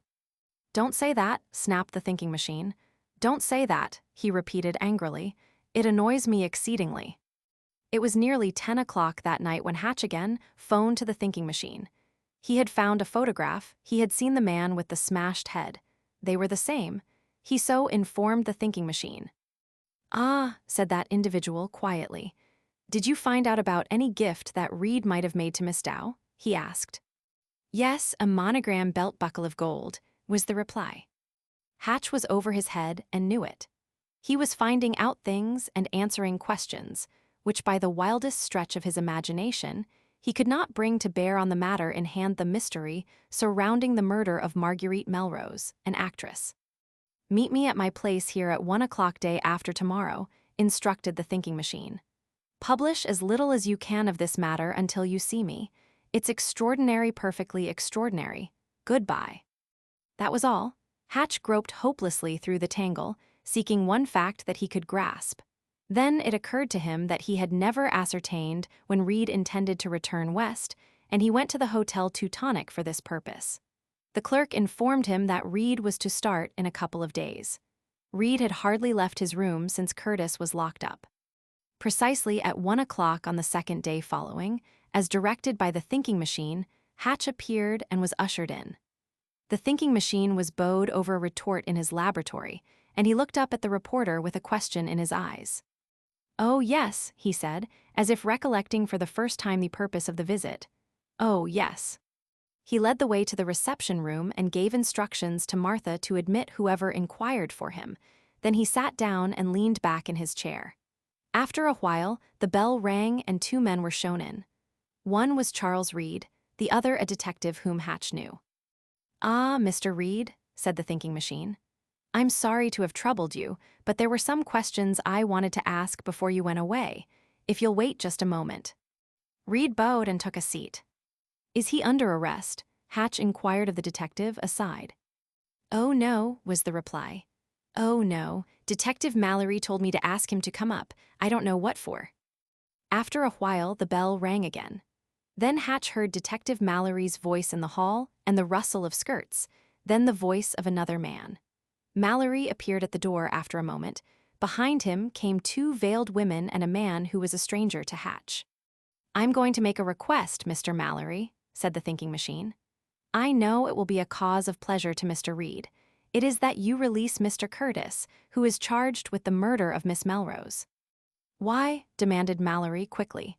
Hatch and Reed stared at the scientist curiously. "This," said the thinking machine. The two women simultaneously removed their veils.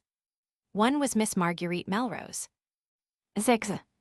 Miss Melrose that was," explained the thinking machine, "now Mrs. Donald McLean. This, gentleman, is her husband. This other young woman is Miss Dow's maid. Together, I believe we will be able to throw some light on the death of the young woman who was found in Mr. Curtis's automobile." Stupefied with amazement, Hatch stared at the woman whose reported murder had startled and puzzled the entire country. Reed had shown only slight emotion, and emotion of a kind hard to read. Finally, he advanced to Miss Melrose, or Mrs. McLean, with outstretched hand. "Marguerite," he said. The girl looked deeply into his eyes, then took the proffered hand. "And Jack Curtis?" she asked. "If Detective Mallory will have him brought here, we can immediately end his connection with this case so far as your murder is concerned," said the thinking machine. Who was murdered, then?" asked Hatch. "A little circumstantial development is necessary to show," replied the thinking machine. Detective Mallory retired into another room and phoned to have Curtis brought up. On his assurance that there had been a mistake which he would explain later, Curtis set out from his cell with a detective and within a few minutes appeared in the room, wonderingly. One look at Marguerite and he was beside her, gripping her hand. For a time he didn't speak. It was not necessary. Then the actress, with flushed face, indicated McLean, who had stood quietly by, an interested but silent spectator. "My husband, Jack," she said. Quick comprehensions swept over Curtis, and he looked from one to another. Then he approached McLean with outstretched hand. "I congratulate you," he said with deep feeling. "Make her happy." Reed had stood unobserved meanwhile. Hatch's glance traveled from one to another of the persons in the room. He was seeking to explain that expression on Reed's face, vainly thus far. There was a little pause as Reed and Curtis came face to face, but neither spoke. "Now, please, what does it all mean?" asked McLean, who up to this time had been silent. It's a strange study of the human brain, said the thinking machine, and incidentally a little proof that circumstantial evidence is absolutely worthless. For instance, here it was proven that Miss Melrose was dead, that Mr. Curtis was jealous of her, that while drinking he had threatened her. This I learned at the Hotel Yarmouth. But now it is unimportant that his knife killed her, and finally that there was blood on one of his handkerchiefs. This is the complete circumstantial chain, and Miss Melrose appears alive. Suppose we take the case from the point where I entered it. It will be interesting as showing the methods of a brain which reduces all things to tangible strands which may be woven into a whole, then fitting them together. My knowledge of the affair began when Mr. Curtis was brought to these apartments by Mr. Hatch. Mr. Curtis was ill. I gave him a stimulant. He aroused suddenly and shrieked. I saw her. There was a dagger in her heart. Marguerite. My first impression was that he was insane. My next that he had delirium tremens because I saw he had been drinking heavily. Later I saw it was temporary mental collapse due to excessive drinking and a tremendous strain. Instantly, I associated Marguerite with this, a dagger in her heart. Therefore, Marguerite dead or wounded. I saw her.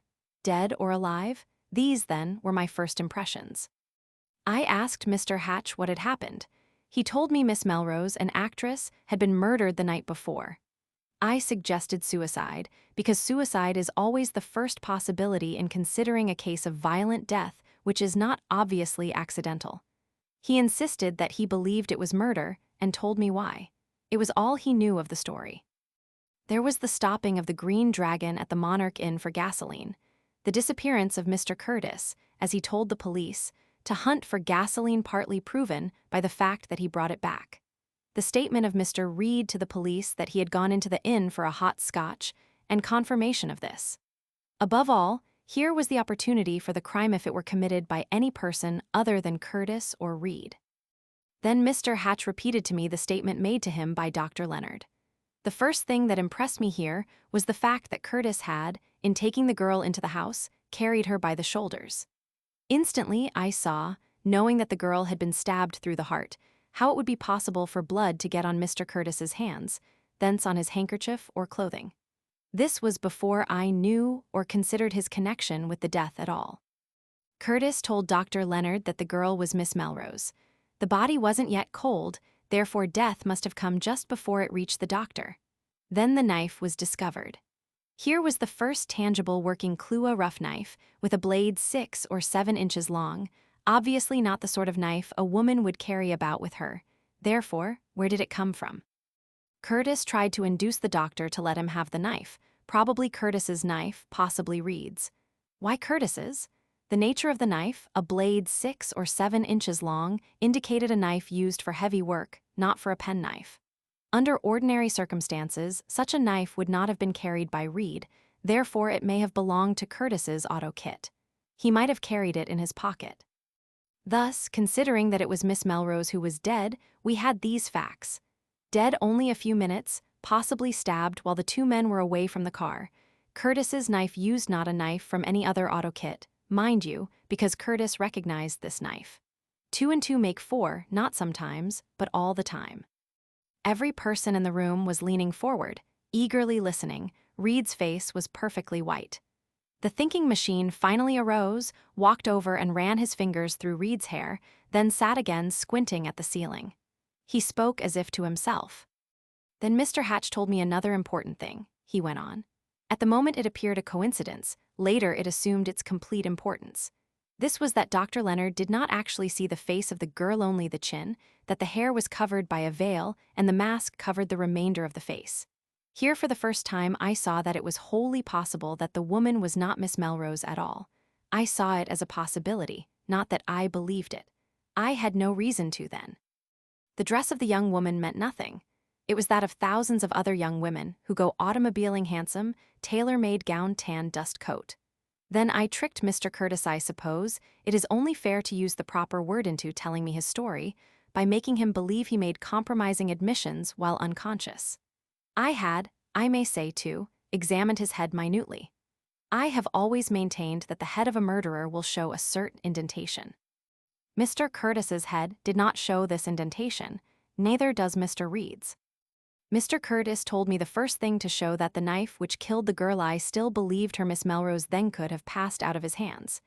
He said when he leaped from the automobile he thought he dropped something, searched for it a moment, failed to find it, then, being in a hurry, went on. He called back to Mr. Reed to search for what he had lost. That is when Mr. Curtis lost the knife, that is when it passed into the possession of Mr. Reed. He found it. Every eye was turned on Reed. He sat as if fascinated, staring into the upward-turned face of the scientist. There we had a girl, presumably Miss Melrose, dead, by a knife owned by Mr. Curtis, last in the possession of Mr. Reed. Mr. Hatch had previously told me that the medical examiner said the wound which killed the girl came from her right, in a general direction. Therefore here was a possibility that Mr. Reed did it in the automobile, a possibility, I say. I asked Mr. Curtis why he tried to recover the knife from Dr. Leonard. He stammered and faltered, but really it was because, having recognized the knife, he was afraid the crime would come home to him. Mr. Curtis denied flatly that the knife was his, and in denying told me that it was. It was not Mr. Reed's, I was assured. Mr. Curtis also told me of his love for Miss Melrose, but there was nothing there, as it appeared, strong enough to suggest a motive for murder. He mentioned you, Mr. McLean, then. Then Mr. Curtis named Miss Dow as one whose hand had been sought by Mr. Reed.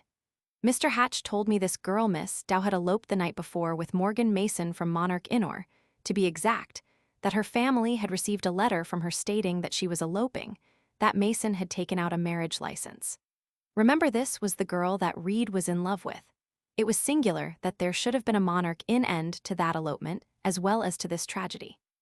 This meant nothing as bearing on the abstract problem before me until Mr. Curtis described Miss Melrose as having golden hair. With another minor scrap of information, Mr. Hatch again opened up vast possibilities by stating that the medical examiner, a careful man, had said Miss Melrose had dark hair. I asked him if he had seen the body. He had not, but the medical examiner told him that. Instantly in my mind the question was aroused: was it Miss Melrose who was killed? This was merely a possibility. It still had no great weight with me. I asked Mr. Curtis as to the circumstances which caused his collapse in Winter Street. He explained it was because he had seen a woman whom he would have sworn was Miss Melrose if he had not known that she was dead. This, following the dark hair and blonde hair puzzle, instantly caused this point to stand forth sharply in my mind. Was Miss Melrose dead at all? I had good reason then to believe that she was not.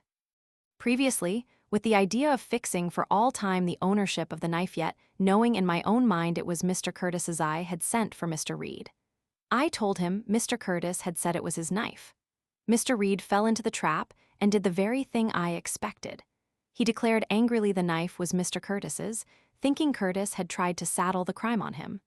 Then I turned Mr. Curtis over to the police. When he was locked up, I was reasonably certain that he did not commit any crime, because I had traced the knife from him to Mr. Reed. There was a glitter in Reed's eyes now. It was not fear, only a nervous battle to restrain himself. The thinking machine went on. I saw the body of the dead woman indeed, assisted at her autopsy. She was a pronounced brunette. Miss Melrose was a blonde. The mistake in identity was not an impossible one in view of the fact that each wore a mask and had her hair tied up under a veil. That woman was stabbed from the right, still a possibility of suicide. Who was the woman? Demanded Curtis. He seemed utterly unable to control himself longer. Miss Elizabeth Dow, who was supposed to have eloped with Morgan Mason, was the quiet reply. Instant amazement was reflected on every face save Reed's, and again every eye was turned to him. Miss Dow's maid burst into tears. Mr. Reed knew who the woman was all the time, said the thinking machine. Knowing then that Miss Dow was the dead woman, this belief being confirmed by a monogram gold belt buckle, E.D. on the body, I proceeded to find out all I could in this direction. The waiters had seen Mr. Reed in the inn, had seen him talking to a masked and veiled lady who had been waiting for nearly an hour, had seen him go into a room with her, but had not seen them leave the inn. Mr. Reed had recognized the lady, not she him. How? By a glimpse of the monogram belt buckle, which he knew because he probably gave it to her. He did, interposed Hatch. I did, said Reed calmly. It was the first time he had spoken. Now, Mr. Reed went into the room and closed the door, carrying with him Mr. Curtis's knife, went on the thinking machine. I can't tell you from personal observation what happened in that room, but I know. Mr. Reed learned in some way that Miss Dow was going to elope. He learned that she had been waiting long past the time when Mason was due there, that she believed he had humiliated her by giving up the idea at the last minute. Being in a highly nervous condition, she lost faith in Mason and in herself, and perhaps mentioned suicide. She did, said Reed calmly. Go on, Mr. Reed, suggested the thinking machine. I believed, too, that Mason had changed his mind, the young man continued, with steady voice. I pleaded with Miss Dow to give up the idea of eloping because, remember, I loved her, too. She finally consented to go on with our party as her automobile had gone. We came out of the inn together. When we reached the automobile, the Green Dragon, I saw Miss Melrose getting into Mr. McLean's automobile, which had come up meanwhile. Instantly, I saw, or imagined, the circumstances and said nothing to Miss Dow about it, particularly as Mr. McLean's car dashed away at full speed. Now, in taking Miss Dow to the Green Dragon, it had been my purpose to introduce her to Miss Melrose. She knew Mr. Curtis. When I saw Miss Melrose was gone, I knew Curtis would wonder why. I couldn't explain, because every moment I was afraid Mason would appear to claim Miss Dow, and I was anxious to get her as far away as possible. Therefore, I requested her not to speak until we reached the next inn, and there I would explain to Curtis. Somewhere between the Monarch Inn and the inn we had started for Miss Dow changed her mind, probably was overcome by the humiliation of her position, and she used the knife. She had seen me take the knife from my pocket and throw it into the tool kit on the floor beside her. It was comparatively a trifling matter for her to stoop and pick it up, almost from under her feet, and under all these circumstances, as stated by Mr. Reed, interrupted the thinking machine, we understand why, after he found the girl dead, he didn't tell all the truth, even to Curtis. Any jury on earth would have convicted him of murder on circumstantial evidence. Then, when he saw Miss Dow dead, mistaken for Miss Melrose, he could not correct the impression without giving himself away. He was forced to silence. I realized these things not in exact detail as Mr. Reed has told them, but in a general way after my talk with the waiters. Then I set out to find out why Mason had not appeared. It was possibly due to accident. On a chance entirely, I asked the man in charge of the gasoline tank at the Monarch if he had heard of an accident nearby on the night of the tragedy. He had. With Mr. Hatch, I found the injured man. A monogram, MM, on his watch told me it was Morgan Mason. Mr. Mason had a serious accident and still lies unconscious. He was going to meet Miss Dow when this happened. He had 2 railroad tickets to New York for himself and Bright in his pocket. Reed still sat staring at the thinking machine, waiting. The others were awed into silence by the story of the tragedy. Having located both Mason and Miss Dow to my satisfaction, I then sought to find what had become of Miss Melrose. Mr. Reed could have told me this, but he wouldn't have, because it would have turned the light on the very thing which he was trying to keep hidden. With Miss Melrose alive, it was perfectly possible that Curtis had seen her in the Winter Street store. I asked Mr. Hatch if he remembered what store it was. He did. I also asked Mr. Hatch if such a story as the murder of Miss Melrose would be telegraphed all over the country. He said it would. It did not stand to reason that if Miss Melrose were in any city, or even on a train, she could have failed to hear of her own murder, which would instantly have called forth a denial. Therefore, where was she? On the water, out of reach of newspapers. I went to the store in Winter Street and asked if any purchases had been sent from there to any steamer about to sail on the day following the tragedy. There had been several purchases made by a woman who answered Miss Melrose's description as I had it, and these had been sent to a steamer which sailed for Halifax. Miss Melrose and Mr. McLean, married then, were on that steamer. I wired to Halifax to ascertain if they were coming back immediately. They were. I waited for them. Otherwise, Mr. Hatch, I should have given you the solution of the mystery 2 days ago. As it was, I waited until Miss Melrose or Mrs. McLean returned. I think that's all. The letter from Miss Dow in Chicago, Hatch reminded him. Oh, yes, said the thinking machine. That was sent to a friend in her confidence and mailed on a specified date. As a matter of fact, she and Mason were going to New York and thence to Europe. Of course, as matters happened, the 2 letters, the other being the one mailed from the Monarch Inn, were sent and could not be recalled. This strange story was one of the most astonishing news features the American newspapers ever handled. Charles Reade was arrested, established his story beyond question, and was released. His principal witnesses were Professor Augustus S. Van Dusen, Jack Curtis, and Mrs. Donald McLean. The Flaming Phantom. 1. Hutchinson Hatch, reporter, stood beside the city editor's desk, smoking and waiting patiently for that energetic gentleman to dispose of several matters in hand. City editors always have several matters in hand, for the profession of keeping count of the pulse beat of the world is a busy one.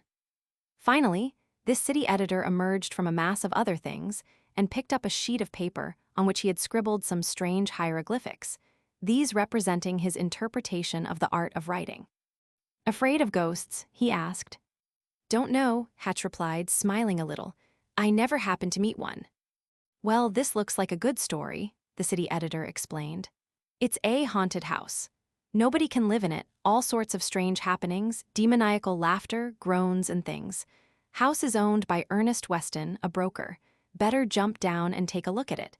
If it is promising, you might spend a night in it for a Sunday story. Not afraid, are you?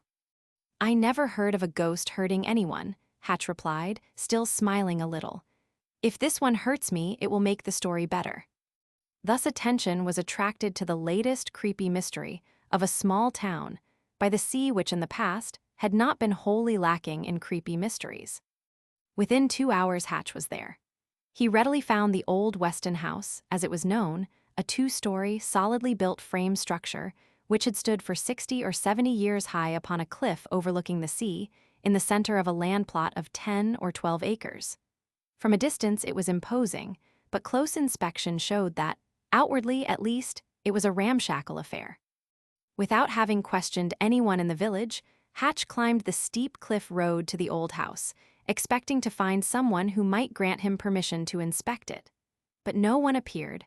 A settled melancholy and gloom seemed to overspread it. All the shutters were closed forbiddingly. There was no answer to his vigorous knock on the front door, and he shook the shutters on a window without result. Then he passed around the house to the back. Here he found a door and dutifully hammered on it. Still no answer. He tried it and passed in. He stood in the kitchen, damp, chilly, and darkened by the closed shutters. One glance about this room, and he went on through a back hall to the dining room, now deserted, but at one time a comfortable and handsomely furnished place. Its hardwood floor was covered with dust. The chill of disuse was all-pervading. There was no furniture, only the litter which accumulates of its own accord. From this point, just inside the dining room door, Hatch began a sort of study of the inside architecture of the place. To his left was a door, the butler's pantry. There was a passage through, down 3 steps into the kitchen he had just left. Straight before him, set in the wall between 2 windows, was a large mirror, 7, possibly 8, feet tall and proportionately wide. A mirror of the same size was set in the wall at the end of the room to his left. From the dining room he passed through a wide archway into the next room. This archway made the 2 rooms almost as one. This second, he presumed, had been a sort of living room, but here, too, was nothing save accumulated litter, an old-fashioned fireplace and 2 long mirrors. As he entered, the fireplace was to his immediate left. One of the large mirrors was straight ahead of him, and the other was to his right. Next to the mirror in the end was a passageway of a little more than usual size which had once been closed with a sliding door. Hatch went through this into the reception hall of the old house. Here, to his right, was the main hall, connected with the reception hall by an archway, and through this archway he could see a wide, old-fashioned stairway leading up. To his left was a door of ordinary size, closed. He tried it and it opened. He peered into a big room beyond. This room had been the library. It smelled of books and damp wood. There was nothing here, not even mirrors.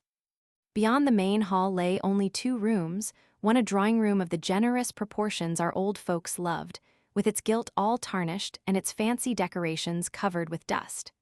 Behind this, toward the back of the house, was a small parlor.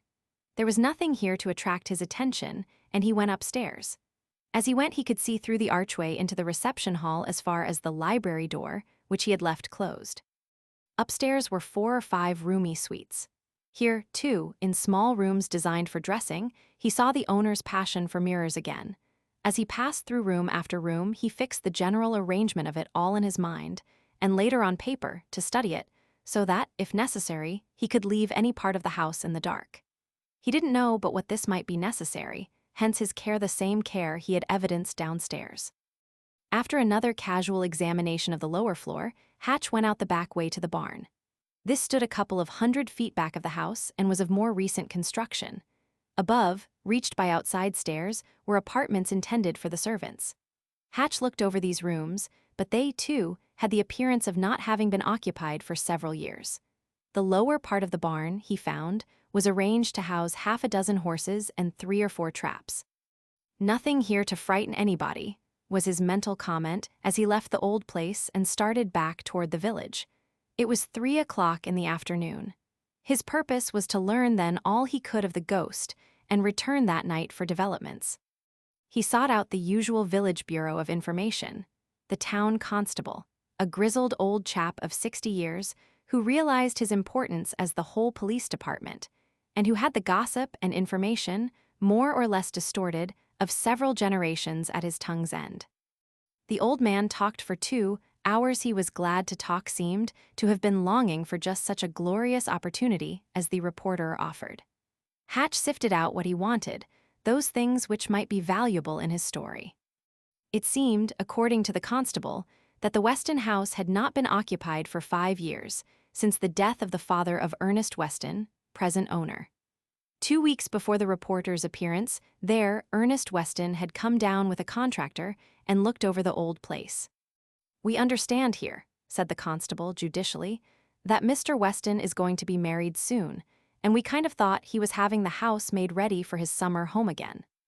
"Whom do you understand he is to marry?" asked Hatch, for this was news.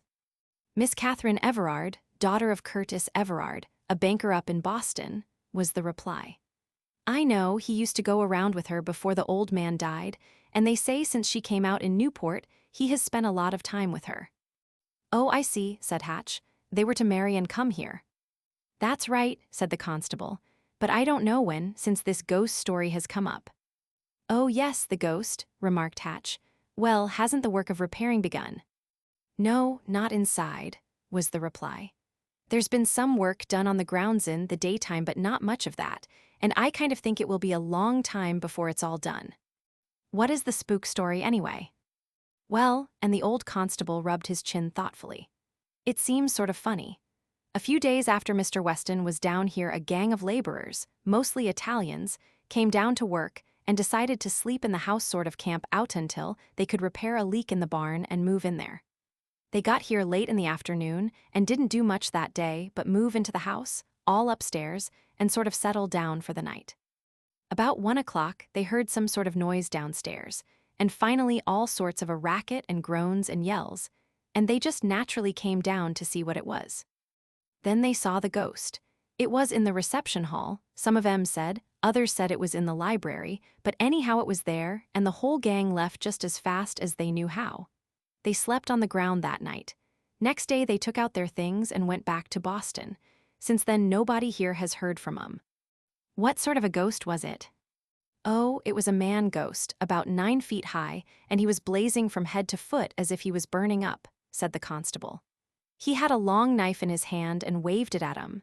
They didn't stop to argue. They ran, and as they ran they heard the ghost a-laughing at them." "I should think he would have been amused," was Hatch's somewhat sarcastic comment. "Has anybody who lives in the village seen the ghost?" "No, we're willing to take their word for it, I suppose," was the grinning reply, "because there never was a ghost there before. I go up and look over the place every afternoon, but everything seems to be all right, and I haven't gone there at night. It's quite a way off my beat," he hastened to explain. "A man ghost with a long knife," mused Hatch. "Blazing, seems to be burning up, eh? That sounds exciting. Now, a ghost who knows his business never appears except where there has been a murder. Was there ever a murder in that house?"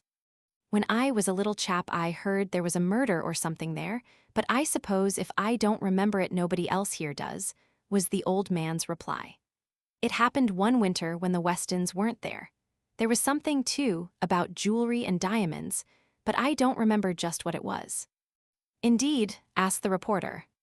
"Yes, something about somebody trying to steal a lot of jewelry, $100,000 worth."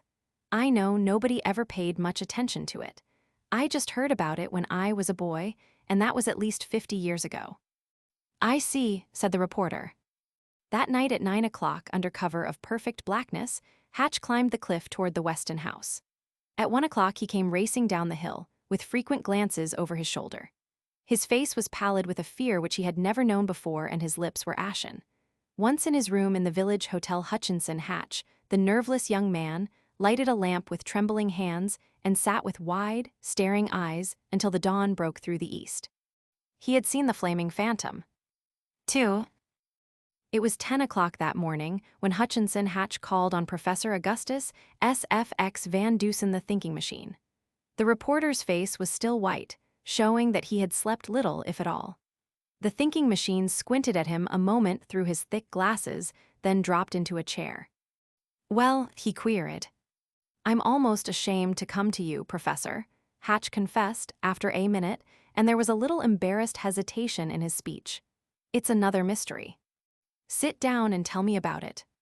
Hatch took a seat opposite the scientist. "I've been frightened," he said at last with a sheepish grin, "horribly, awfully frightened. I came to you to know what frightened me." Dear me," exclaimed the thinking machine. "What is it?" Then Hatch told him from the beginning the story of the haunted house as he knew it, how he had examined the house by daylight, just what he had found, the story of the old murder and the jewels, the fact that Ernest Weston was to be married. The scientist listened attentively. "It was 9 o'clock that night when I went to the house the second time," said Hatch. "I went prepared for something, but not for what I saw." "Well, go on," said the other irritably. "I went in while it was perfectly dark. I took a position on the stairs because I had been told that the thing had been seen from the stairs, and I thought that where it had been seen once it would be seen again. I had presumed it was some trick of a shadow or moonlight or something of the kind. So I sat waiting calmly. I am not a nervous man, that is, I never have been until now. I took no light of any kind with me. It seemed an interminable time that I waited, staring into the reception room in the general direction of the library. At last, as I gazed into the darkness, I heard a noise. It startled me a bit, but it didn't frighten me, for I put it down to a rat running across the floor.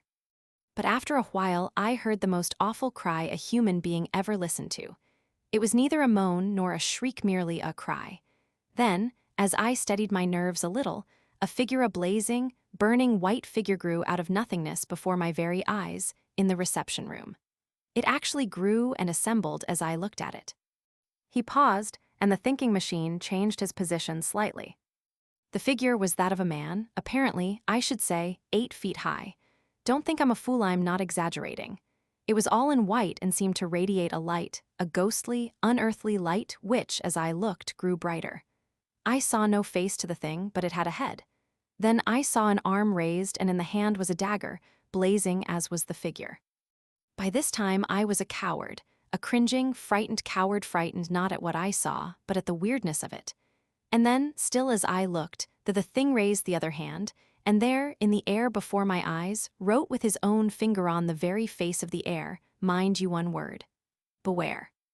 Was it a man's or woman's writing? Asked the thinking machine. The matter-of-fact tone recalled Hatch, who was again being carried away by fear, and he laughed vacantly. "I don't know," he said. "I don't know." "Go on." "I have never considered myself a coward, and certainly I am not a child to be frightened at a thing which my reason tells me is not possible, and, despite my fright, I compelled myself to action. If the thing were a man, I was not afraid of it, dagger and all. If it were not, it could do me no injury. I leaped down the 3 steps to the bottom of the stairs, and while the thing stood there with upraised dagger, with one hand pointing at me, I rushed for it. I think I must have shouted, because I have a dim idea that I heard my own voice. But whether or not I did. Again he paused. It was a distinct effort to pull himself together. He felt like a child. The cold, squint eyes of the thinking machine were turned on him disapprovingly. Then the thing disappeared just as it seemed I had my hands on it. I was expecting a dagger thrust. Before my eyes, while I was staring at it, I suddenly saw only half of it. Again, I heard the cry, and the other half disappeared. My hands grasped empty air. Where the thing had been there was nothing. The impetus of my rush was such that I went right on past the spot where the thing had been and found myself groping in the dark in a room which I didn't place for an instant. Now I know it was the library. By this time, I was mad with terror. I smashed one of the windows and went through it. Then from there, until I reached my room, I didn't stop running. I couldn't. I wouldn't have gone back to the reception room for all the millions in the world. The thinking machine twiddled his fingers idly. Hatch sat gazing at him with anxious, eager inquiry in his eyes. So when you ran, and the thing moved away or disappeared, you found yourself in the library? The thinking machine asked at last. Yes. Therefore, you must have run from the reception room through the door into the library. Yes. You left that door closed that day. Yes. Again there was a pause. Smell anything? Asked the thinking machine. No. You figure that the thing, as you call it, must have been just about in the door. Yes. Too bad you didn't notice the handwriting, that is, whether it seemed to be a man's or a woman's. I think, under the circumstances, I would be excused for omitting that, was the reply. You said you heard something that you thought must be a rat, went on the thinking machine. What was this? I don't know. Any squeak about it? No, not that I noticed. 5 years since the house was occupied, mused the scientist. How far away is the water? The place overlooks the water, but it's a steep climb of 300 yards from the water to the house. That seemed to satisfy the thinking machine as to what actually happened. When you went over the house in daylight, did you notice if any of the mirrors were dusty? He asked. I should presume that all were, was the reply. There's no reason why they should have been otherwise. But you didn't notice particularly that some were not dusty, the scientist insisted. No, I merely noticed that they were there. The thinking machine sat for a long time squinting at the ceiling, then asked, abruptly, Have you seen Mr. Weston, the owner? No. See him and find out what he has to say about the place, the murder, the jewels, and all that. It would be rather a queer state of affairs if, say, a fortune in jewels should be concealed somewhere about the place, wouldn't it? It would, said Hatch, it would. Who is Miss Catherine Everard? Daughter of a banker here, Curtis Everard, was a reigning belle at Newport for 2 seasons. She is now in Europe, I think, buying a trousseau, possibly. Find out all about her and what Weston has to say, then come back here, said the thinking machine, as if in conclusion. Oh, by the way, he added, look up something of the family history of the Westons. How many heirs were there? Who are they? How much did each one get? All those things. That's all. Hatch went out, far more composed and quiet than when he entered, and began the work of finding out those things the thinking machine had asked for, confident now that there would be a solution of the mystery. That night the flaming phantom played new pranks. The town constable, backed by 6 villagers, descended upon the place at midnight to be met in the yard by the apparition in person. Again the dagger was seen. Again the ghostly laughter and the awful cry were heard. Surrender or I'll shoot, shouted the constable nervously. A laugh was the answer, and the constable felt something warm spatter in his face. Others in the party felt it, too, and wiped their faces and hands. By the light of the feeble lanterns they examined their handkerchiefs and hands. Then the party fled in awful disorder. The warmth they had felt was the warmth of blood-red blood, freshly drawn. 3. Hatch found Ernest Weston at luncheon with another gentleman at 1 o'clock that day. This other gentleman was introduced to Hatch as George Weston, a cousin. Hatch instantly remembered George Weston for certain eccentric exploits at Newport a season or so before, and also as one of the heirs of the original Weston estate. Hatch thought he remembered, too, that at the time Miss Everard had been so prominent socially at Newport George Weston had been her most ardent suitor. It was rumored that there would have been an engagement between them, but her father objected. Hatch looked at him curiously. His face was clearly a dissipated one, yet there was about him the unmistakable polish and gentility of the well-bred man of society. Hatch knew Ernest Weston as Weston knew Hatch. They had met frequently in the 10 years Hatch had been a newspaper reporter, and Weston had been courteous to him always. The reporter was in doubt as to whether to bring up the subject on which he had sought out Ernest Weston, but the broker brought it up himself, smilingly. "Well, what is it this time?" he asked genially. "The ghost down on the South Shore or my forthcoming marriage?" "Both," replied Hatch. Weston talked freely of his engagement to Miss Everard, which he said was to have been announced in another week, at which time she was due to return to America from Europe. The marriage was to be 3 or 4 months later. The exact date had not been set.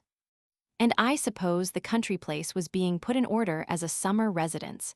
the reporter asked.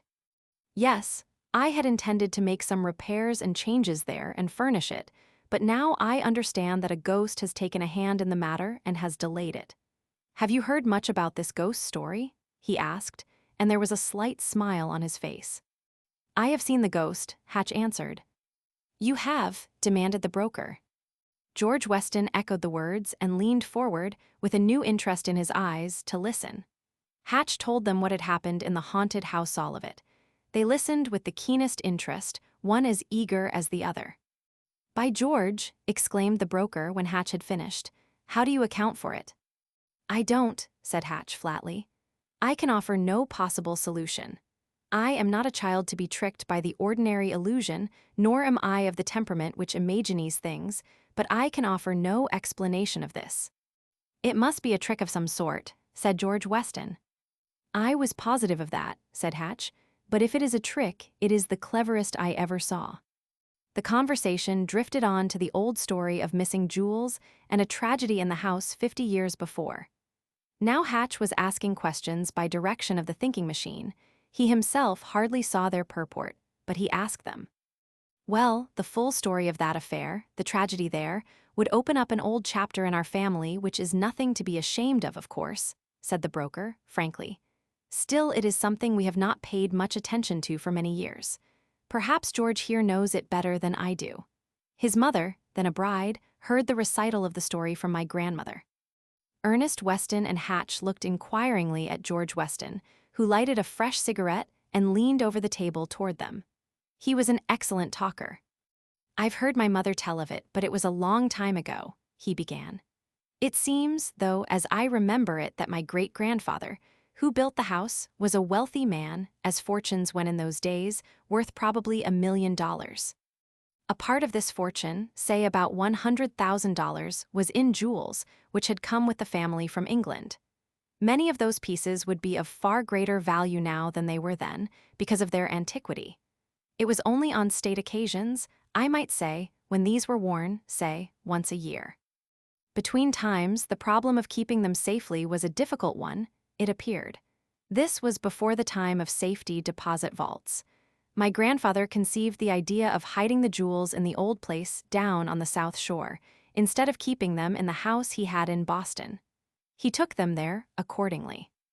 At this time, one was compelled to travel down the South Shore, below Cohasset anyway, by stagecoach. My grandfather's family was then in the city, as it was winter, so he made the trip alone. He planned to reach there at night, so as not to attract attention to himself, to hide the jewels about the house, and leave that same night for Boston again by a relay of horses he had arranged for. Just what happened after he left the stagecoach, below Cohasset, no one ever knew except by surmise. The speaker paused a moment and relighted his cigarette. "Next morning, my great-grandfather was found unconscious and badly injured on the veranda of the house. His skull had been fractured. In the house, a man was found dead. No one knew who he was. No one within a radius of many miles of the place had ever seen him. This led to all sorts of surmises, the most reasonable of which, and the one which the family has always accepted, being that my grandfather had gone to the house in the dark. Had there met someone who was stopping there that night as a shelter from the intense cold. That this man learned of the jewels, that he had tried robbery, and there was a fight. In this fight, the stranger was killed inside the house, and my great-grandfather, injured, had tried to leave the house for aid. He collapsed on the veranda where he was found and died without having regained consciousness. That's all we know or can surmise reasonably about the matter." "Were the jewels ever found?" asked the reporter. "No, they were not on the dead man, nor were they in the possession of my grandfather. It is reasonable to suppose, then, that there was a third man and that he got away with the jewels. asked Ernest Weston. It seemed so, and for a long time this theory was accepted. I suppose it is now, but some doubt was cast on it by the fact that only 2 trails of footsteps led to the house and none out. There was a heavy snow on the ground. If none led out, it was obviously impossible that anyone came out. Again there was silence. Ernest Weston sipped his coffee slowly. "It would seem from that," said Ernest Weston at last, "that the jewels were hidden before the tragedy and have never been found." George Weston smiled. "Off and on for 20 years the place was searched, according to my mother's story," he said. "Every inch of the cellar was dug up, every possible nook and corner was searched. Finally, the entire matter passed out of the minds of those who knew of it, and I doubt if it has ever been referred to again until now." "A search even now would be almost worthwhile, wouldn't it?" asked the broker. George Weston laughed aloud. "It might be," he said, "but I have some doubt. A thing that was searched for 20 years would not be easily found." So it seemed to strike the others after a while, and the matter was dropped. "But this ghost thing," said the broker at last. "I'm interested in that. Suppose we make up a ghost party and go down tonight. My contractor declares he can't get men to work there." "I would be glad to go," said George Weston, "but I'm running over to the Vandergrift ball in Providence tonight." "How about you, Hatch?" asked the broker. "I'll go, yes," said Hatch, as one of several, he added with a smile. "Well then, suppose we say the constable and you and I," asked the broker, "tonight." "All right." After making arrangements to meet the broker later that afternoon, he rushed away to the thinking machine. The scientist listened, then resumed some chemical test he was making. "Can't you go down with us tonight?" Hatch asked. "No," said the other. "I'm going to read a paper before a scientific society and prove that a chemist in Chicago is a fool. That will take me all evening." "Tomorrow night," Hatch insisted. "No, the next night." This would be on Friday night, just in time for the feature which had been planned for Sunday. Hatch was compelled to rest content with this, but he foresaw that he would have it all with a solution. It never occurred to him that this problem, or, indeed, that any problem, was beyond the mental capacity of Professor Van Dusen.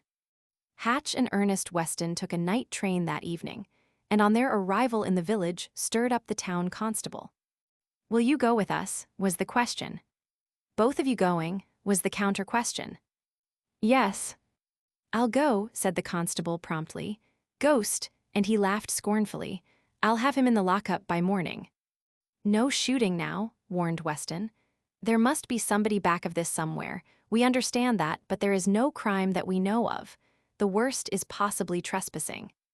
"I'll get him all right," responded the constable, who still remembered the experience where blood-warm blood had been thrown in his face. "And I'm not so sure there isn't a crime." That night about 10, the 3 men went into the dark, forbidding house, and took a station on the stairs where Hatch had sat when he saw the thing, whatever it was. There they waited. The constable moved nervously from time to time, but neither of the others paid any attention to him.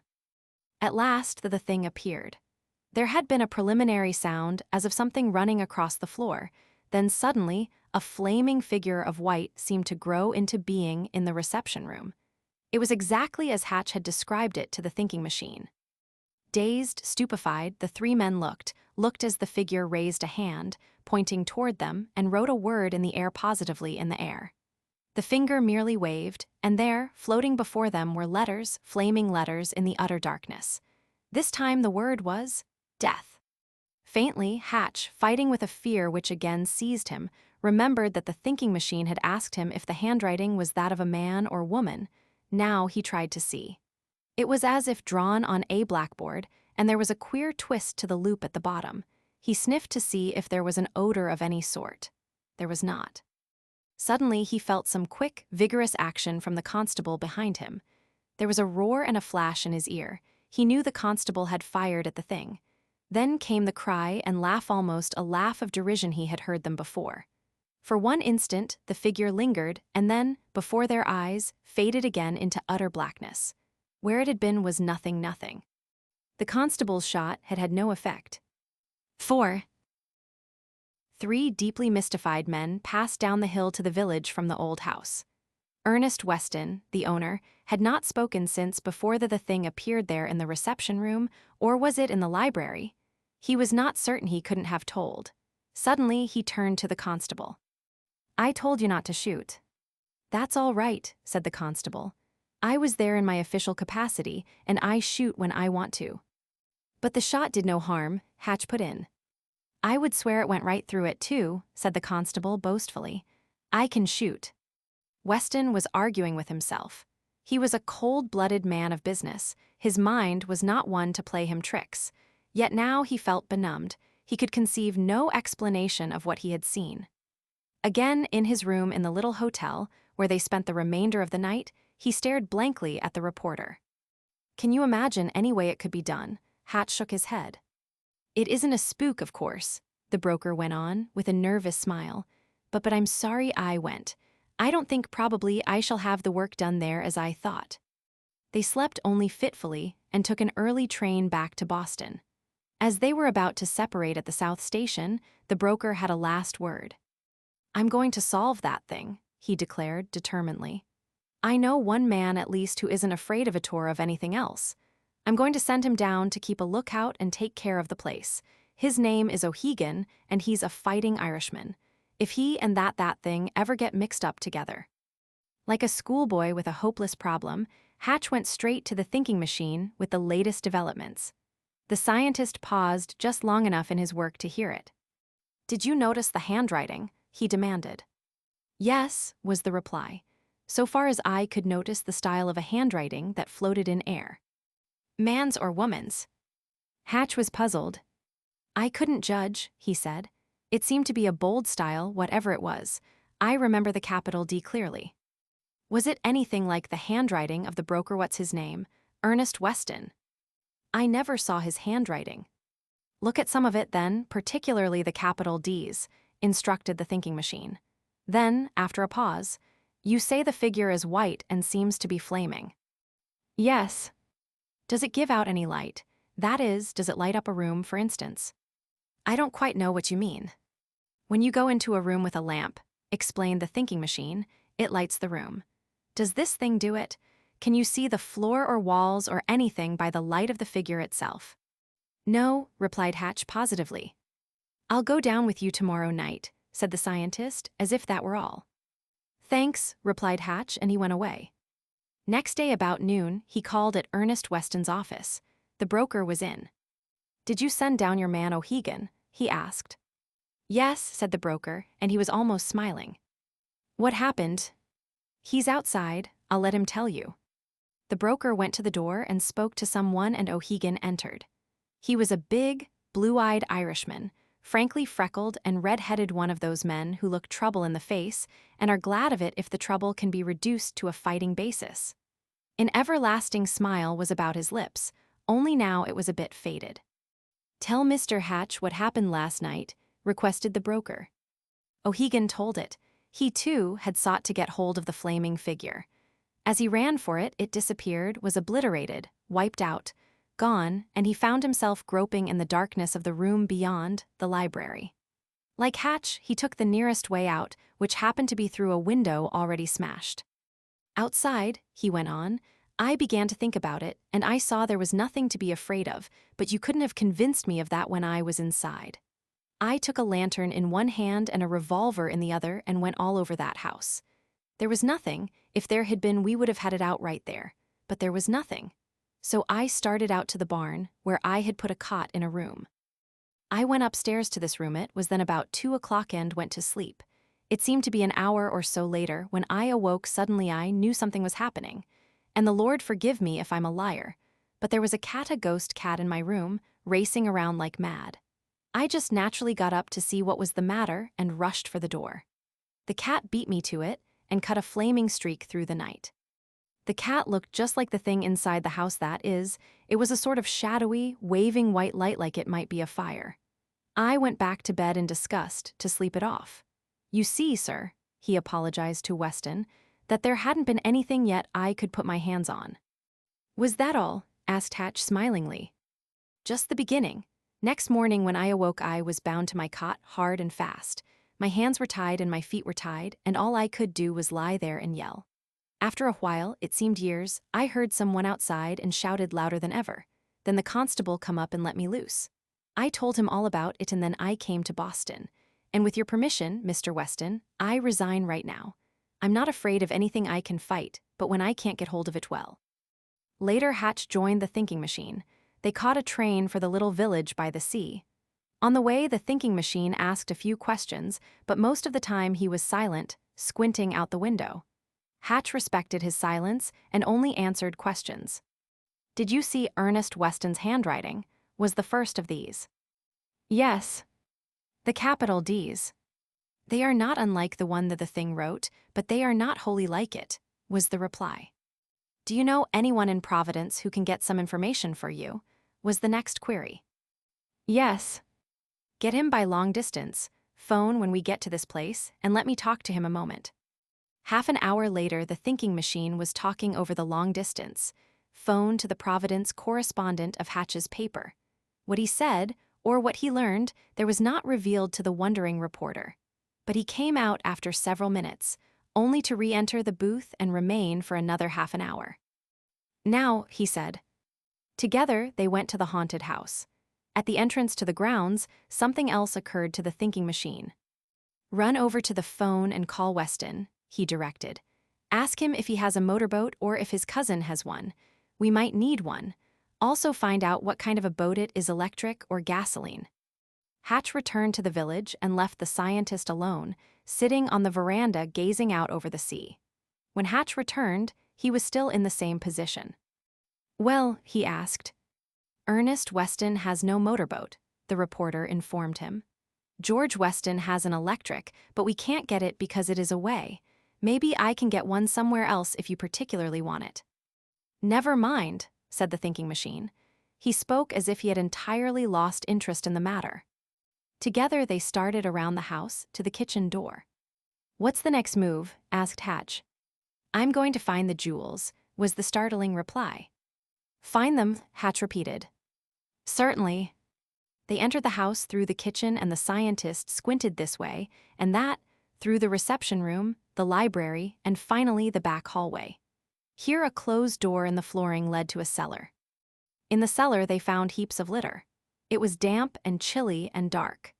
The thinking machine stood in the center, or as near the center as he could stand, because the base of the chimney occupied this precise spot and apparently did some mental calculation. From that point he started around the walls, solidly built of stone, stooping and running his fingers along the stones as he walked. He made the entire circuit as Hatch looked on. Then he made it again, but this time with his hands raised above his head, feeling the walls carefully as he went. He repeated this at the chimney, going carefully around the masonry, high and low. Dear me, he exclaimed petulantly.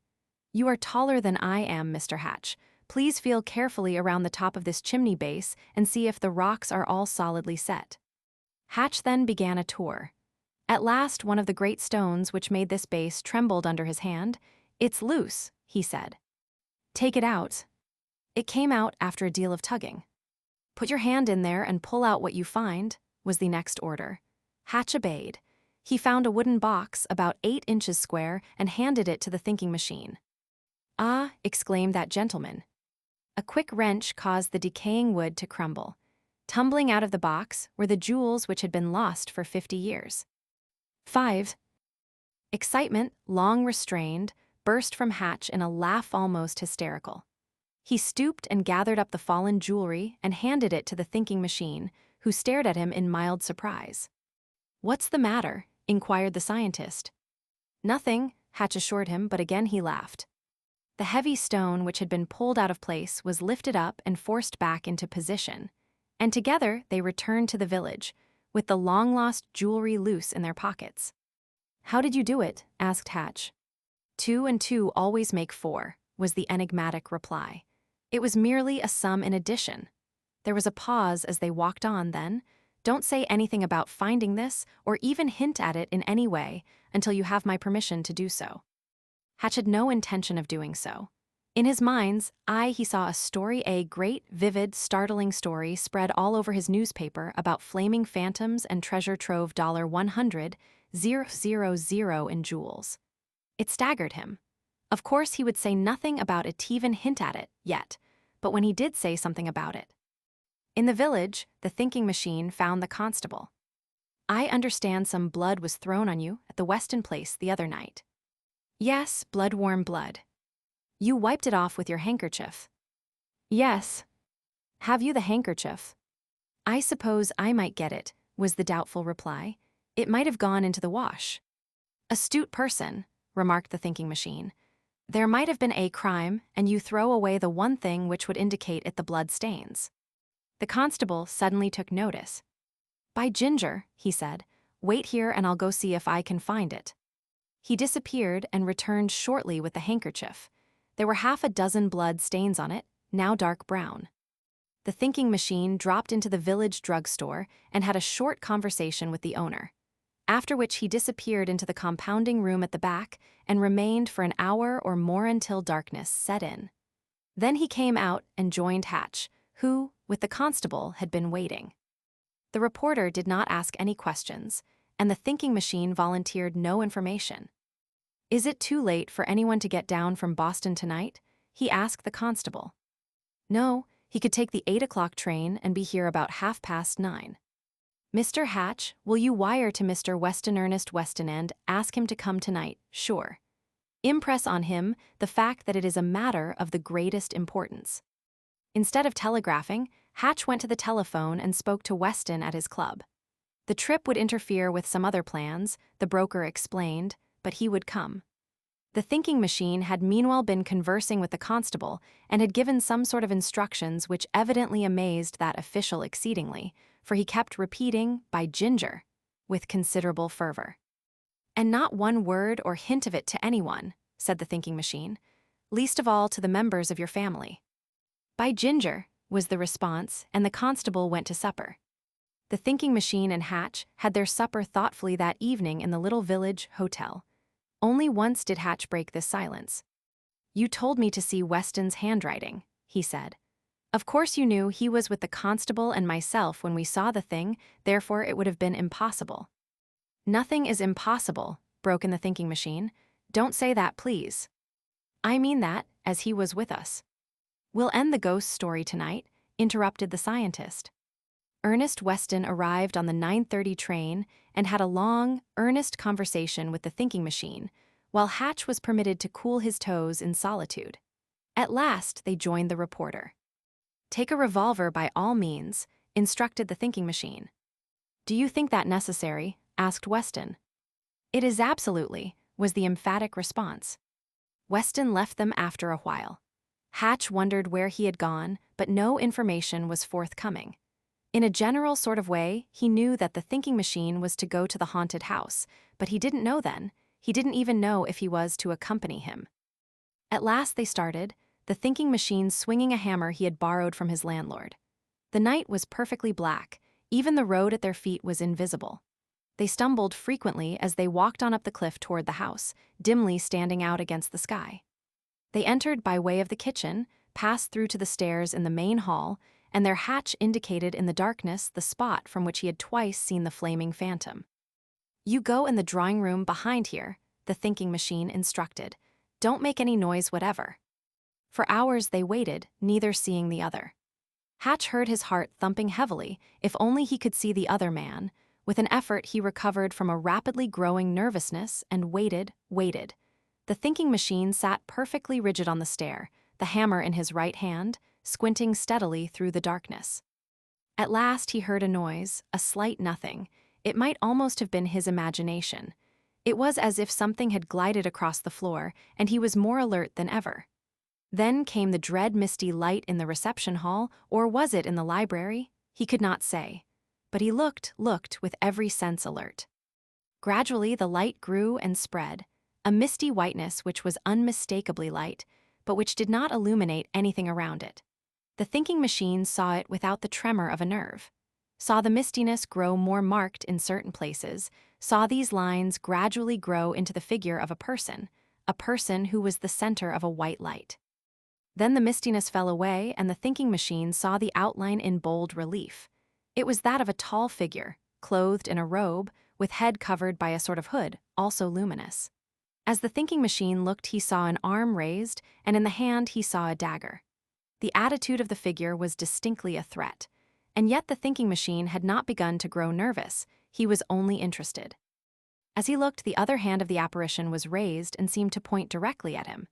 It moved through the air in bold sweeps, and the thinking machine saw the word death, written in air luminously, swimming before his eyes. Then he blinked incredulously. There came a wild, demoniacal shriek of laughter from somewhere. Slowly, the scientist crept down the steps in his stocking feet, slick as the apparition itself, with the hammer still in his hand. He crept on toward the figure. Hatch, not knowing the movements of the thinking machine, stood waiting for something, he didn't know what. Then the thing he had been waiting for happened. There was a sudden loud clatter as of broken glass, the phantom and writing faded, crumbled up, disappeared, and somewhere in the old house there was the hurried sound of steps. At last the reporter heard his name called quietly. It was the thinking machine. "Mr. Hatch, come here." The reporter started, blundering through the darkness toward the point whence the voice had come.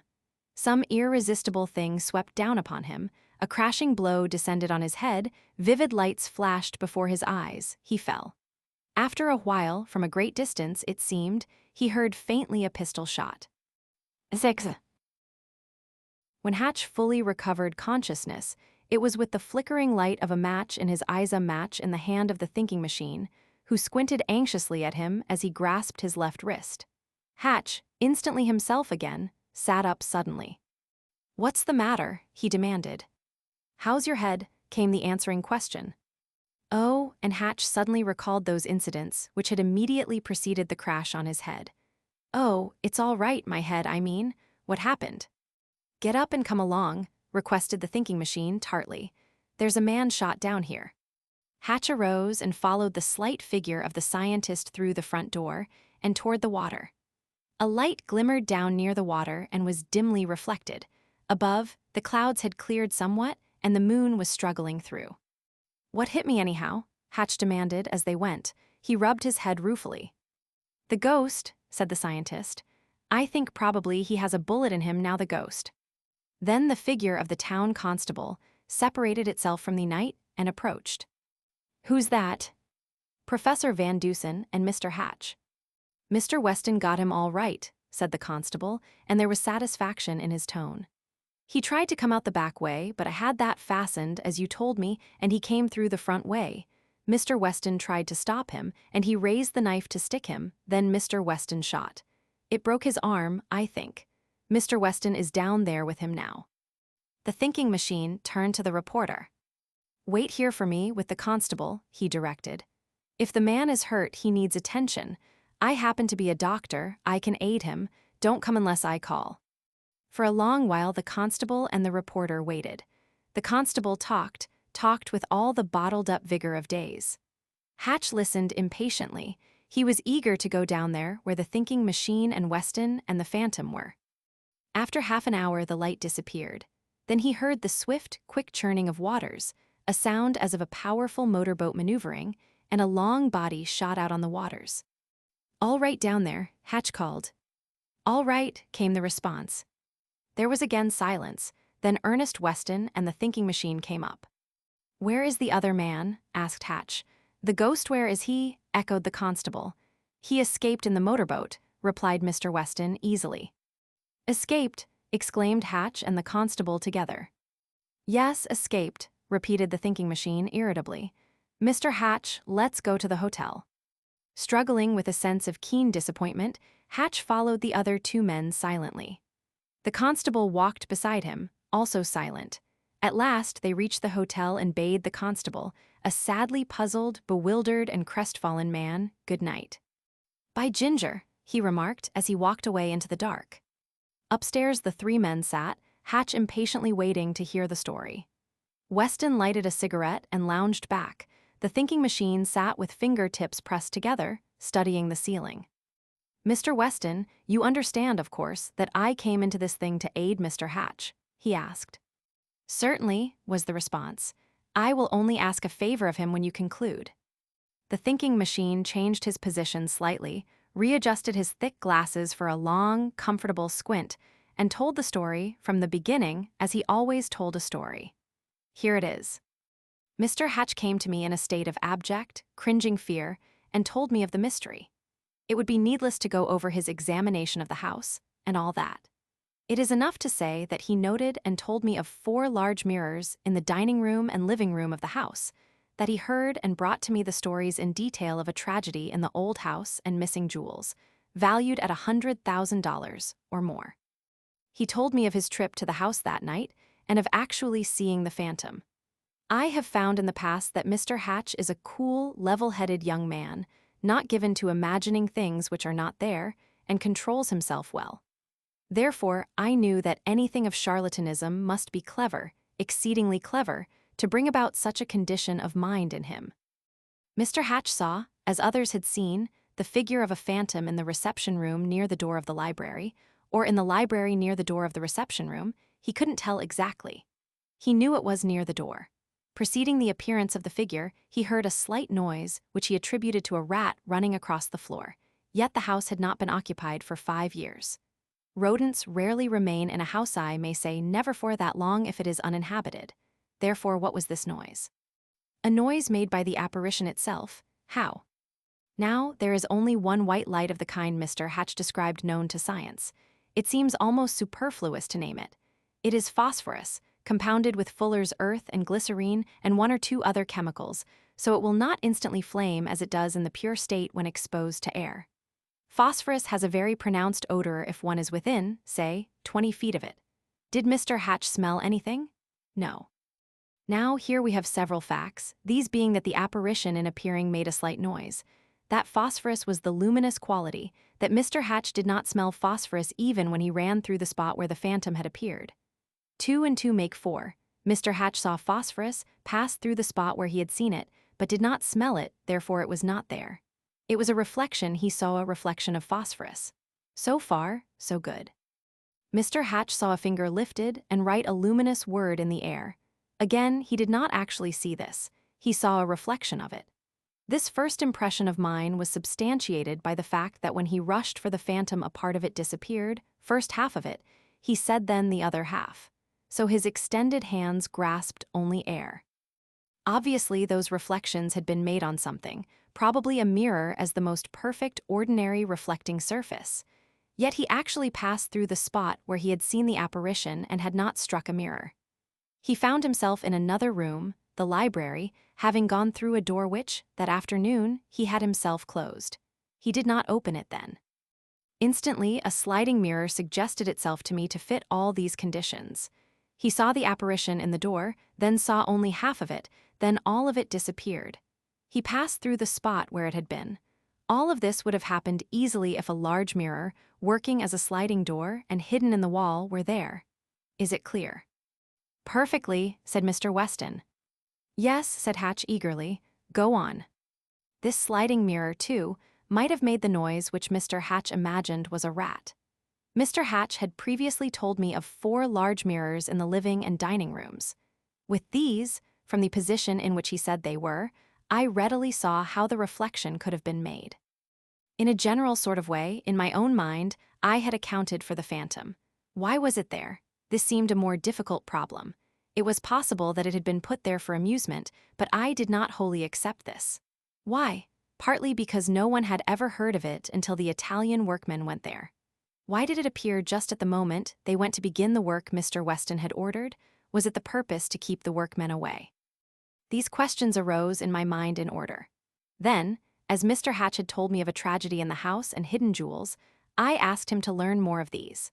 I called his attention to the fact that it would be a queer circumstance if these jewels were still somewhere in the old house. Suppose someone who knew of their existence were searching for them, believed he could find them, and wanted something which would effectually drive away any inquiring persons, tramps or villagers, who might appear there at night. A ghost, perhaps. Suppose someone wanted to give the old house such a reputation that Mr. Weston would not care to undertake the work of repair and refurnishing. A ghost? Again, perhaps. In a shallow mind, this ghost might have been interpreted even as an effort to prevent the marriage of Miss Everard and Mr. Weston. Therefore, Mr. Hatch was instructed to get all the facts possible about you, Mr. Weston, and members of your family. I reasoned that members of your own family, would be more likely to know of the lost jewels than anyone else after a lapse of 50 years. Well, what Mr. Hatch learned from you and your cousin, George Weston, instantly, in my mind, established a motive for the ghost. It was, as I had supposed possible, an effort to drive workmen away, perhaps only for a time, while a search was made for the jewels. The old tragedy in the house was a good pretext to hang a ghost on. A clever mind conceived it, and a clever mind put it into operation. Now, what one person knew most about the jewels. Your cousin George, Mr. Weston. Had he recently acquired any new information as to these jewels? I didn't know. I thought it possible. Why?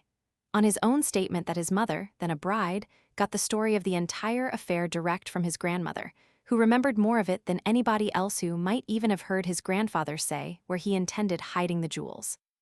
The thinking machine paused for a little while, shifted his position, then went on. George Weston refused to go with you, Mr. Weston, and Mr. Hatch, to the ghost party as you called it, because he said he was going to a ball in Providence that night. He did not go to Providence. I learned that from your correspondent there, Mr. Hatch, so George Weston might, possibly, have gone to the ghost party after all. After I looked over the situation down there, it occurred to me that the most feasible way for a person who wished to avoid being seen in the village, as the perpetrator of the ghost did, was to go to and from the place at night in a motorboat. He could easily run in the dark and land at the foot of the cliff, and no soul in the village would be any the wiser. Did George Weston have a motorboat? Yes, an electric, which runs almost silently. From this point, the entire matter was comparatively simple. I knew the pure logic of it told me how the ghost was made to appear and disappear. One look at the house inside convinced me beyond all doubt. I knew the motive for the ghost search for the jewels.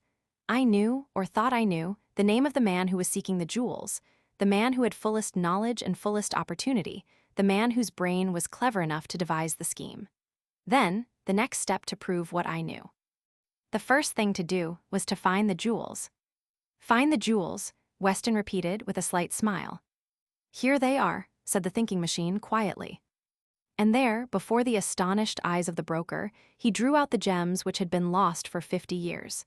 Mr. Weston was not amazed, he was petrified with astonishment and sat staring at the glittering heap in silence. Finally, he recovered his voice. How did you do it? He demanded. Where? I used my brain, that's all, was the reply.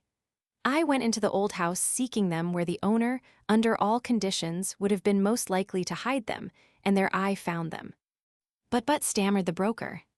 The man who hid these jewels hid them only temporarily, or at least that was his purpose, said the thinking machine, irritably.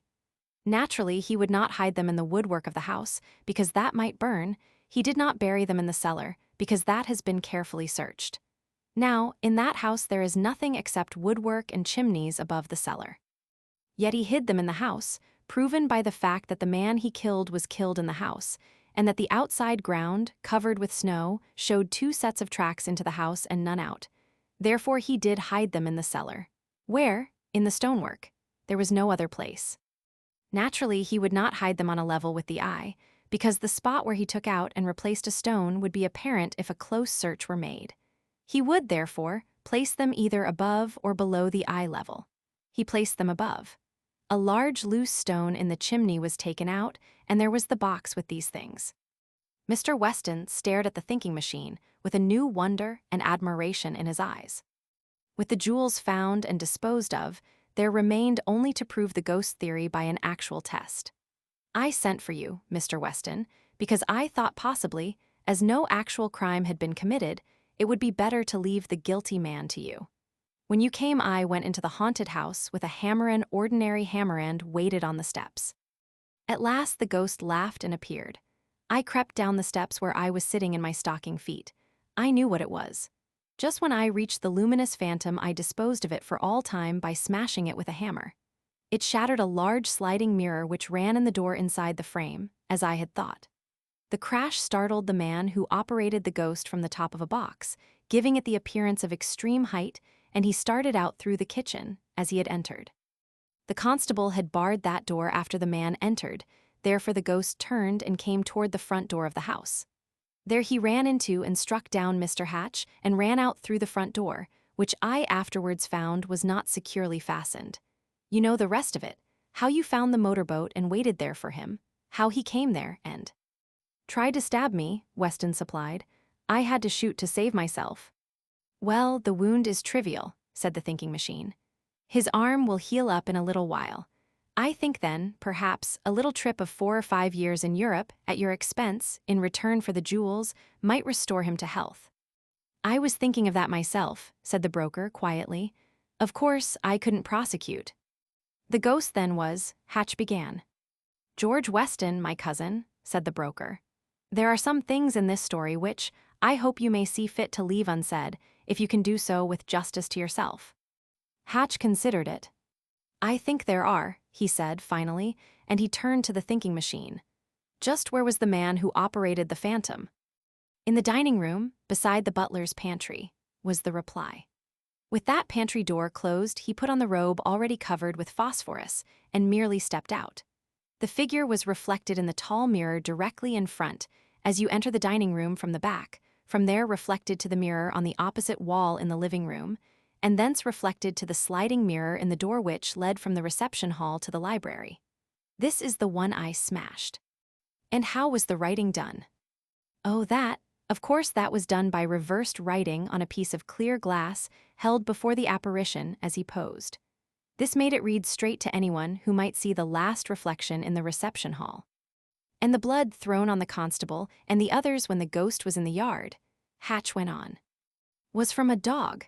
A test I made in the drugstore showed that. It was a desperate effort to drive the villagers away and keep them away.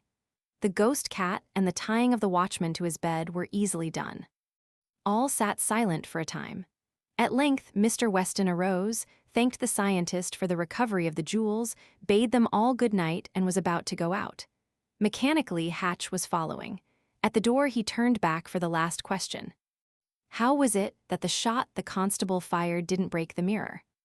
Because he was nervous and the bullet struck the door beside the mirror, was the reply. I dug it out with a knife. Good night. The one. With expert fingers, Philip Dunstan, receiving teller, verified the last package of $100 bills he had made up $10,000 in all and tossed it over on the pile beside him, while he checked off a memorandum. It was correct. There were 18 packages of bills, containing $107,231. Then he took the bundles, one by one, and on each placed his initials, P.D. This was a system of checking in the Ralston National Bank. It was care in such trivial details, perhaps, that had a great deal to do with the fact that the Ralston National had advanced from a small beginning to the first rank of those banks which were financial powers. President Quinton Fraser had inaugurated the system under which the Ralston National had so prospered, and now, despite his 74 years, he was still its active head. For 50 years he had been in its employ. For 35 years of that time, he had been its president. Publicly, the aged banker was credited with the possession of a vast fortune, this public estimate being based on large sums he had given to charity. But as a matter of fact, the private fortune of the old man, who had no one to share it save his wife, was not large. It was merely a comfortable living sum for an aged couple of simple tastes. Dunstan gathered up the packages of money and took them into the cashier's private office, where he dumped them on the great flat-top desk at which that official, Randolph West, sat figuring. The cashier thrust the sheet of paper on which he had been working into his pocket and took the memorandum which Dunstan offered. All right, he asked. It tallies perfectly, Dunstan replied. Thanks, you may go now. It was an hour after closing time. Dunstan was just pulling on his coat when he saw West come out of his private office with the money to put it away in the big steel safe which stood between depositors and thieves. The cashier paused a moment to allow the janitor, Harris, to sweep the space in front of the safe. It was the late afternoon scrubbing and sweeping. Hurry up, the cashier complained impatiently. Harris hurried, and West placed the money in the safe. There were 18 packages. All right, sir, Dunstan inquired. Yes. West was disposing of the last bundle when Miss Clark Louise Clark, private secretary to President Fraser, came out of his office with a long envelope in her hand. Dunstan glanced at her, and she smiled at him. Please, Mr. West, she said to the cashier, Mr. Fraser told me before he went to put these papers in the safe. I had almost forgotten. She glanced into the open safe and her pretty blue eyes opened wide.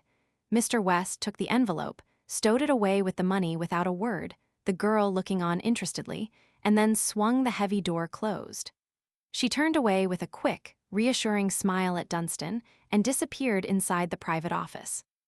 West had shot the bolts of the safe into place and had taken hold of the combination dial to throw it on, when the street door opened and President Fraser entered hurriedly. "Just a moment, West," he called. "Did Miss Clark give you an envelope to go in there?" "Yes, I just put it in." "One moment," and the aged president came through a gate which Dunstan held open and went to the safe. The cashier pulled the steel door open, unlocked the money compartment where the envelope had been placed, and the president took it out. West turned and spoke to Dunstan, leaving the president looking over the contents of the envelope. When the cashier turned back to the safe, the president was just taking his hand away from his inside coat pocket. "It's all right, West," he instructed. "Lock it up." Again the heavy door closed, the bolts were shot, and the combination dial turned. President Fraser stood looking on curiously. It just happened that he had never witnessed this operation before.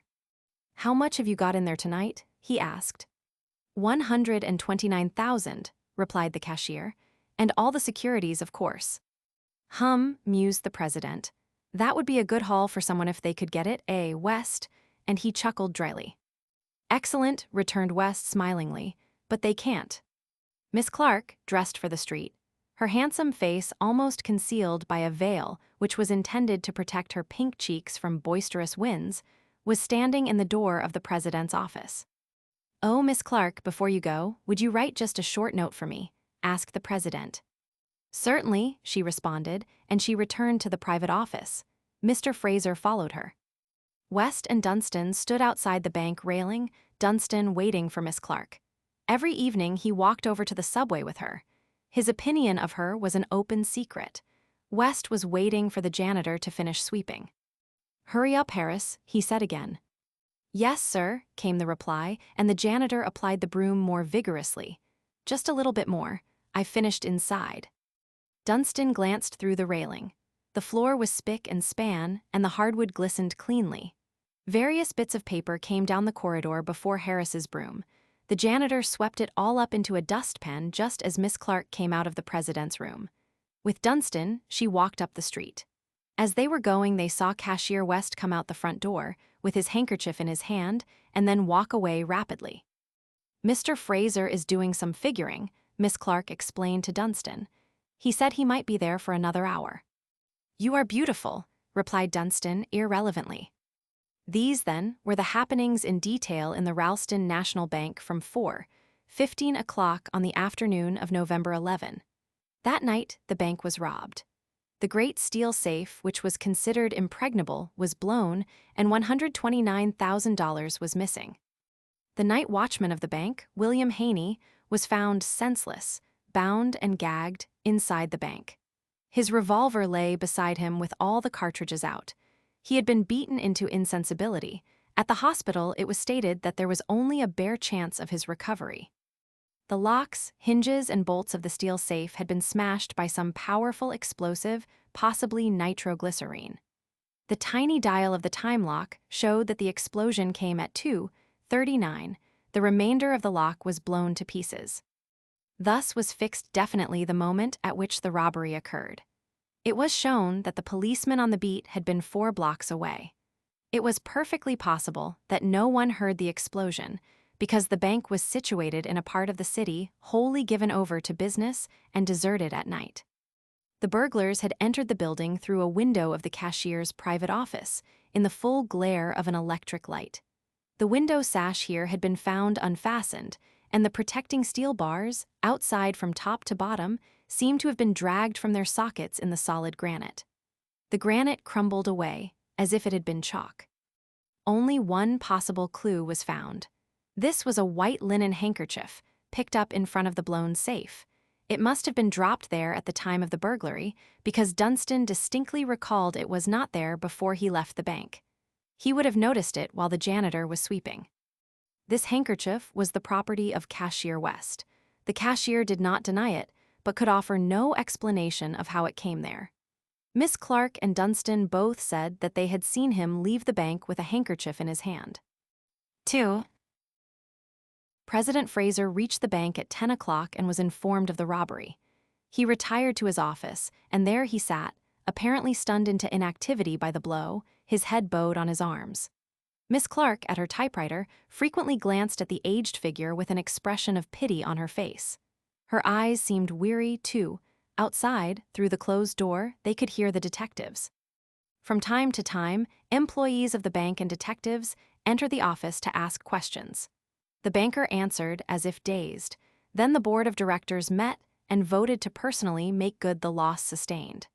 There was no uneasiness among depositors because they knew the resources of the bank were practically unlimited. Cashier West was not arrested. The directors wouldn't listen to such a thing. He had been cashier for 18 years, and they trusted him implicitly. Yet he could offer no possible explanation of how his handkerchief had come there. He asserted stoutly that he had not been in the bank from the moment Miss Clark and Dunstan saw him leave it.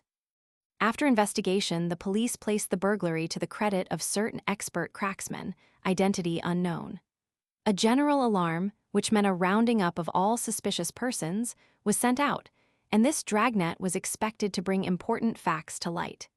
Detective Mallory said so, and the bank officials placed great reliance on his word.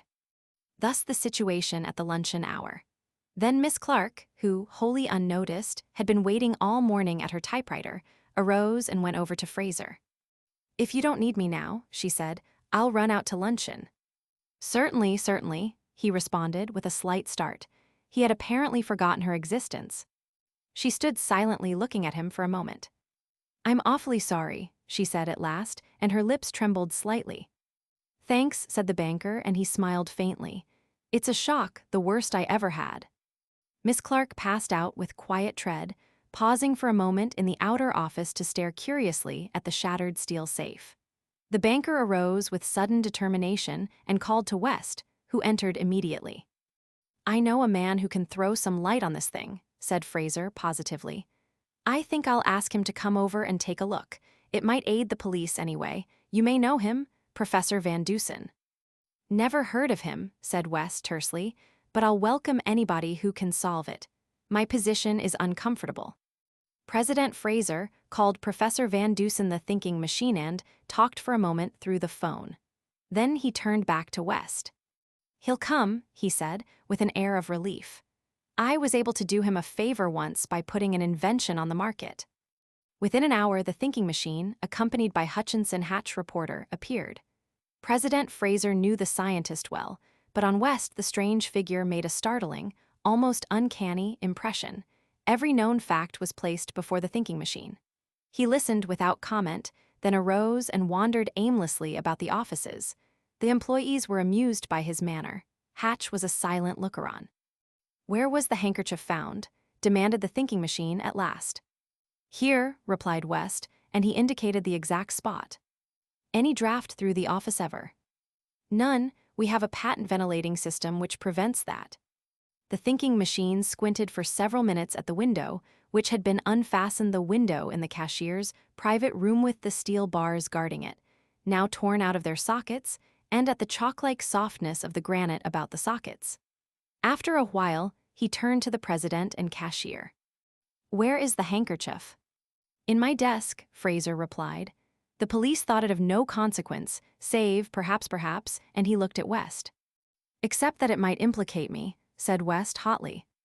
"Tut, tut, tut," said Fraser reprovingly. "No one thinks for a—" Well, the handkerchief," interrupted the thinking machine in annoyance. "Come into my office," suggested the president. The thinking machine started in, saw a woman, Miss Clark, who had returned from luncheon and stopped. There was one thing on earth he was afraid of: a woman. "Bring it out here," he requested.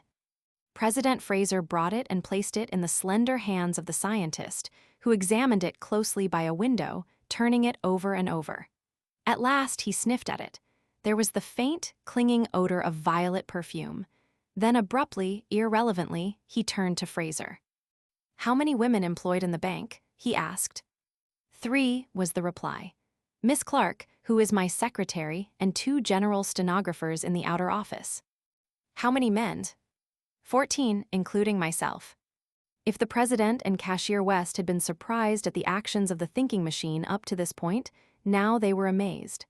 He thrust the handkerchief at Hatch, took his own handkerchief, briskly scrubbed his hands with it, and also passed that to Hatch. "Keep those," he commanded. He sniffed at his hands, then walked into the outer office, straight toward the desk of one of the young women stenographers. He leaned over her and asked one question. "What system of shorthand do you write?" "Pittman," was the astonished reply. The scientist sniffed. Yes, it was unmistakably a sniff. He left her suddenly and went to the other stenographer. Precisely the same thing happened. Standing close to her, he asked one question and, at her answer, sniffed. Miss Clark passed through the outer office to mail a letter. She, too, had to answer the question as the scientist squinted into her eyes and sniffed. "Ah," he said at her answer. Then from one to another of the employees of the bank he went, asking each a few questions. By this time, a murmur of amusement was running through the office. Finally, the thinking machine approached the cage in which sat Dunstan, the receiving teller. The young man was bent over his work, absorbed. "How long have you been employed here?" asked the scientist suddenly. Dunstan started and glanced around quickly. 5 years, he responded. "It must be hot work," said the thinking machine. "You're perspiring." "Am I?" inquired the young man smilingly. He drew a crumpled handkerchief from his hip pocket, shook it out, and wiped his forehead. "Ah," exclaimed the thinking machine suddenly. He had caught the faint, subtle perfume of violets and odor identical with that on the handkerchief found in front of the safe. 3. The thinking machine led the way back to the private office of the cashier, with President Fraser, Cashier West, and Hatch following. "Is it possible for anyone to overhear us here?" he asked. "No," replied the president. "The directors meet here." "Could anyone outside hear that, for instance?" And with a sudden sweep of his hand, he upset a heavy chair. "I don't know," was the astonished reply. "Why?" The thinking machine went quickly to the door, opened it softly, and peered out. Then he closed the door again. "I suppose I may speak with absolute frankness?" he inquired. "Certainly," responded the old banker, almost startled. "Certainly." "You have presented an abstract problem," the thinking machine went on, "and I presume you want a solution of it, no matter where it hits." "Certainly," the president again assured him, but his tone expressed a grave, haunting fear.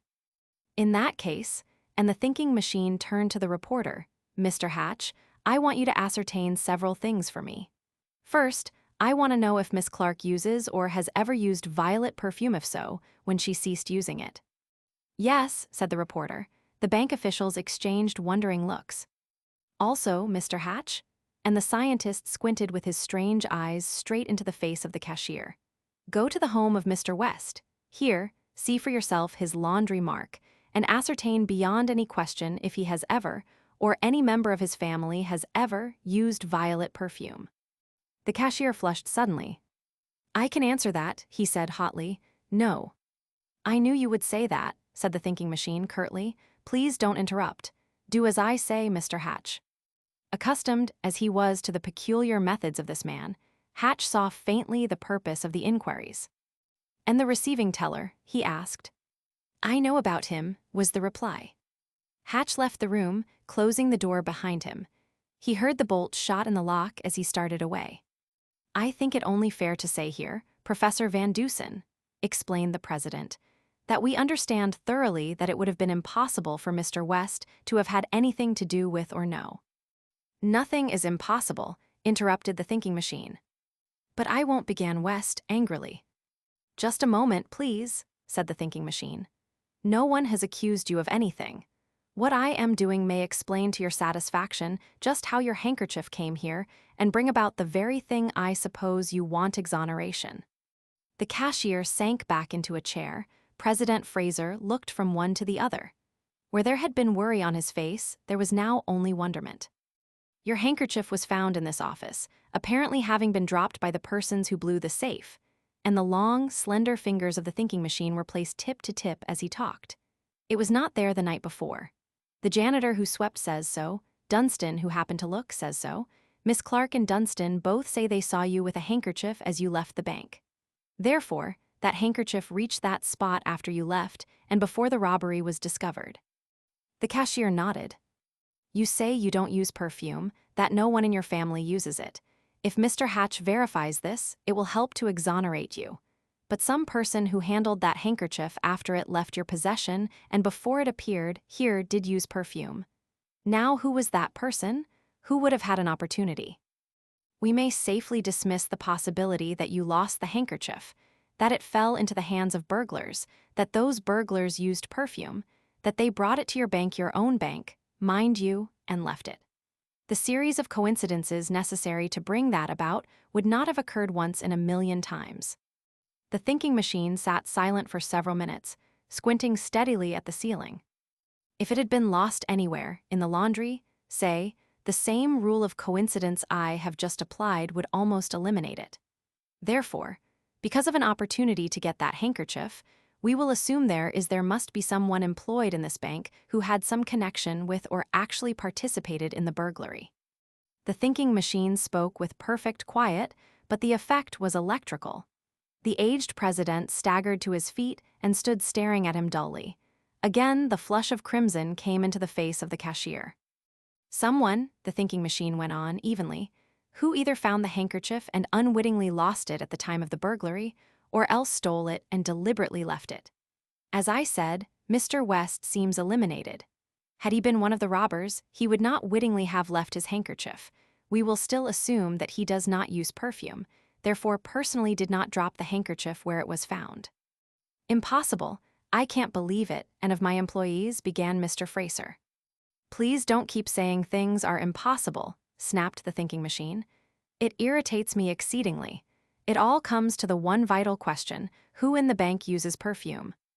I don't know, said the two officials. I do, said the thinking machine. There are only two, Dunstan, your receiving teller, and Miss Clark. But Dunstan uses a violet perfume not like that on the handkerchief, but identical with it, the thinking machine went on. Miss Clark uses a strong rose perfume. But those two persons, above all others in the bank, I trust implicitly, said Mr. Fraser earnestly. And besides, they wouldn't know how to blow a safe.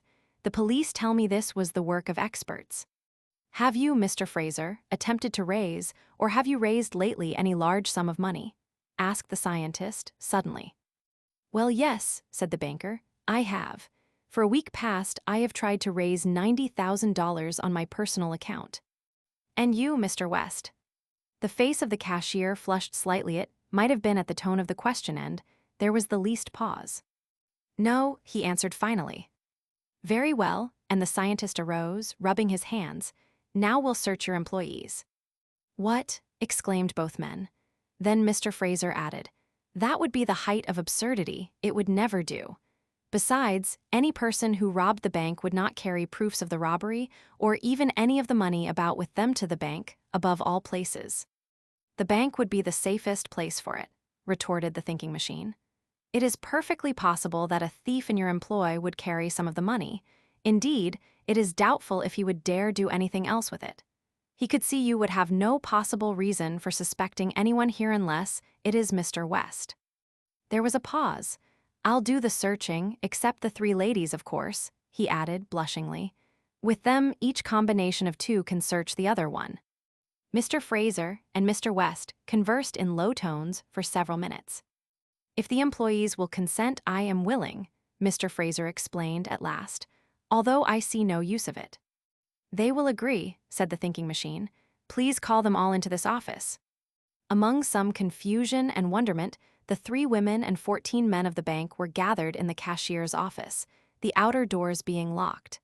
The thinking machine addressed them with characteristic terseness. In the investigation of the burglary of last night, he explained, it has been deemed necessary to search all employees of this bank. A murmur of surprise ran around the room. Those who are innocent will agree readily, of course, will all agree. There were whispered consultations on all sides. Dunstan flushed angrily. Miss Clark, standing near Mr. Fraser, paled slightly. Dunstan looked at her and then spoke. And the ladies, he asked. They too, explained the scientist. They may search one another in the other room, of course. I, for one, will not submit to such a proceeding. Dunstan declared, bluntly, "not because I fear it, but because it is an insult." Simultaneously, it impressed itself on the bank officials and the thinking machine that the one person in the bank who used a perfume identical with that on the handkerchief was the first to object to a search. The cashier and president exchanged startled glances. "Nor will I," came in the voice of a woman.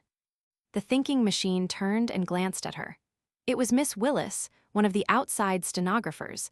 Miss Clark and the other woman were pale, but neither had spoken. "And the others?" asked the thinking machine.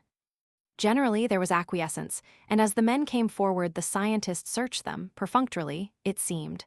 Nothing. At last there remained 3 men, Dunstan, West, and Fraser. Dunstan came forward, compelled to do so by the attitude of his fellows. The 3 women stood together. The thinking machine spoke to them as he searched Dunstan. "If the ladies will retire to the next room, they may proceed with their search," he suggested. "If any money is found, bring it to me, nothing else." "I will not, I will not, I will not," screamed Miss Willis suddenly. "It's an outrage." Miss Clark, deathly white and half fainting, threw up her hands and sank without a sound into the arms of President Fraser. There she burst into tears. "It is an outrage," she sobbed. She clung to President Fraser, her arms flung upward and her face buried on his bosom. He was soothing her with fatherly words and stroked her hair awkwardly. The thinking machine finished the search of Dunstan. Nothing. Then Miss Clark roused herself and dried her eyes. "Of course I will have to agree," she said, with a flash of anger in her eyes. Miss Willis was weeping, but like Dunstan, she was compelled to yield, and the 3 women went into an adjoining room. There was a tense silence until they reappeared. Each shook her head. The thinking machine nearly looked disappointed. "Dear me," he exclaimed. "Now, Mr. Fraser." He started toward the president, then paused to pick up a scarf pin. "This is yours," he said. "I saw it fall," and he made as if to search the aged man. "Well, do you really think it necessary in my case?" asked the president in consternation as he drew back nervously. I am the president, you know." "The others were searched in your presence. I will search you in their presence," said the thinking machine tartly. But the president stammered. "Are you afraid?" the scientist demanded. "Why, of course not," was the hurried answer. "But it seems so unusual." "I think it best," said the thinking machine, and before the banker could draw away, his slender fingers were in the inside breast pocket, whence they instantly drew out a bundle of money 100 bills, $10,000 with the initials of the receiving teller, PD. OKRW. "Great God!" exclaimed Mr. Fraser, ashen white. Dear me," said the thinking machine again. He sniffed curiously at the bundle of banknotes, as a hound might sniff at a trail. 4. President Fraser was removed to his home in a dangerous condition. His advanced age did not withstand the shock. Now alternately he raved and muttered incoherently, and the old eyes were wide, staring fearfully always. There was a consultation between the thinking machine and West after the removal of President Fraser, and the result was another hurried meeting of the board of directors. At that meeting, West was placed, temporarily, in command. The police, of course, had been informed of the matter, but no arrest was probable. Immediately after the thinking machine left the bank, Hatch appeared and inquired for him. From the bank, he went to the home of the scientist. Their Professor Van Dusen was bending over a retort, busy with some problem. "Well," he demanded as he glanced up. "West told the truth," began Hatch. "Neither he nor any member of his family uses perfume. He has few outside acquaintances, is regular in his habits, but is a man of considerable wealth, it appears." "What is his salary at the bank?" asked the thinking machine. $15,000 a year, said the reporter, "but he must have a large fortune. He lives like a millionaire." "He couldn't do that on $15,000 a year," mused the scientist. "Did he inherit any money?" "No," was the reply. "He started as a clerk in the bank and has made himself what he is." "That means speculation," said the thinking machine. "You can't save a fortune from a salary, even $15,000 a year. Now, Mr. Hatch, find out for me all about his business connections. His source of income particularly I would like to know. Also whether or not he has recently sought to borrow or has received a large sum of money, if he got it and what he did with it. He says he has not sought such a sum. perhaps he told the truth. Yes, and about Miss Clark. Yes, what about her? Asked the thinking machine. She occupies a little room in a boarding house for women in an excellent district, the reporter explained. She has no friends who call there, at any rate. Occasionally, however, she goes out at night and remains late. The perfume? Asked the scientist. She uses a perfume, the housekeeper tells me, but she doesn't recall just what kind it is, so many of the young women in the house use it. So I went to her room and looked. There was no perfume there. Her room was considerably disarranged, which seemed to astonish the housekeeper, who declared that she had carefully arranged it about 9 o'clock. It was 2 when I was there. How was it disarranged? Asked the scientist. The couch cover was jerked awry and the pillows tumbled down, for one thing, said the reporter. I didn't notice any further. The thinking machine relapsed into silence. What happened at the bank? Inquired Hatch. Briefly, the scientist related the facts leading up to the search itself, and its startling result. The reporter whistled. Do you think Fraser had anything to do with it? Run out and find out those other things about West, said the thinking machine evasively. Come back here tonight. It doesn't matter what time. But who do you think committed the crime? Insisted the newspaper man. I may be able to tell you when you return. For the time being, the thinking machine seemed to forget the bank robbery, being busy in his tiny laboratory. He was aroused from his labors by the ringing of the telephone bell. Hello, he called. Yes, Van Dusen. No, I can't come down to the bank now. What is it? Oh, it has disappeared? When? Too bad. How's Mr. Fraser? Still unconscious. Too bad. I'll see you tomorrow. The scientist was still engrossed in some delicate chemical work just after 8 o'clock that evening, when Martha, his housekeeper and maid of all work, entered. Professor, she said, there's a lady to see you. Name? He asked without turning. She didn't give it, sir. There in a moment. He finished the test he had underway, then left the little laboratory and went into the hall leading to the sitting room, where unprivileged callers awaited his pleasure. He sniffed a little as he stepped into the hall. At the door of the sitting room, he paused and peered inside. A woman arose and came toward him. It was Miss Clark. Good evening, he said. I knew you'd come. Miss Clark looked a little surprised, but made no comment. I came to give you some information, she said, and her voice was subdued. I am heartbroken at the awful things which have come out concerning Mr. Fraser. I have been closely associated with him for several months, and I won't believe that he could have had anything to do with this affair, although I know positively that he was in need of a large sum of money, $90,000, because his personal fortune was in danger. Some error in titles to an estate, he told me. Yes, yes, said the thinking machine. Whether he was able to raise this money, I don't know, she went on. I only hope he did without having to do that to have any. To rob his bank, said the scientist tartly. Miss Clark, is young Dunstan in love with you? The girl's face changed color at the sudden question. I don't see, she began. You may not see, said the thinking machine, but I can have him arrested for robbery and convict him. The girl gazed at him with wide, terror-stricken eyes and gasped. No, no, no, she said hurriedly. He could have had nothing to do with that at all. Is he in love with you? Again came the question. There was a pause. I've had reason to believe so, she said finally, though. And you? The girl's face was flaming now, and, squinting into her eyes, the scientist read the answer. I understand, he commented tersely. Are you going to be married? I could never marry him, she gasped suddenly. No, no, emphatically. We are not ever. She slowly recovered from her confusion, while the scientist continued to squint at her curiously. I believe you said you had some information for me, he asked. Why, yes, she faltered. Then more calmly. Yes, I came to tell you that the package of $10,000 which you took from Mr. Fraser's pocket has again disappeared. Yes, said the other without astonishment.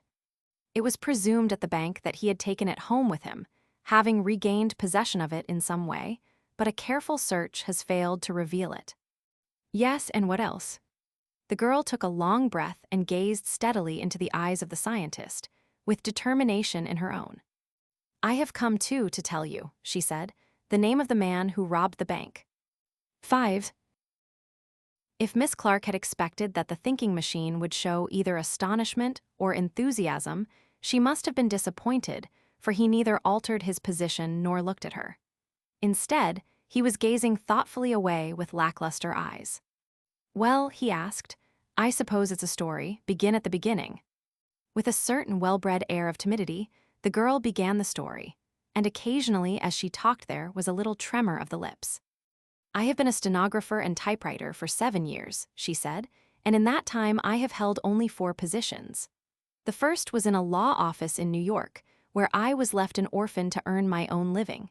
The second was with a manufacturing concern, also in New York.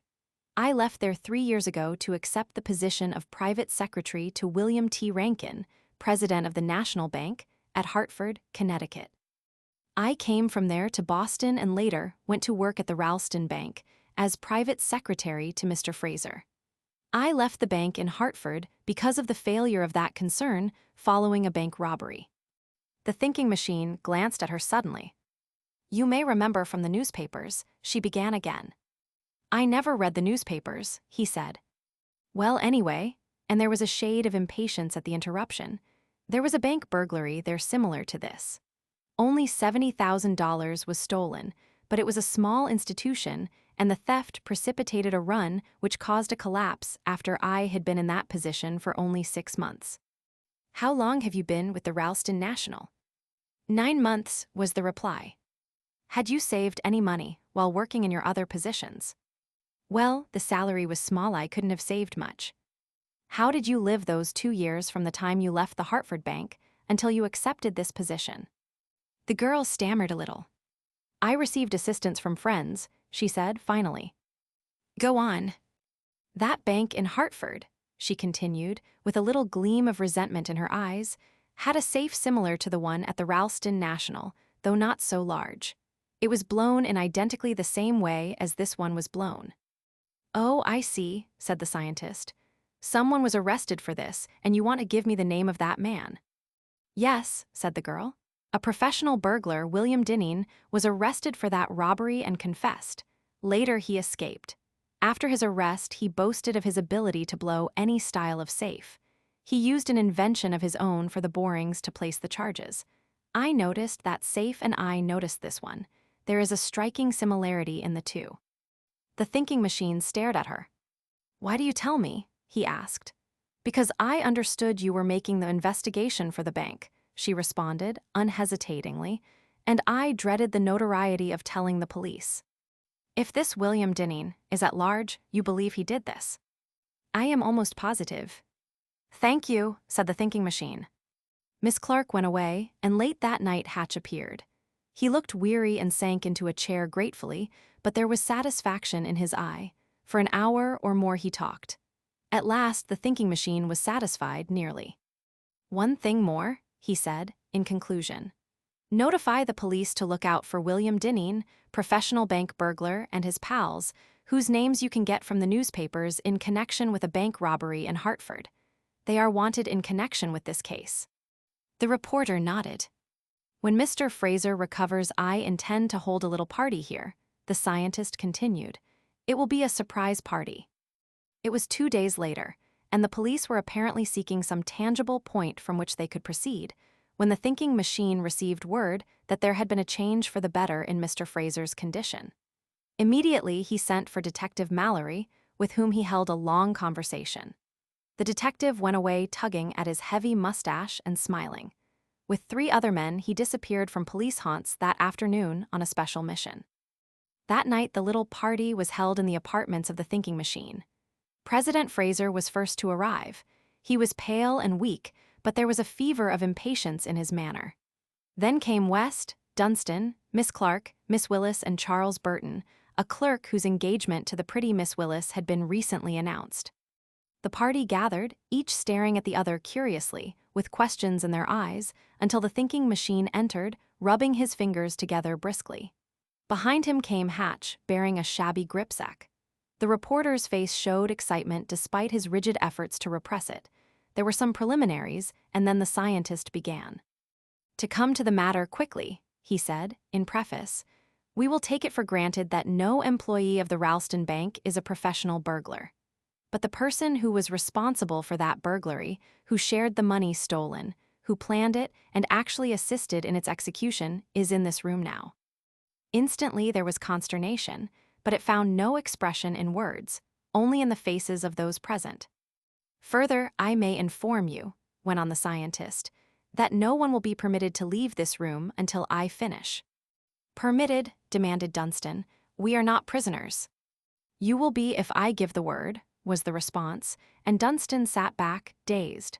He glanced uneasily at the faces of the others, they glanced uneasily at him. The actual facts in the robbery, you know, went on the thinking machine. You know that the safe was blown, that a large sum of money was stolen, that Mr. West's handkerchief was found near the safe.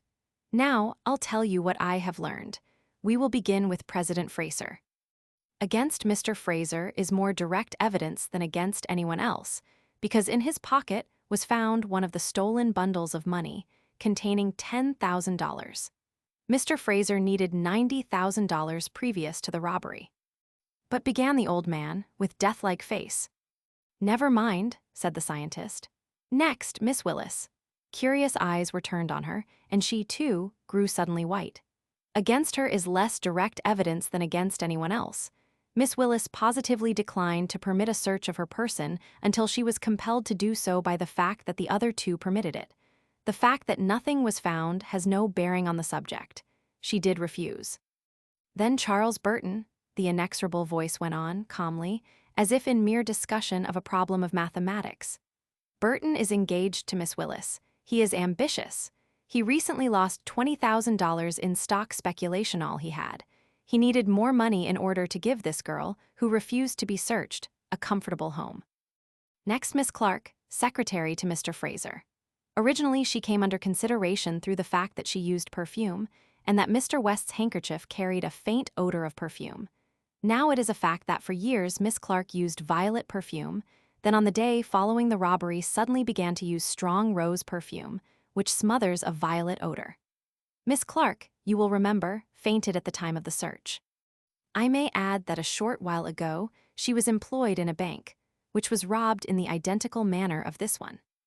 Miss Clark sat apparently calm and even faintly smiling, but her face was white. The thinking machine squinted at her a moment, then turned suddenly to Cashier West. Here is the man, he said, whose handkerchief was found, but he does not use perfume, has never used it.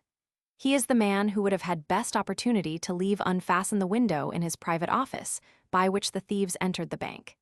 He is the man who would have had the best opportunity to apply a certain chemical solution to the granite sockets of the steel bars, weakening the granite so they could be pulled out. He is the man who misrepresented facts to me. He told me he did not have and had not tried to raise any especially large sum of money. Yet on the day following the robbery, he deposited $125,000 in cash in a bank in Chicago. The stolen sum was $129,000. That man there. All eyes were now turned on the cashier. He seemed choking, started to speak, then dropped back into his chair. And last, Dunstan, resumed the thinking machine, and he pointed dramatically at the receiving teller. He had equal opportunity with Mr. West to know of the amount of money in the bank. He refused first to be searched, and you witnessed his act a moment ago. To this man now there clings the identical odor of violet perfume, which was on the handkerchief, not a perfume like it, but the identical odor.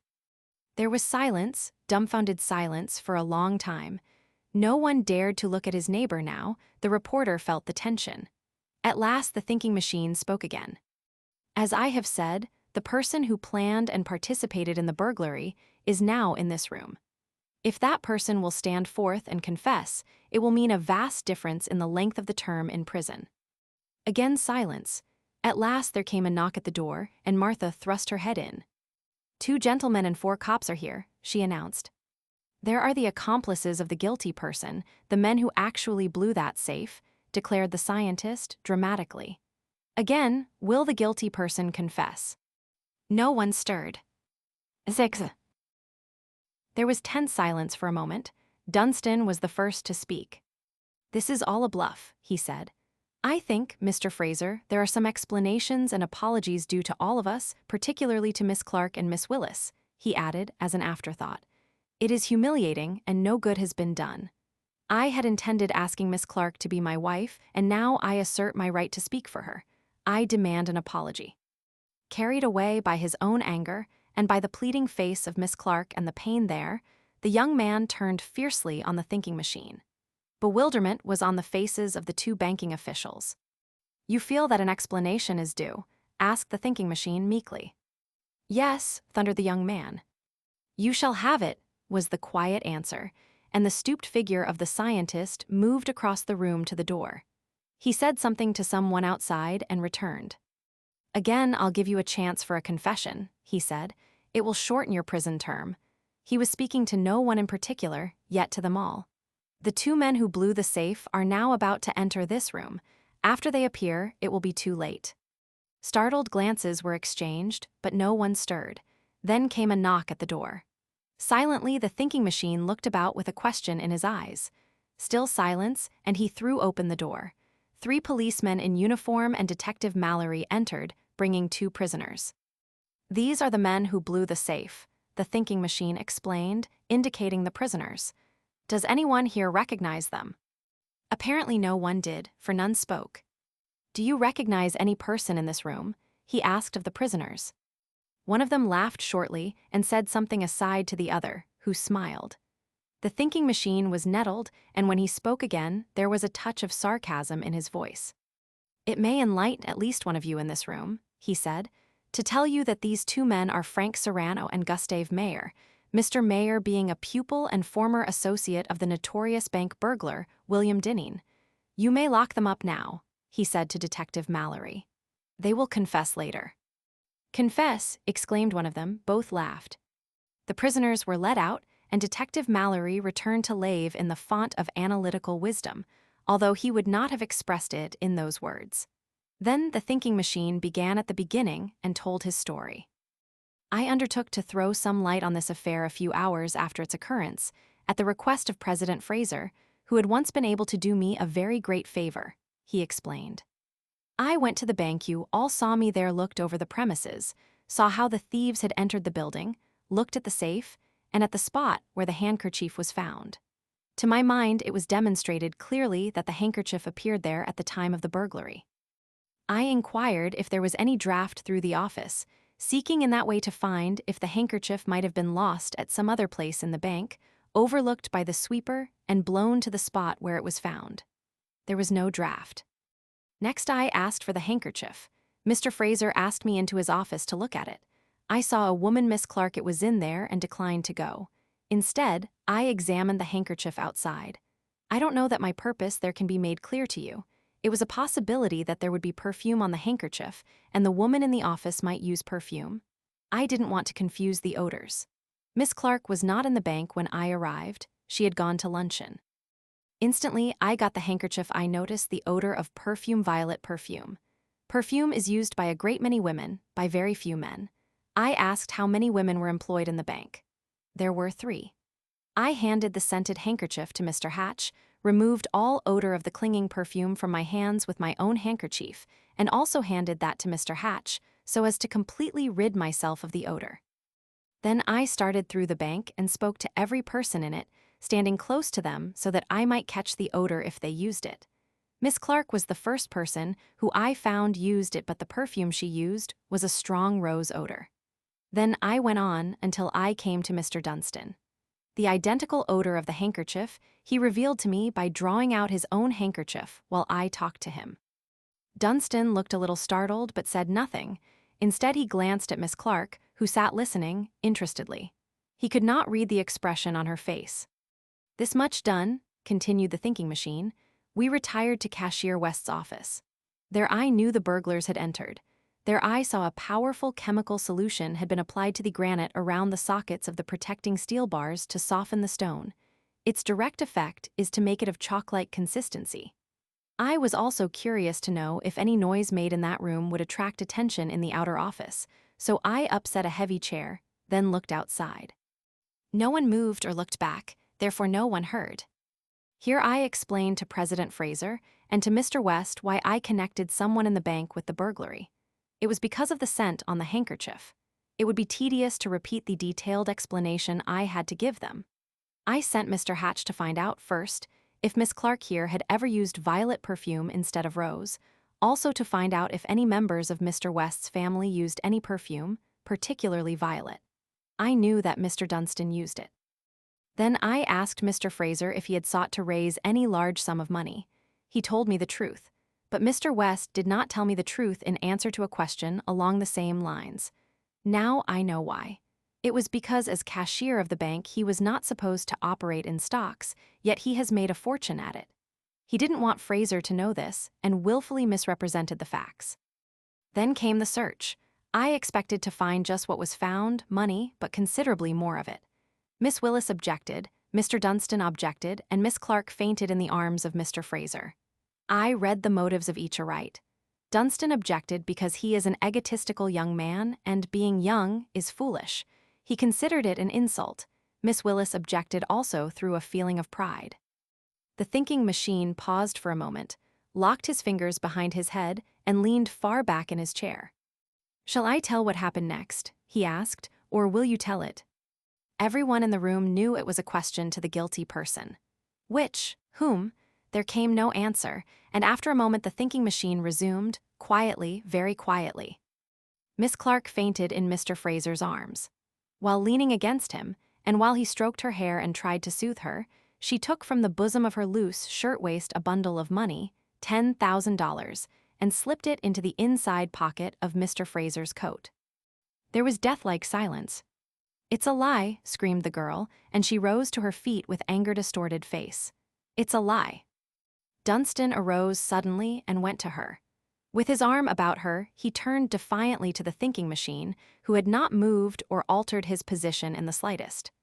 Dunstan said nothing, because there seemed to be nothing to say. "Into the inside pocket of Mr. Fraser's coat," the thinking machine repeated. When she removed her arms, his scarf pin clung to the lace on one of her sleeves. That I saw. That pin could not have caught on her sleeve where it did if her hand had not been to the coat pocket. Having passed this sum of money, her pitiful share of the theft, she agreed to the search. "It's a lie," shrieked the girl again, and her every tone and every gesture said it was the truth.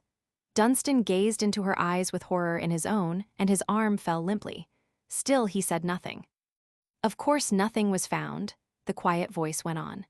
"When I discovered the banknotes in Mr. Fraser's pocket, I smelled of them seeking the odor, this time not of violet perfume, but of rose perfume. I found it." Suddenly the girl, whose face had shown only anger and defiance, leaned over with her head in her hands and wept bitterly. It was a confession. Dunstan stood beside her, helplessly. Finally his hand was slowly extended and he stroked her hair. "Go on, please," he said to Professor Van Dusen meekly. His suffering was no less than hers. "These facts were important but not conclusive," said the thinking machine. "So next, with Mr. Hatch's aid here, I ascertained other things about Miss Clark. I found out that when she went out to luncheon that day, she purchased some powerful rose perfume. That, contrary to custom, she went home, that she used it liberally in her room, and that she destroyed a large bottle of violet perfume which you, Mr. Dunstan, had given her. I ascertained also that her room was disarranged, particularly the couch. I assume from this that when she went to the office in the morning, she did not have the money about her, that she left it hidden in the couch, that through fear of its discovery she rushed back home to get it, that she put it inside her shirtwaist, and there she had it when the search was made. Am I right, Miss Clark?" The girl nodded her head and looked up with piteous, tear-stained face. "That night Miss Clark called on me. She came ostensibly to tell me that the package of money, $10,000, had disappeared again. I knew that previously by telephone, and I knew, too, that she had that money then about her. She has it now. Will you give it up?" Without a word, the girl drew out the bundle of money, $10,000. Detective Mallory took it, held it, amazed for an instant, then passed it to the thinking machine, who sniffed at it. "An odor of strong rose perfume," he said. Then, "Miss Clark also told me that she had worked in a bank which had been robbed under circumstances identical with this by one William Dinning, and expressed the belief that he had something to do with this. Mr. Hatch ascertained that two of Dinning's pals were living in Cambridge. He found their rooms and searched them, later giving the address to the police.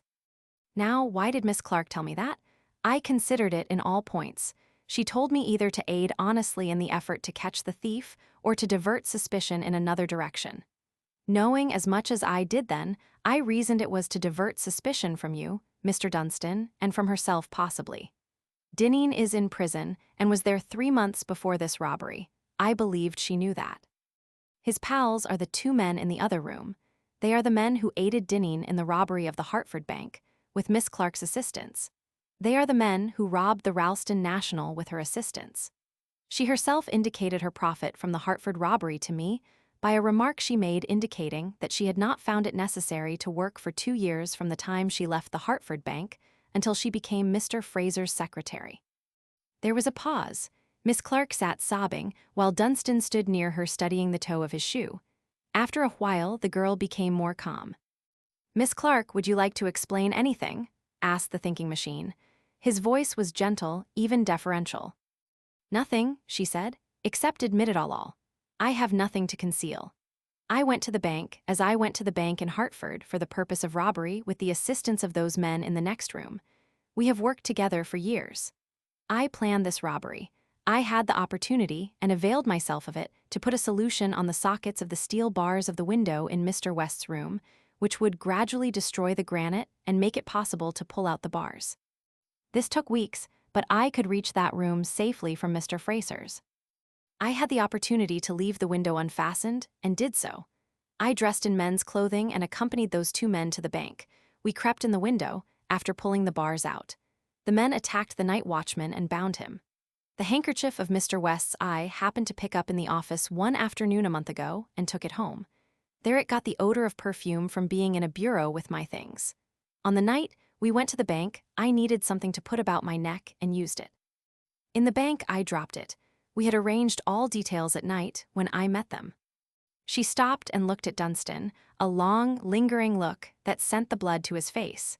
It was not an appeal. It was nothing save the woman love in her, mingled with desperation. "I intended to leave the bank in a little while," she went on. "Not immediately, because I was afraid that would attract attention, but after a few weeks. And then, too, I wanted to get forever out of sight of this man," and she indicated Dunstan. "Why?" he asked. "Because I loved you as no woman ever loved a man before," she said, "and I was not worthy.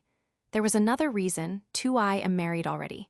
This man, Gustave Mayer, is my husband." She paused and fumbled nervously at the veil fastening at her throat. Silence lay over the room. The thinking machine reached behind him and picked up the shabby-looking gripsack which had passed unnoticed. "Are there any more questions?" the girl asked at last. "I think not," said the thinking machine.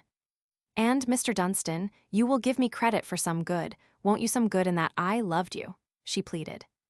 "My God!" he exclaimed in a sudden burst of feeling. "Look out!" shouted the thinking machine. He had seen the girl's hand fly to her hat, saw it drawn suddenly away, saw something slender flash at her breast. But it was too late. She had driven a heavy hat pin straight through her breast, piercing the heart. She died in the arms of the man she loved, with his tears on her face. Detective Mallory appeared before the 2 prisoners in an adjoining room. "Miss Clark has confessed," he said. "Well, the little devil," exclaimed Mayer. "I knew someday she would throw us. I'll kill her." "It isn't necessary," remarked Mallory. In the room where the girl lay, the thinking machine pushed with his foot the shabby-looking grip toward President Fraser and West. "There's the money," he said. "Where? How did you get it?" "Ask Mr. Hatch. Professor Van Dusen told me to search the rooms of those men in there, find the shabbiest-looking bag or receptacle that was securely locked, and bring it to him. I did so. I found it under the bed, but I didn't know what was in it until he opened it." The mystery of a studio. Where the light slants down softly into one corner of a noted art museum in Boston, there hangs a large picture. Its title is Fulfillment. Discriminating art critics have alternately raved at it and praised it. From the day it appeared there, it has been a fruitful source of acrimonious discussion. As for the public, it accepts the picture as a startling, amazing thing of beauty, and there is always a crowd around it. Fulfillment is typified by a woman. She stands boldly forth against a languorous background of deep tones. Flesh tints are daringly laid on the semi-nude figure, diaphanous draperies hide, yet reveal the exquisite lines of the body. Her arms are outstretched straight toward the spectator, the black hair ripples down over her shoulders, the red lips are slightly parted. The mysteries of complete achievement and perfect life lie in her eyes. Into this picture, the artist wove the spiritual and the worldly. Here he placed on canvas an elusive portrayal of success in its fullest and widest meaning. One's first impression of the picture is that it is sensual. Another glance shows the underlying typification of success, and love and life are there. One by one, the qualities stand forth. The artist was Constance St. George.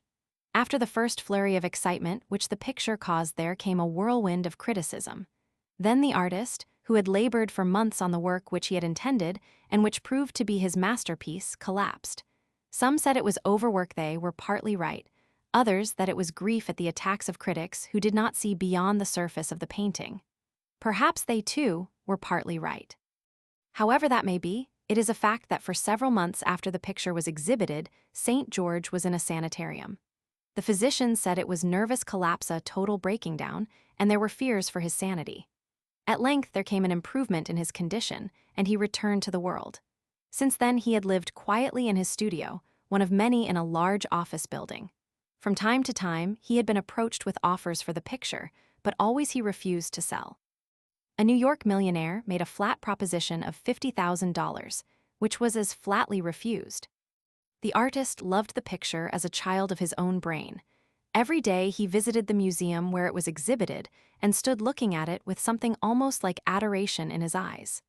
Then he went away quietly, tugging at his straggling beard and with the dim blindness of tears in his eyes. He never spoke to anyone and always avoided that moment when a crowd was about. Whatever the verdict of the critics or of the public on fulfillment, it was an admitted fact that the artist had placed on canvas a representation of a wonderfully beautiful woman. Therefore, after a while, the question of who had been the model for fulfillment was aroused. No one knew, apparently. Artists who knew St. George could give no idea. They only knew that the woman who had posed was not a professional model. This led to speculation, in which the names of some of the most beautiful women in the United States were mentioned. Then a romance was woven. This was that the artist was in love with the original and that his collapse was partly due to her refusal to wed him. This story, as it went, was elaborated until the artist was said to be pining away for love of one whom he had immortalized in oils. As the story grew, it gained credence, and a search was still made occasionally for the model. Half a dozen times Hutchinson Hatch, a newspaper reporter of more than usual astuteness, had been on the story without success. He had seen and studied the picture until every line of it was firmly in his mind. He had seen and talked to St. George twice. The artist would answer no questions as to the identity of the model. This, then, was the situation on the morning of Friday, November 27, when Hatch entered the reportorial rooms of his newspaper.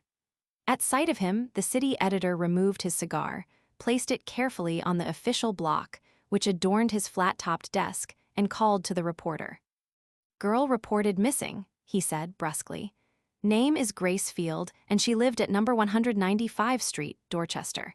Employed in the photographic department of the Star, a big department store. Report of her disappearance made to the police early today by Ellen Stanford, her roommate, also employed at the Star. Jump out on it and get all you can. Here is the official police description." Hatch took a slip of paper and read. Grace Field, 21 years, 5 feet 7 inches tall, weight 151 pounds, profuse black hair, dark brown eyes, superb figure, oval face, said to be beautiful. Then the description went into details of her dress, add other things which the police note in their minute records for a search. Hatch absorbed all these things and left his office. He went first to the department store, where he was told Miss Stanford had not appeared that day, sending a note that she was ill. From the store, Hatch went at once to the address given in Dorchester. Miss Stanford was in. Would she see a reporter? Yes. So Hatch was ushered into the modest little parlor of a boarding house, and after a while Miss Stanford entered. She was a petite blonde, with pink cheeks and blue eyes, now reddened by weeping. Briefly Hatch explained the purpose of his visitant effort to find Grace Field, and Miss Stanford eagerly and tearfully expressed herself as willing to tell him all she knew. "I have known Grace for 5 months," she explained. That is, from the time she came to work at the Star. Her counter is next to mine. A friendship grew up between us and we began rooming together. Each of us is alone in the East. She comes from the West, somewhere in Nevada, and I come from Quebec. Grace has never said much about herself, but I know that she had been in Boston a year or so before I met her. She lived somewhere in Brookline, I believe, but it seems that she had some funds and did not go to work until she came to the Star. This is as I understand it. 3 days ago, on Tuesday there was a letter for Grace when we came in from work. It seemed to agitate her, although she said nothing to me about what was in it, and I did not ask. She did not sleep well that night, but next morning, when we started to work, she seemed all right.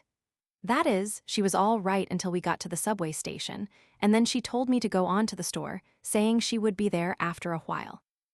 I left her, and at her request explained to the manager of our floor that she would be late. From that time to this, no one has seen her or heard of her. I don't know where she could have gone, and the girl burst into tears. I'm sure something dreadful has happened to her. Possibly an elopement, Hatch suggested. No, said the girl quickly. No, she was in love, but the man she was in love with has not heard of her either. I saw him the night after she disappeared. He called here and asked for her, and seemed surprised that she had not returned home or had not been at work. What's his name? Asked Hatch. He's a clerk in a bank, said Miss Stanford. His name is Willis Victor Willis. If she had eloped with him, I would not have been surprised, but I am positive she did not, and if she did not, where is she? Were there any other admirers you know of? Hatch asked. No, said the girl stoutly. There may have been others who admired her, but none she cared for. She has told me too much I know, she faltered. How long have you known Mr. Willis? Asked Hatch. The girl's face flamed scarlet instantly. Only since I've known Grace, she replied. She introduced us. Has Mr. Willis ever shown you any attention? Certainly not, Miss Stanford flashed angrily. All his attention was for Grace. There was the least trace of bitterness in the tone, and Hatch imagined he read it aright. Willis was a man whom both perhaps loved. It might be in that event that Miss Stanford knew more than she had said of the whereabouts of Grace Field. The next step was to see Willis. I suppose you'll do everything possible to find Miss Field, he asked. Certainly, said the girl. Have you her photograph? I have one, yes, but I don't believe Grace. Would like to have it published? Asked Hatch. Possibly not, under ordinary circumstances, but now that she is missing it is the surest way of getting a trace of her. Will you give it to me? Miss Stanford was silent for a time. Then apparently she made up her mind, for she arose. It might be well, too, Hatch suggested, to see if you can find the letter you mentioned. The girl nodded and went out. When she returned, she had a photograph in her hand. A glimpse of it told Hatch it was a bust picture of a woman in evening dress. The girl was studying a scrap of paper. What is it? Asked Hatch quickly. I don't know, she responded. I was searching for the letter when I remembered she frequently tore them up and dropped them into the wastebasket. It had been emptied every day, but I looked and found this clinging to the bottom, caught between the cane. May I see it? Asked the reporter. The girl handed it to him. It was evidently a piece of a letter torn from the outer edge, just where the paper was folded to put it into the envelope. On it were these words and detached letters, written in a bold hand. Este il you to the hoe. Hatch's eyes opened wide. Do you know the handwriting? He asked. The girl faltered an instant. No, she answered finally. Hatch studied her face a moment with cold eyes, then turned the scrap of paper over. The other side was blank. Staring down at it, he veiled a glitter of anxious interest. And the picture? He asked quietly. The girl handed him the photograph. Hatch took it, and as he looked it was with difficulty he restrained an exclamation of triumphant astonishment. Finally, with his brain teeming with possibilities, he left the house, taking the photograph and the scrap of paper. 10 minutes later, he was talking to his city editor over the phone. It's a great story, he explained briefly. The missing girl is the mysterious model of St. George's picture, Fulfillment. Great, came the voice of the city editor. 2. Having laid his story before his city editor, Hatch sat down to consider the fragmentary writing. Obviously, S-Day represented a day of the week, either Tuesday, Wednesday, or Thursday, these being the only days where the letter S preceded the day. This seemed to be a definite fact, but still it meant nothing. True, Miss Field had last been seen on Wednesday, but then nothing. To the next part of the fragment, Hatch attached the greatest importance. It was the possibility of a threat, ill you. Did it mean kill you, or will you, or till you, or what? There might be dozens of other words ending in ill, which he did not recall at the moment. His imagination hammered the phrase into his brain as kill you. The next words were clear, but meant nothing at all. The last letters were distinctly ho, possibly hope. Then Hatch began real work on the story.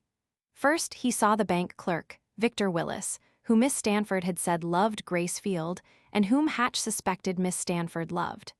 He found Willis a grim, sullen-faced young man of 28 years who would say nothing. From that point, Hatch worked vigorously for several hours. At the end of that time, he had found out that on Wednesday, the day of Miss Field's disappearance, a veiled woman, probably Grace Field, had called at the bank and inquired for Willis. Later, Willis, urging necessity, had asked to be allowed the day off and left the bank. He did not appear again until next morning. His actions did not impress any of his associates with the idea that he was a bridegroom. In fact, Hatch himself had given up the idea that Miss Field had eloped. There seemed no reason for an elopement. When Hatch called at the studio and home of Constance St. George to inform him of the disappearance of the model whose identity had been so long guarded, he was told that Mr. St. George was not in. That is, St. George refused to answer knocks at the door and had not been seen for a day or so. He frequently disappeared this way, his informant said. With these facts and lack of facts in his possession on Friday evening, Hatch called on Professor S. F. X. Van Dusen. The thinking machine received him as cordially as he ever received anybody. "Well, what is it?" he asked. "I don't believe this is really worth your while, Professor," Hatch said finally. "It's just a case of a girl who disappeared. There are some things about it which are puzzling, but I'm afraid it's only an elopement." The thinking machine dragged up a footstool, planted his small feet on it comfortably, and leaned back in his chair. "Go on," he directed. Then Hatch told the story, beginning at the time when the picture was placed in the art museum, and continuing up to the point where he had seen Willis after finding the photograph and the scrap of paper. He had always found that it saved time to begin at the beginning with the thinking machine. He did it now as a matter of course. "And the scrap of paper?" asked the thinking machine. "I have it here," replied the reporter. For several minutes, the scientist examined the fragment and then handed it back to the reporter. "If one could establish some clear connection between that and the disappearance of the girl, it might be valuable," he said. "As it is now, it means nothing. Any number of letters might be thrown into the wastebasket in the room the two girls occupied, therefore dismiss this for the moment." "But isn't it possible?" Hatch began. "Anything is possible, Mr. Hatch," retorted the other, belligerently. "You might take occasion to see the handwriting of St. George, the artist, and see if that is his. Also look at Willis's. Even if it were Willis's, however, it may mean nothing in connection with this." "But what could have happened to Miss Field?" "Any one of 50 things," responded the other.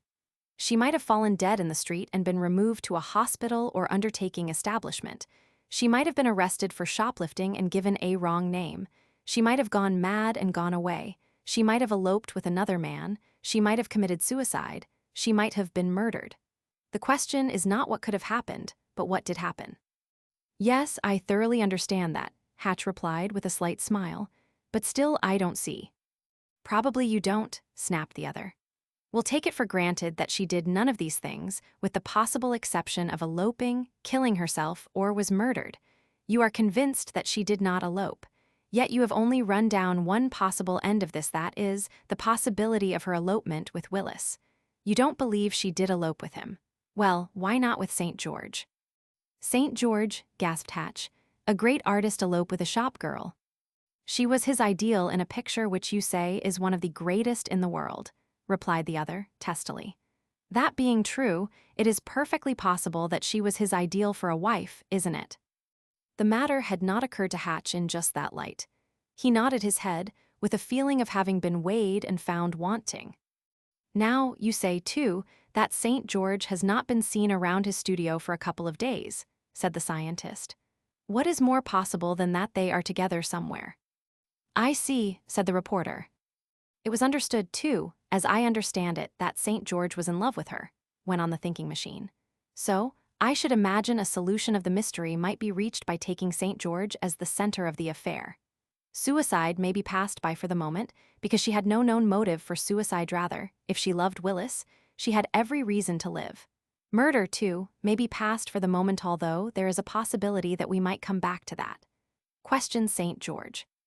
He will listen if you make him, and then he must answer. But his place is all closed up, said Hatch. It is supposed he is half crazy. Possibly he might be, said the thinking machine. Or it is possible that he is keeping to his studio at work, or he might even be married to Miss Field, and she might be there with him.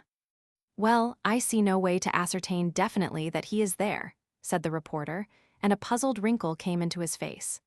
Of course, I might remain on watch night and day to see if he comes out for food, or if anything to eat is sent in. That would take too long, and besides it might not happen at all, said the thinking machine. He arose and went into the adjoining room. He returned after a moment and glanced at the clock on the mantel.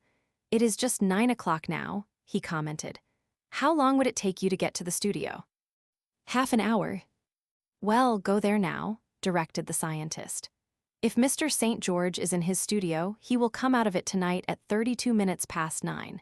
He will be running and may not wear either a hat or coat. What? And Hatch grinned, a weak, puzzled grin. You wait where he can't see you when he comes out, the scientist went on. When he goes, he may leave the door open. If he does go on, see if you find any trace of Miss Field, and then, on his return, meet him at the outer door, ask him what you please, and come to see me tomorrow morning. He will be out of his studio about 20 minutes. Vaguely, Hatch felt that the scientist was talking rot, but he had seen this strange mind bring so many odd things to pass that he could not doubt this, even if it were absurd on its face. At 32 minutes past 9 tonight, said the reporter, and he glanced at his watch. Come to see me tomorrow after you see the handwriting of Willis and St. George, directed the scientist. Then you may also tell me just what happens tonight. Hatch was feeling like a fool. He was waiting in a darkened corner just a few feet from St. George's studio. It was precisely 9:30 o'clock. He had been there for 7 minutes. What strange power was to bring St. George, who for 2 days had denied himself to everyone, out of that studio, if indeed he were there? For the 20th time, Hatch glanced at his watch, which he had set with the little clock in the thinking machine's home. Slowly the minute hand crept around to 9:31, 9:31.5, and he heard the door of the studio rattle. Then suddenly it was thrown open, and St. George appeared. Without a glance to right or left, hatless and coatless, he rushed out of the building. Hatch got only a glimpse of his face. His lips were pressed tightly together. There was a glint of madness in his eyes. He jerked at the door once, then ran through the hall and disappeared down the stairs leading to the street. The studio door stood open behind him. 3. When the clatter of the running footsteps had died away and Hatch heard the outer door slam, he entered the studio, closing the door behind him. It was close here, and there was a breath of Chinese incense which was almost stifling. One quick glance by the light of an incandescent told Hatch that he stood in the reception room.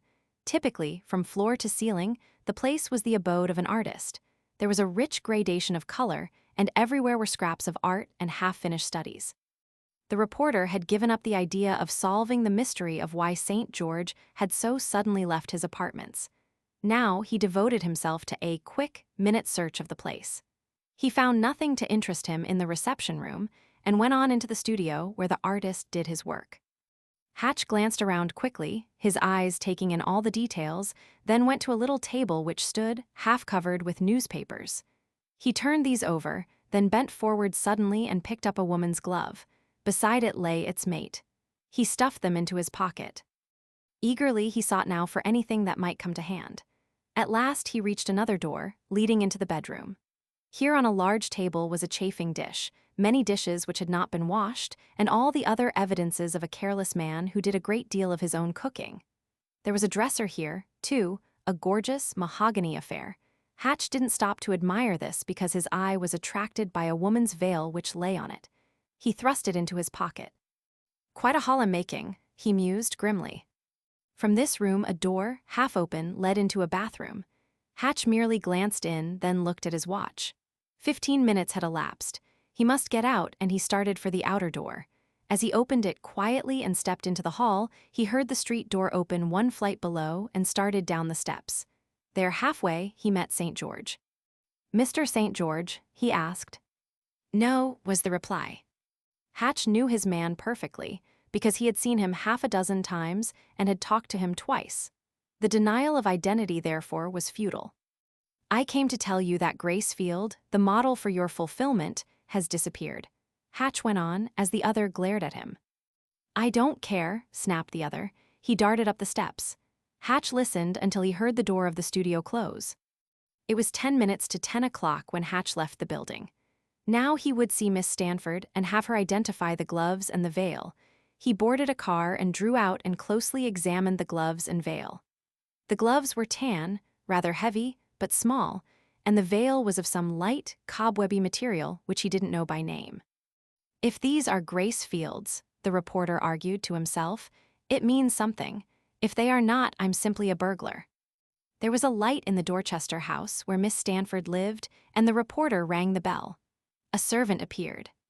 "Would it be possible for me to see Miss Stanford for just a moment?" he asked. "If she has not gone to bed."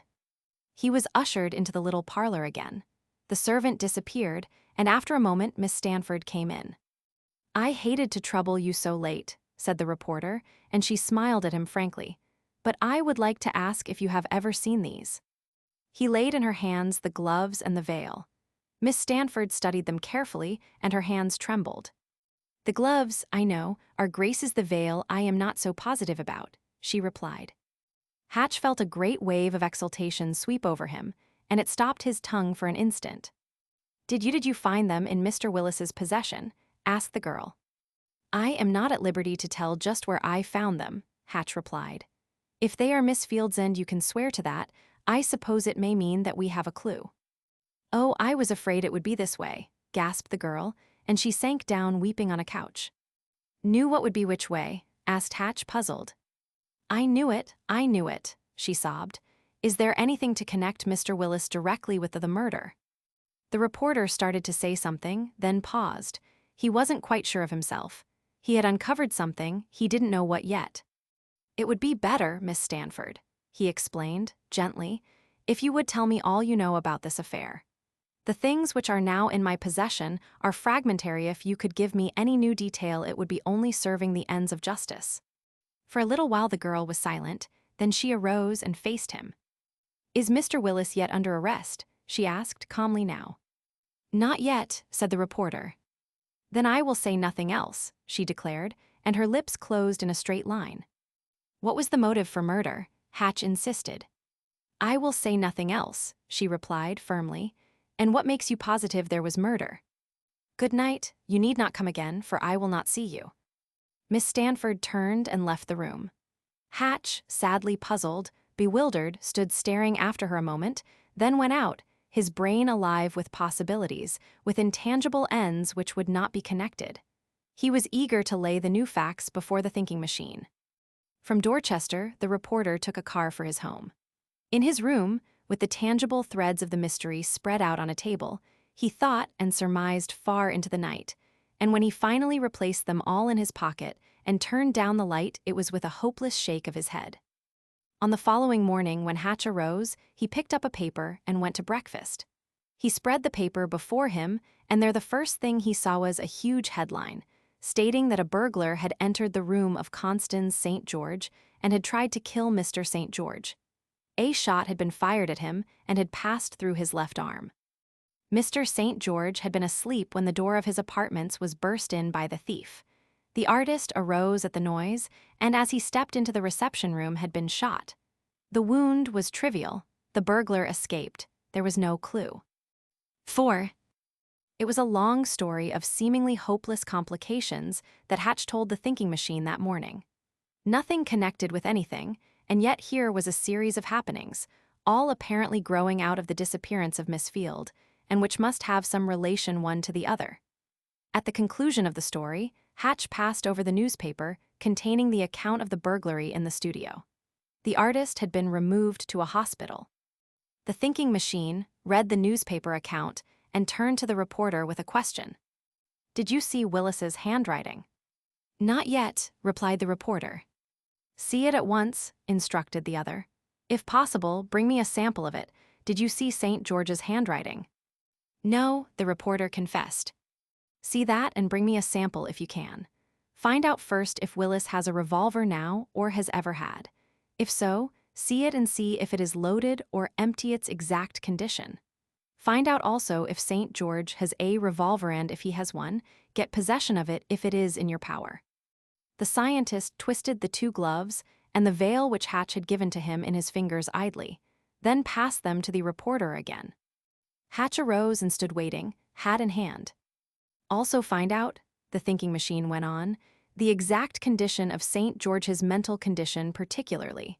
Find out if Willis is at his office in the bank today, and, if possible, where and how he spent last night. That's all." "And Miss Stanford?" asked Hatch. "Never mind her," replied the thinking machine. "I may see her myself. These other things are of immediate consequence. The minute you satisfy yourself, come back to me. Quickness on your part may prevent a tragedy." The reporter went away hurriedly. At 4 o'clock that afternoon, he returned. The thinking machine greeted him. He held a piece of letter paper in his hand. "Well," he asked.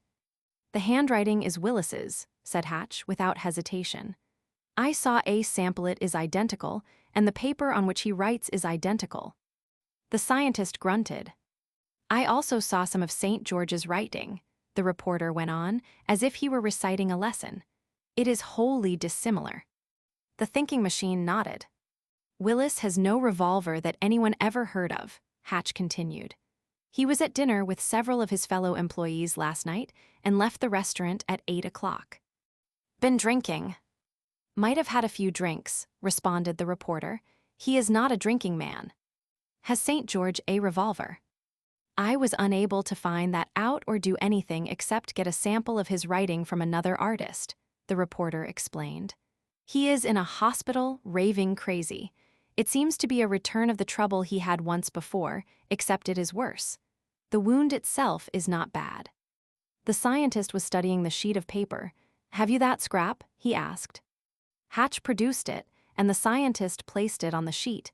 Hatch could only conjecture that he was fitting it to something else already there. He was engaged in this work when Martha entered. "The young lady who was here earlier today wants to see you again," she announced. "Show her in," directed the thinking machine, without raising his eyes. Martha disappeared, and after a moment Miss Stanford entered. Hatch, himself unnoticed, stared at her curiously and arose, as did the scientist. The girl's face was flushed a little, and there was an eager expression in her eyes. "I know he didn't do it," she began. "I've just gotten a letter from Springfield stating that he was there on the day Grace went away and—" "Know who didn't do what?" asked the scientist. "That Mr. Willis didn't kill Grace," replied the girl, her enthusiasm suddenly checked. "See here." The scientist read a letter which she offered, and the girl sank into a chair. Then, for the first time, she saw Hatch and her eyes expressed her surprise. She stared at him a moment, then nodded a greeting, after which she fell to watching the thinking machine. "Miss Stanford," he said, at length, "you made several mistakes when you were here before in not telling me the truth all of it. If you will tell me all you know of this case, I may be able to see it more clearly." The girl reddened and stammered a little, then her lips trembled. "Do you know, not conjecture, but know whether or not Miss Field, or Grace, as you call her, was engaged to Willis?" the irritated voice asked. I know it, yes," she stammered. "And you were in love with Mr. Willis, you are in love with him?" Again the telltale blush swept over her face. She glanced at Hatch. It was the nervousness of a girl who is driven to a confession of love. "I regard Mr. Willis very highly," she said, finally, her voice low. "Well," and the scientist arose and crossed to where the girl sat, "don't you see that a very grave charge might be brought home to you if you don't tell all of this? The girl has disappeared. There might be even a hint of murder in which your name would be mentioned. Don't you see?" There was a long pause, and the girl stared steadily into the squint eyes above her. Finally, her eyes fell. I think I understand. Just what is it you want me to answer? Did or did you not ever hear Mr. Willis threaten Miss Field? I did once, yes. Did or did you not know that Miss Field was the original of the painting? I did not. It is a semi-nude picture, isn't it? Again, there was a flush in the girl's face. I have heard it was, she said. I have never seen it. I suggested to Grace several times that we go to see it, but she never would. I understand why now. Did Willis know she was the original of that painting? That is, knowing it yourself now, do you have any reason to suppose that he previously knew? I don't know, she said, frankly. I know that there was something which was always causing friction between them, something they quarreled about. It might have been that.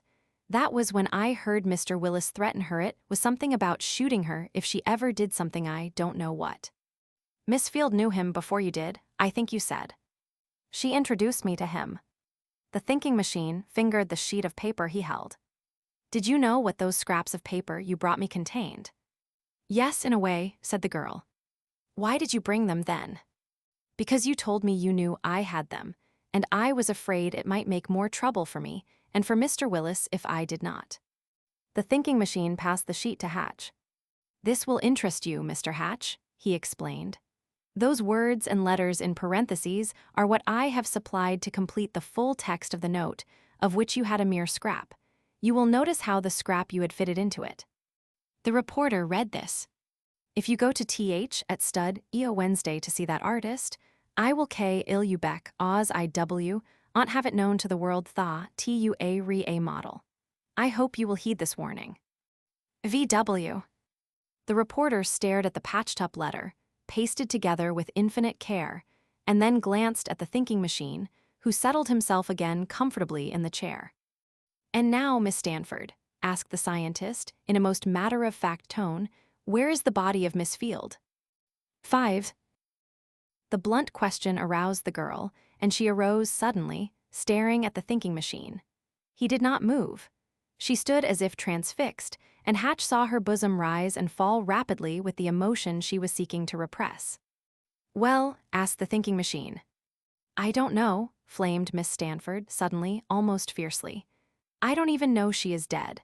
I know that Mr. Willis did not kill her because, as that letter one gave you shows, he was in Springfield. I won't be tricked into saying anything further. The outburst had no appreciable effect on the thinking machine, beyond causing him to raise his eyebrows slightly as he looked at the defiant little figure. When did you last see Mr. Willis have a revolver? I know nothing of any revolver. I know only that Victor Willis is innocent as you are, and that I love him. Whatever has become of Grace Field, I don't know. Tears leaped suddenly to her eyes, and turning, she left the room. After a moment, they heard the outer door slam as she passed out. Hatch turned to the scientist with a question in his eyes. Did you smell anything like chloroform or ether when you were in St. George's apartments? Asked the thinking machine as he arose. No, said Hatch. I only noticed that the place seemed close, and there was an odor of Chinese incense jaw sticks which was almost stifling. The thinking machine looked at the reporter quickly, but said nothing. Instead, he passed out of the room, to return a few minutes later with his hat and coat on. Where are we going? Asked Hatch. To St. George's studio, was the answer. Just then the telephone bell in the next room rang. The scientist answered it in person. Your city editor, he called to Hatch. Hatch went to the phone and remained there several minutes. When he came back, there was a new excitement in his face. What is it? Asked the scientist. Another queer thing my city editor told me, Hatch responded. Constance St. George, raving mad, has escaped from the hospital and disappeared. Dear me, exclaimed the scientist quickly. It was as near surprise as he ever showed. Then there is danger. With quick steps, he went to the telephone and called up police headquarters. Detective Mallory, Hatch heard him ask for. Yes, this is Professor Van Dusen. Please meet me immediately here at my house. Be here in 10 minutes? Good, I'll wait. It's a matter of great importance. Goodbye. Then impatiently the thinking machine moved about, waiting. The reporter, whose acquaintance with the logician was an extended one, had never seen him in just such a state. It started when he heard St. George had escaped. At last, they left the house and stood waiting on the steps until Detective Mallory appeared in a cab.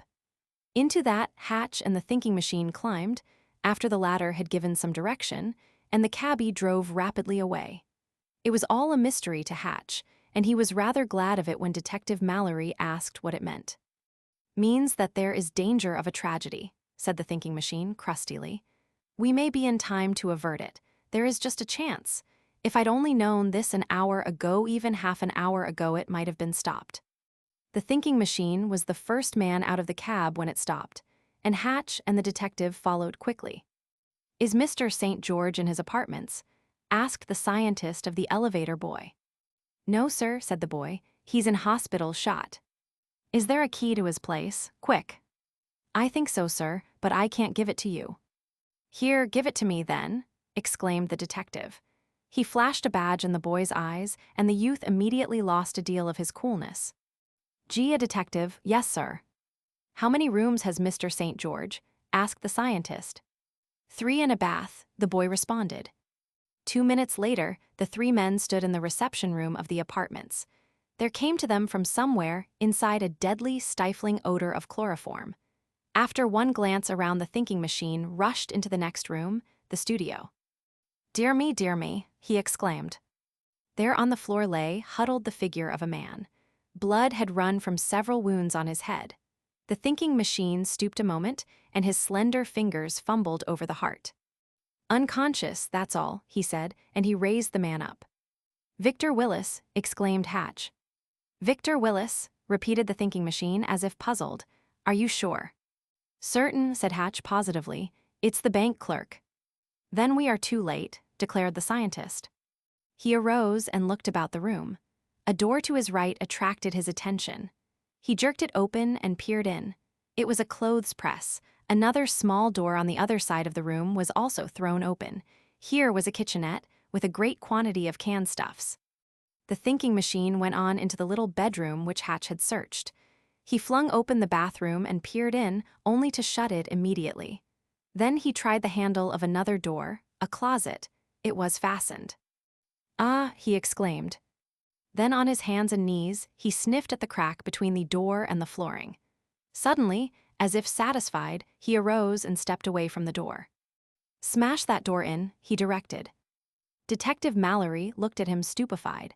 There was a similar expression on Hatch's face. What's in there?" the detective asked.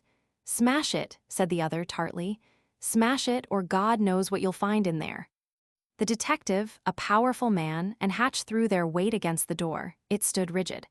They pulled at the handle. It refused to yield. "Lend me your revolver," asked the thinking machine. The weapon was in his hand almost before the detective was aware of it, and placing the barrel to the keyhole, the thinking machine pulled the trigger. There was a resonant report. The lock was smashed, and the detective put out his hand to open the door. "Look out for a shot," warned the thinking machine sharply. "Six." The thinking machine drew Detective Mallory and Hatch to one side, out of immediate range of any person who might rush out, then pulled the closet door open. A cloud of suffocating fumes, the sweet, sickening odor of chloroform gushed out, but there was no sound from inside. The detective looked at the thinking machine inquiringly. Carefully, almost gingerly, the scientist peered around the edge of the door. What he saw did not startle him, because it was what he expected. It was Constance St. George lying prone on the floor as if dead, with a blood-spattered revolver clasped loosely in one hand. The other hand grasped the throat of a woman of superb physical beauty, who also lay with face upturned, staring glassily. "Open the windows, all of them, then help me," commanded the scientist. As Detective Mallory and Hatch turned to obey the instructions, the thinking machine took the revolver from the inert fingers of the artist. Then Hatch and Mallory returned, and together they lifted the unconscious forms toward a window. "It's Gracefield," said the reporter. In silence for half an hour, the scientist labored over the unconscious forms of his 3 patients. The detective and reporter stood by, doing only what they were told to do. The wind, cold and stinging, came pouring through the windows, and it was only a few minutes until the chloroform odor was dissipated. The first of the 3 unconscious ones to show any sign of returning comprehension was Victor Willis. whose presence at all in the apartments furnished one of the mysteries which Hatch could not fathom. It was evident that his condition was primarily due to the wounds on his head, too, of which bled profusely. The chloroform had merely served to further deaden his mentality. The wounds were made with the butt of the revolver, evidently in the hands of the artist. Willis's eyes opened finally, and he stared at the faces bending over him with uncomprehending eyes. "What happened?" he asked. "You're all right now," was the scientist's assuring answer. "This man is your prisoner, Detective Mallory, for breaking and entering and for the attempted murder of Mr. St. George." Detective Mallory was delighted. Here was something he could readily understand, a human being given over to his care, a tangible thing to put handcuffs on and hold. He immediately proceeded to put the handcuffs on. "Any need of an ambulance?" he asked. "No," replied the thinking machine. "He'll be all right in half an hour." Gradually, as reason came back, Willis remembered.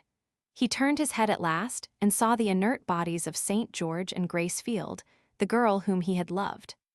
"She was here then," he exclaimed suddenly violently. "I knew it. Is she dead?" "Shut up that young fool's mouth, Mr. Mallory," commanded the scientist sharply. "Take him in the other room or send him away."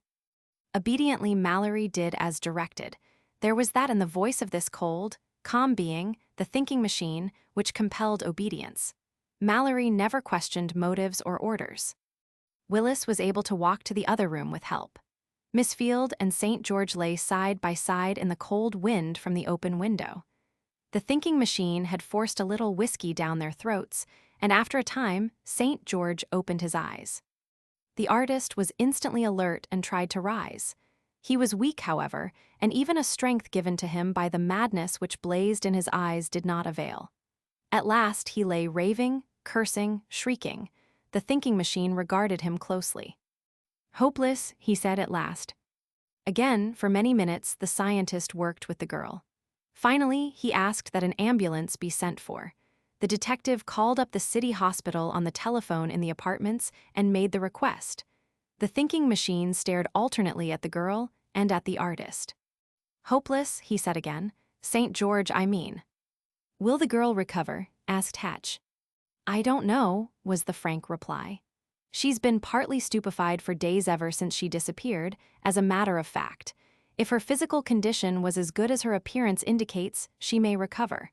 Now the hospital is the best place for her." It was only a few minutes before 2 ambulances came and the 3 persons were taken away. Willis a prisoner, and a sullen, defiant prisoner who refused to speak or answer questions. St. George raving hideously and cursing frightfully. The woman, beautiful as a marble statue and colorless as death. When they had all gone, the thinking machine went back into the bedroom and examined more carefully the little closet in which he had found the artist and Grace Field. It was practically a padded cell, relatively 6 feet each way. Heavy cushions of felt 2 or 3 inches thick covered the interior of the little room closely. In the top of it there was a small aperture, which had permitted some of the fumes of the chloroform to escape. The place was saturated with the poison. "Let's go," he said finally. Detective Mallory and Hatch followed him out, and a few minutes later sat opposite him in his little laboratory.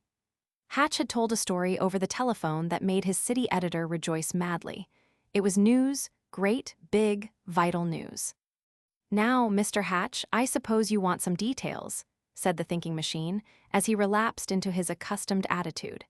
"And you, too, Mr. Mallory, since you are holding Willis a prisoner on my say-so. Would you like to know why?" "Sure," said the detective. "Let's go back a little, begin at the beginning, where Mr. Hatch called on me," said the thinking machine. "I can make the matter clearer that way. And I believe the cause of justice, Mr. Mallory, requires absolute accuracy and clarity in all things, does it not?" "Sure," said the detective again. "Well, Mr. Hatch told me at some length of the preliminaries of this case," explained the thinking machine.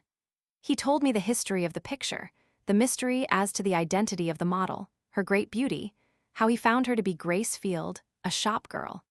He also told me of the mental condition of the artist, St. George, and repeated the rumor as he knew it about the artist being heartbroken because the girl his model would not marry him. All this brought the artist into the matter of the girl's disappearance. She represented to him, physically, the highest ideal of which he could conceive: hope, success, life itself. Therefore, it was not astonishing that he should fall in love with her, and it is not difficult to imagine that the girl did not fall in love with him. She is a beautiful woman, but not necessarily a woman of mentality. He is a great artist, eccentric, childish, even in certain things. They were two natures totally opposed. These things I could see instantly. Mr. Hatch showed me the photograph and also the scrap of paper. At the time, the scrap of paper meant nothing. As I pointed out, it might have no bearing at all, yet it made it necessary for me to know whose handwriting it was. If Willis's, it still might mean nothing. If St. George's, a great deal, because it showed a direct thread to him. There was reason to believe that any friendship between them had ended when the picture was exhibited. It was necessary, therefore, even that early in the work of reducing the mystery to logic, to center it about St. George. This I explained to Mr. Hatch, and pointed out the fact that the girl and the artist might have eloped or possibly together somewhere. First, it was necessary to get to the artist. Mr. Hatch had not been able to do so. A childishly simple trick, which seemed to amaze Mr. Hatch considerably, brought the artist out of his rooms after he had been there closely for 2 days. I told Mr. Hatch that the artist would leave his rooms, if he were there, one night at 9:32, and told him to wait in the hall, then if he left the door open to enter the apartments and search for some trace of the girl. Mr. St. George did leave his apartments at the time I mentioned, and— "But why, how?" asked Hatch. "There was one thing in the world that St. George loved with all his heart," explained the scientist. "That was his picture. Every act of his life has demonstrated that. I looked at a telephone book. I found he had a phone. If he were in his rooms, locked in, it was a bit of common sense that his telephone was the best means of reaching him. He answered the phone. I told him just at 9:30 that the art museum was on fire and his picture in danger. St. George left his apartments to go and see, just as I knew he would, hatless and coatless and leaving the door open. Mr. Hatch went inside and found 2 gloves and a veil, all belonging to Miss Field. Miss Stanford identified them and asked if he had gotten them from Willis, and if Willis had been arrested. Why did she ask these questions? Obviously because she knew, or thought she knew, that Willis had some connection with the affair. Mr. Hatch detailed all his discoveries and the conversation with Miss Stanford to me on the day after I phoned to St. George, who, of course, had found no fire. It showed that Miss Stanford suspected Willis, whom she loved, of the murder of Miss Field. Why? Because she had heard him threat. He's a harebrained young fool anyway. What motive? Jealousy. Jealousy of what? He knew in some way that she had posed for a semi-nude picture and that the man who painted it loved her. There is your jealousy. It explains Willis's every act. The thinking machine paused a moment, then went on. This conversation with Mr. Hatch made me believe Miss Stanford knew more than she was willing to tell. In what way? By a letter? Possibly. She had given Mr. Hatch a scrap of a letter. Perhaps she had found another letter, or more of this one. I sent her a note, telling her I knew she had these scraps of letters, and she promptly brought them to me. She had found them after Mr. Hatch saw her first somewhere in the house, in a bureau drawer, she said, I think. Meanwhile, Mr. Hatch had called my attention to the burglary of St. George's apartments. One reading of that convinced me that it was Willis who did this. Why? Because burglars don't burst in doors when they think anyone is inside. They pick the lock. Knowing, too, Willis's insane jealousy, I figured that he would be the type of man who would go there to kill St. George if he could, particularly if he thought the girl was there. Thus it happened that I was not the only one to think that St. George knew where the girl was. Willis, the one most interested, thought she was there. I questioned Miss Stanford mercilessly, trying to get more facts about the young man from her which would bear on this, trying to trick her into some statement, but she was loyal to the last. All these things indicated several things. First, that Willis didn't actually know where the girl was, as he would have known had he killed her. Second, that if she had disappeared with a man, it was St. George, as there was no other apparent possibility.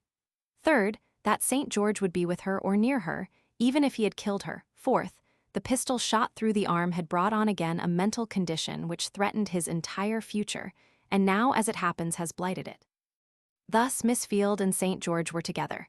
She loved Willis devotedly, therefore she was with St. George against her will, or she was dead. Where? In his rooms? Possibly. I determined to search there. I had just reached this determination when I heard St. George, violently insane, had escaped from the hospital. He had only one purpose then: to get to the woman. Then she was in danger. I reasoned along these lines, rushed to the artist's apartments, found Willis there wounded. He had evidently been there searching when St. George returned, and St. George had attacked him, as a madman will, and with the greater strength of a madman. Then I knew the madman's first step. It would be the end of everything for him, therefore the death of the girl and his own. How? By poison preferably, because he would not shoot her he loved beauty too much. Where? Possibly in the place where she had been all along, the closet carefully padded and prepared to withstand noises. It is really a padded cell. I have an idea that the artist, sometimes overcome by his insane fits and knowing when they would come, prepared this closet and used it himself occasionally. Here the girl could have been kept and her shrieks would never have been heard. You know the rest. The thinking machine stopped and arose, as if to end the matter. The others arose, too. I took you, Mr. Mallory, because you were a detective, and I knew I could force a way into the apartments which I imagined would be locked. I think that's all. But how did the girl get there? Asked Hatch. St. George evidently asked her to come, possibly to pose again. It was a gratification to the girl to do this. A little touch of vanity caused her to pose in the first place. It was this vanity that Willis was fighting so hard, and which led to his threats and his efforts to kill St. George. Of course, the artist was insane when she came. His frantic love for her led him to make her a prisoner and hold her against her will. You saw how well he did it. There was an odd pause.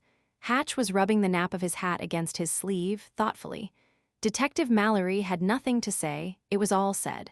Both turned as if to go, but the reporter had two more questions. I suppose St. George's case is hopeless. Absolutely, it will end in a few months with his death. And Miss Field? If she is not dead by this time, she will recover. Wait a minute. He went into the next room and they heard the telephone bell jingle. After a time, he came out. She will recover, he said. Good afternoon. Wonderingly, Hutchinson Hatch, reporter, and Detective Mallory passed down the street together. The end. End of project Gutenberg's The Problem of Cell 13 by Jacques Futrelle.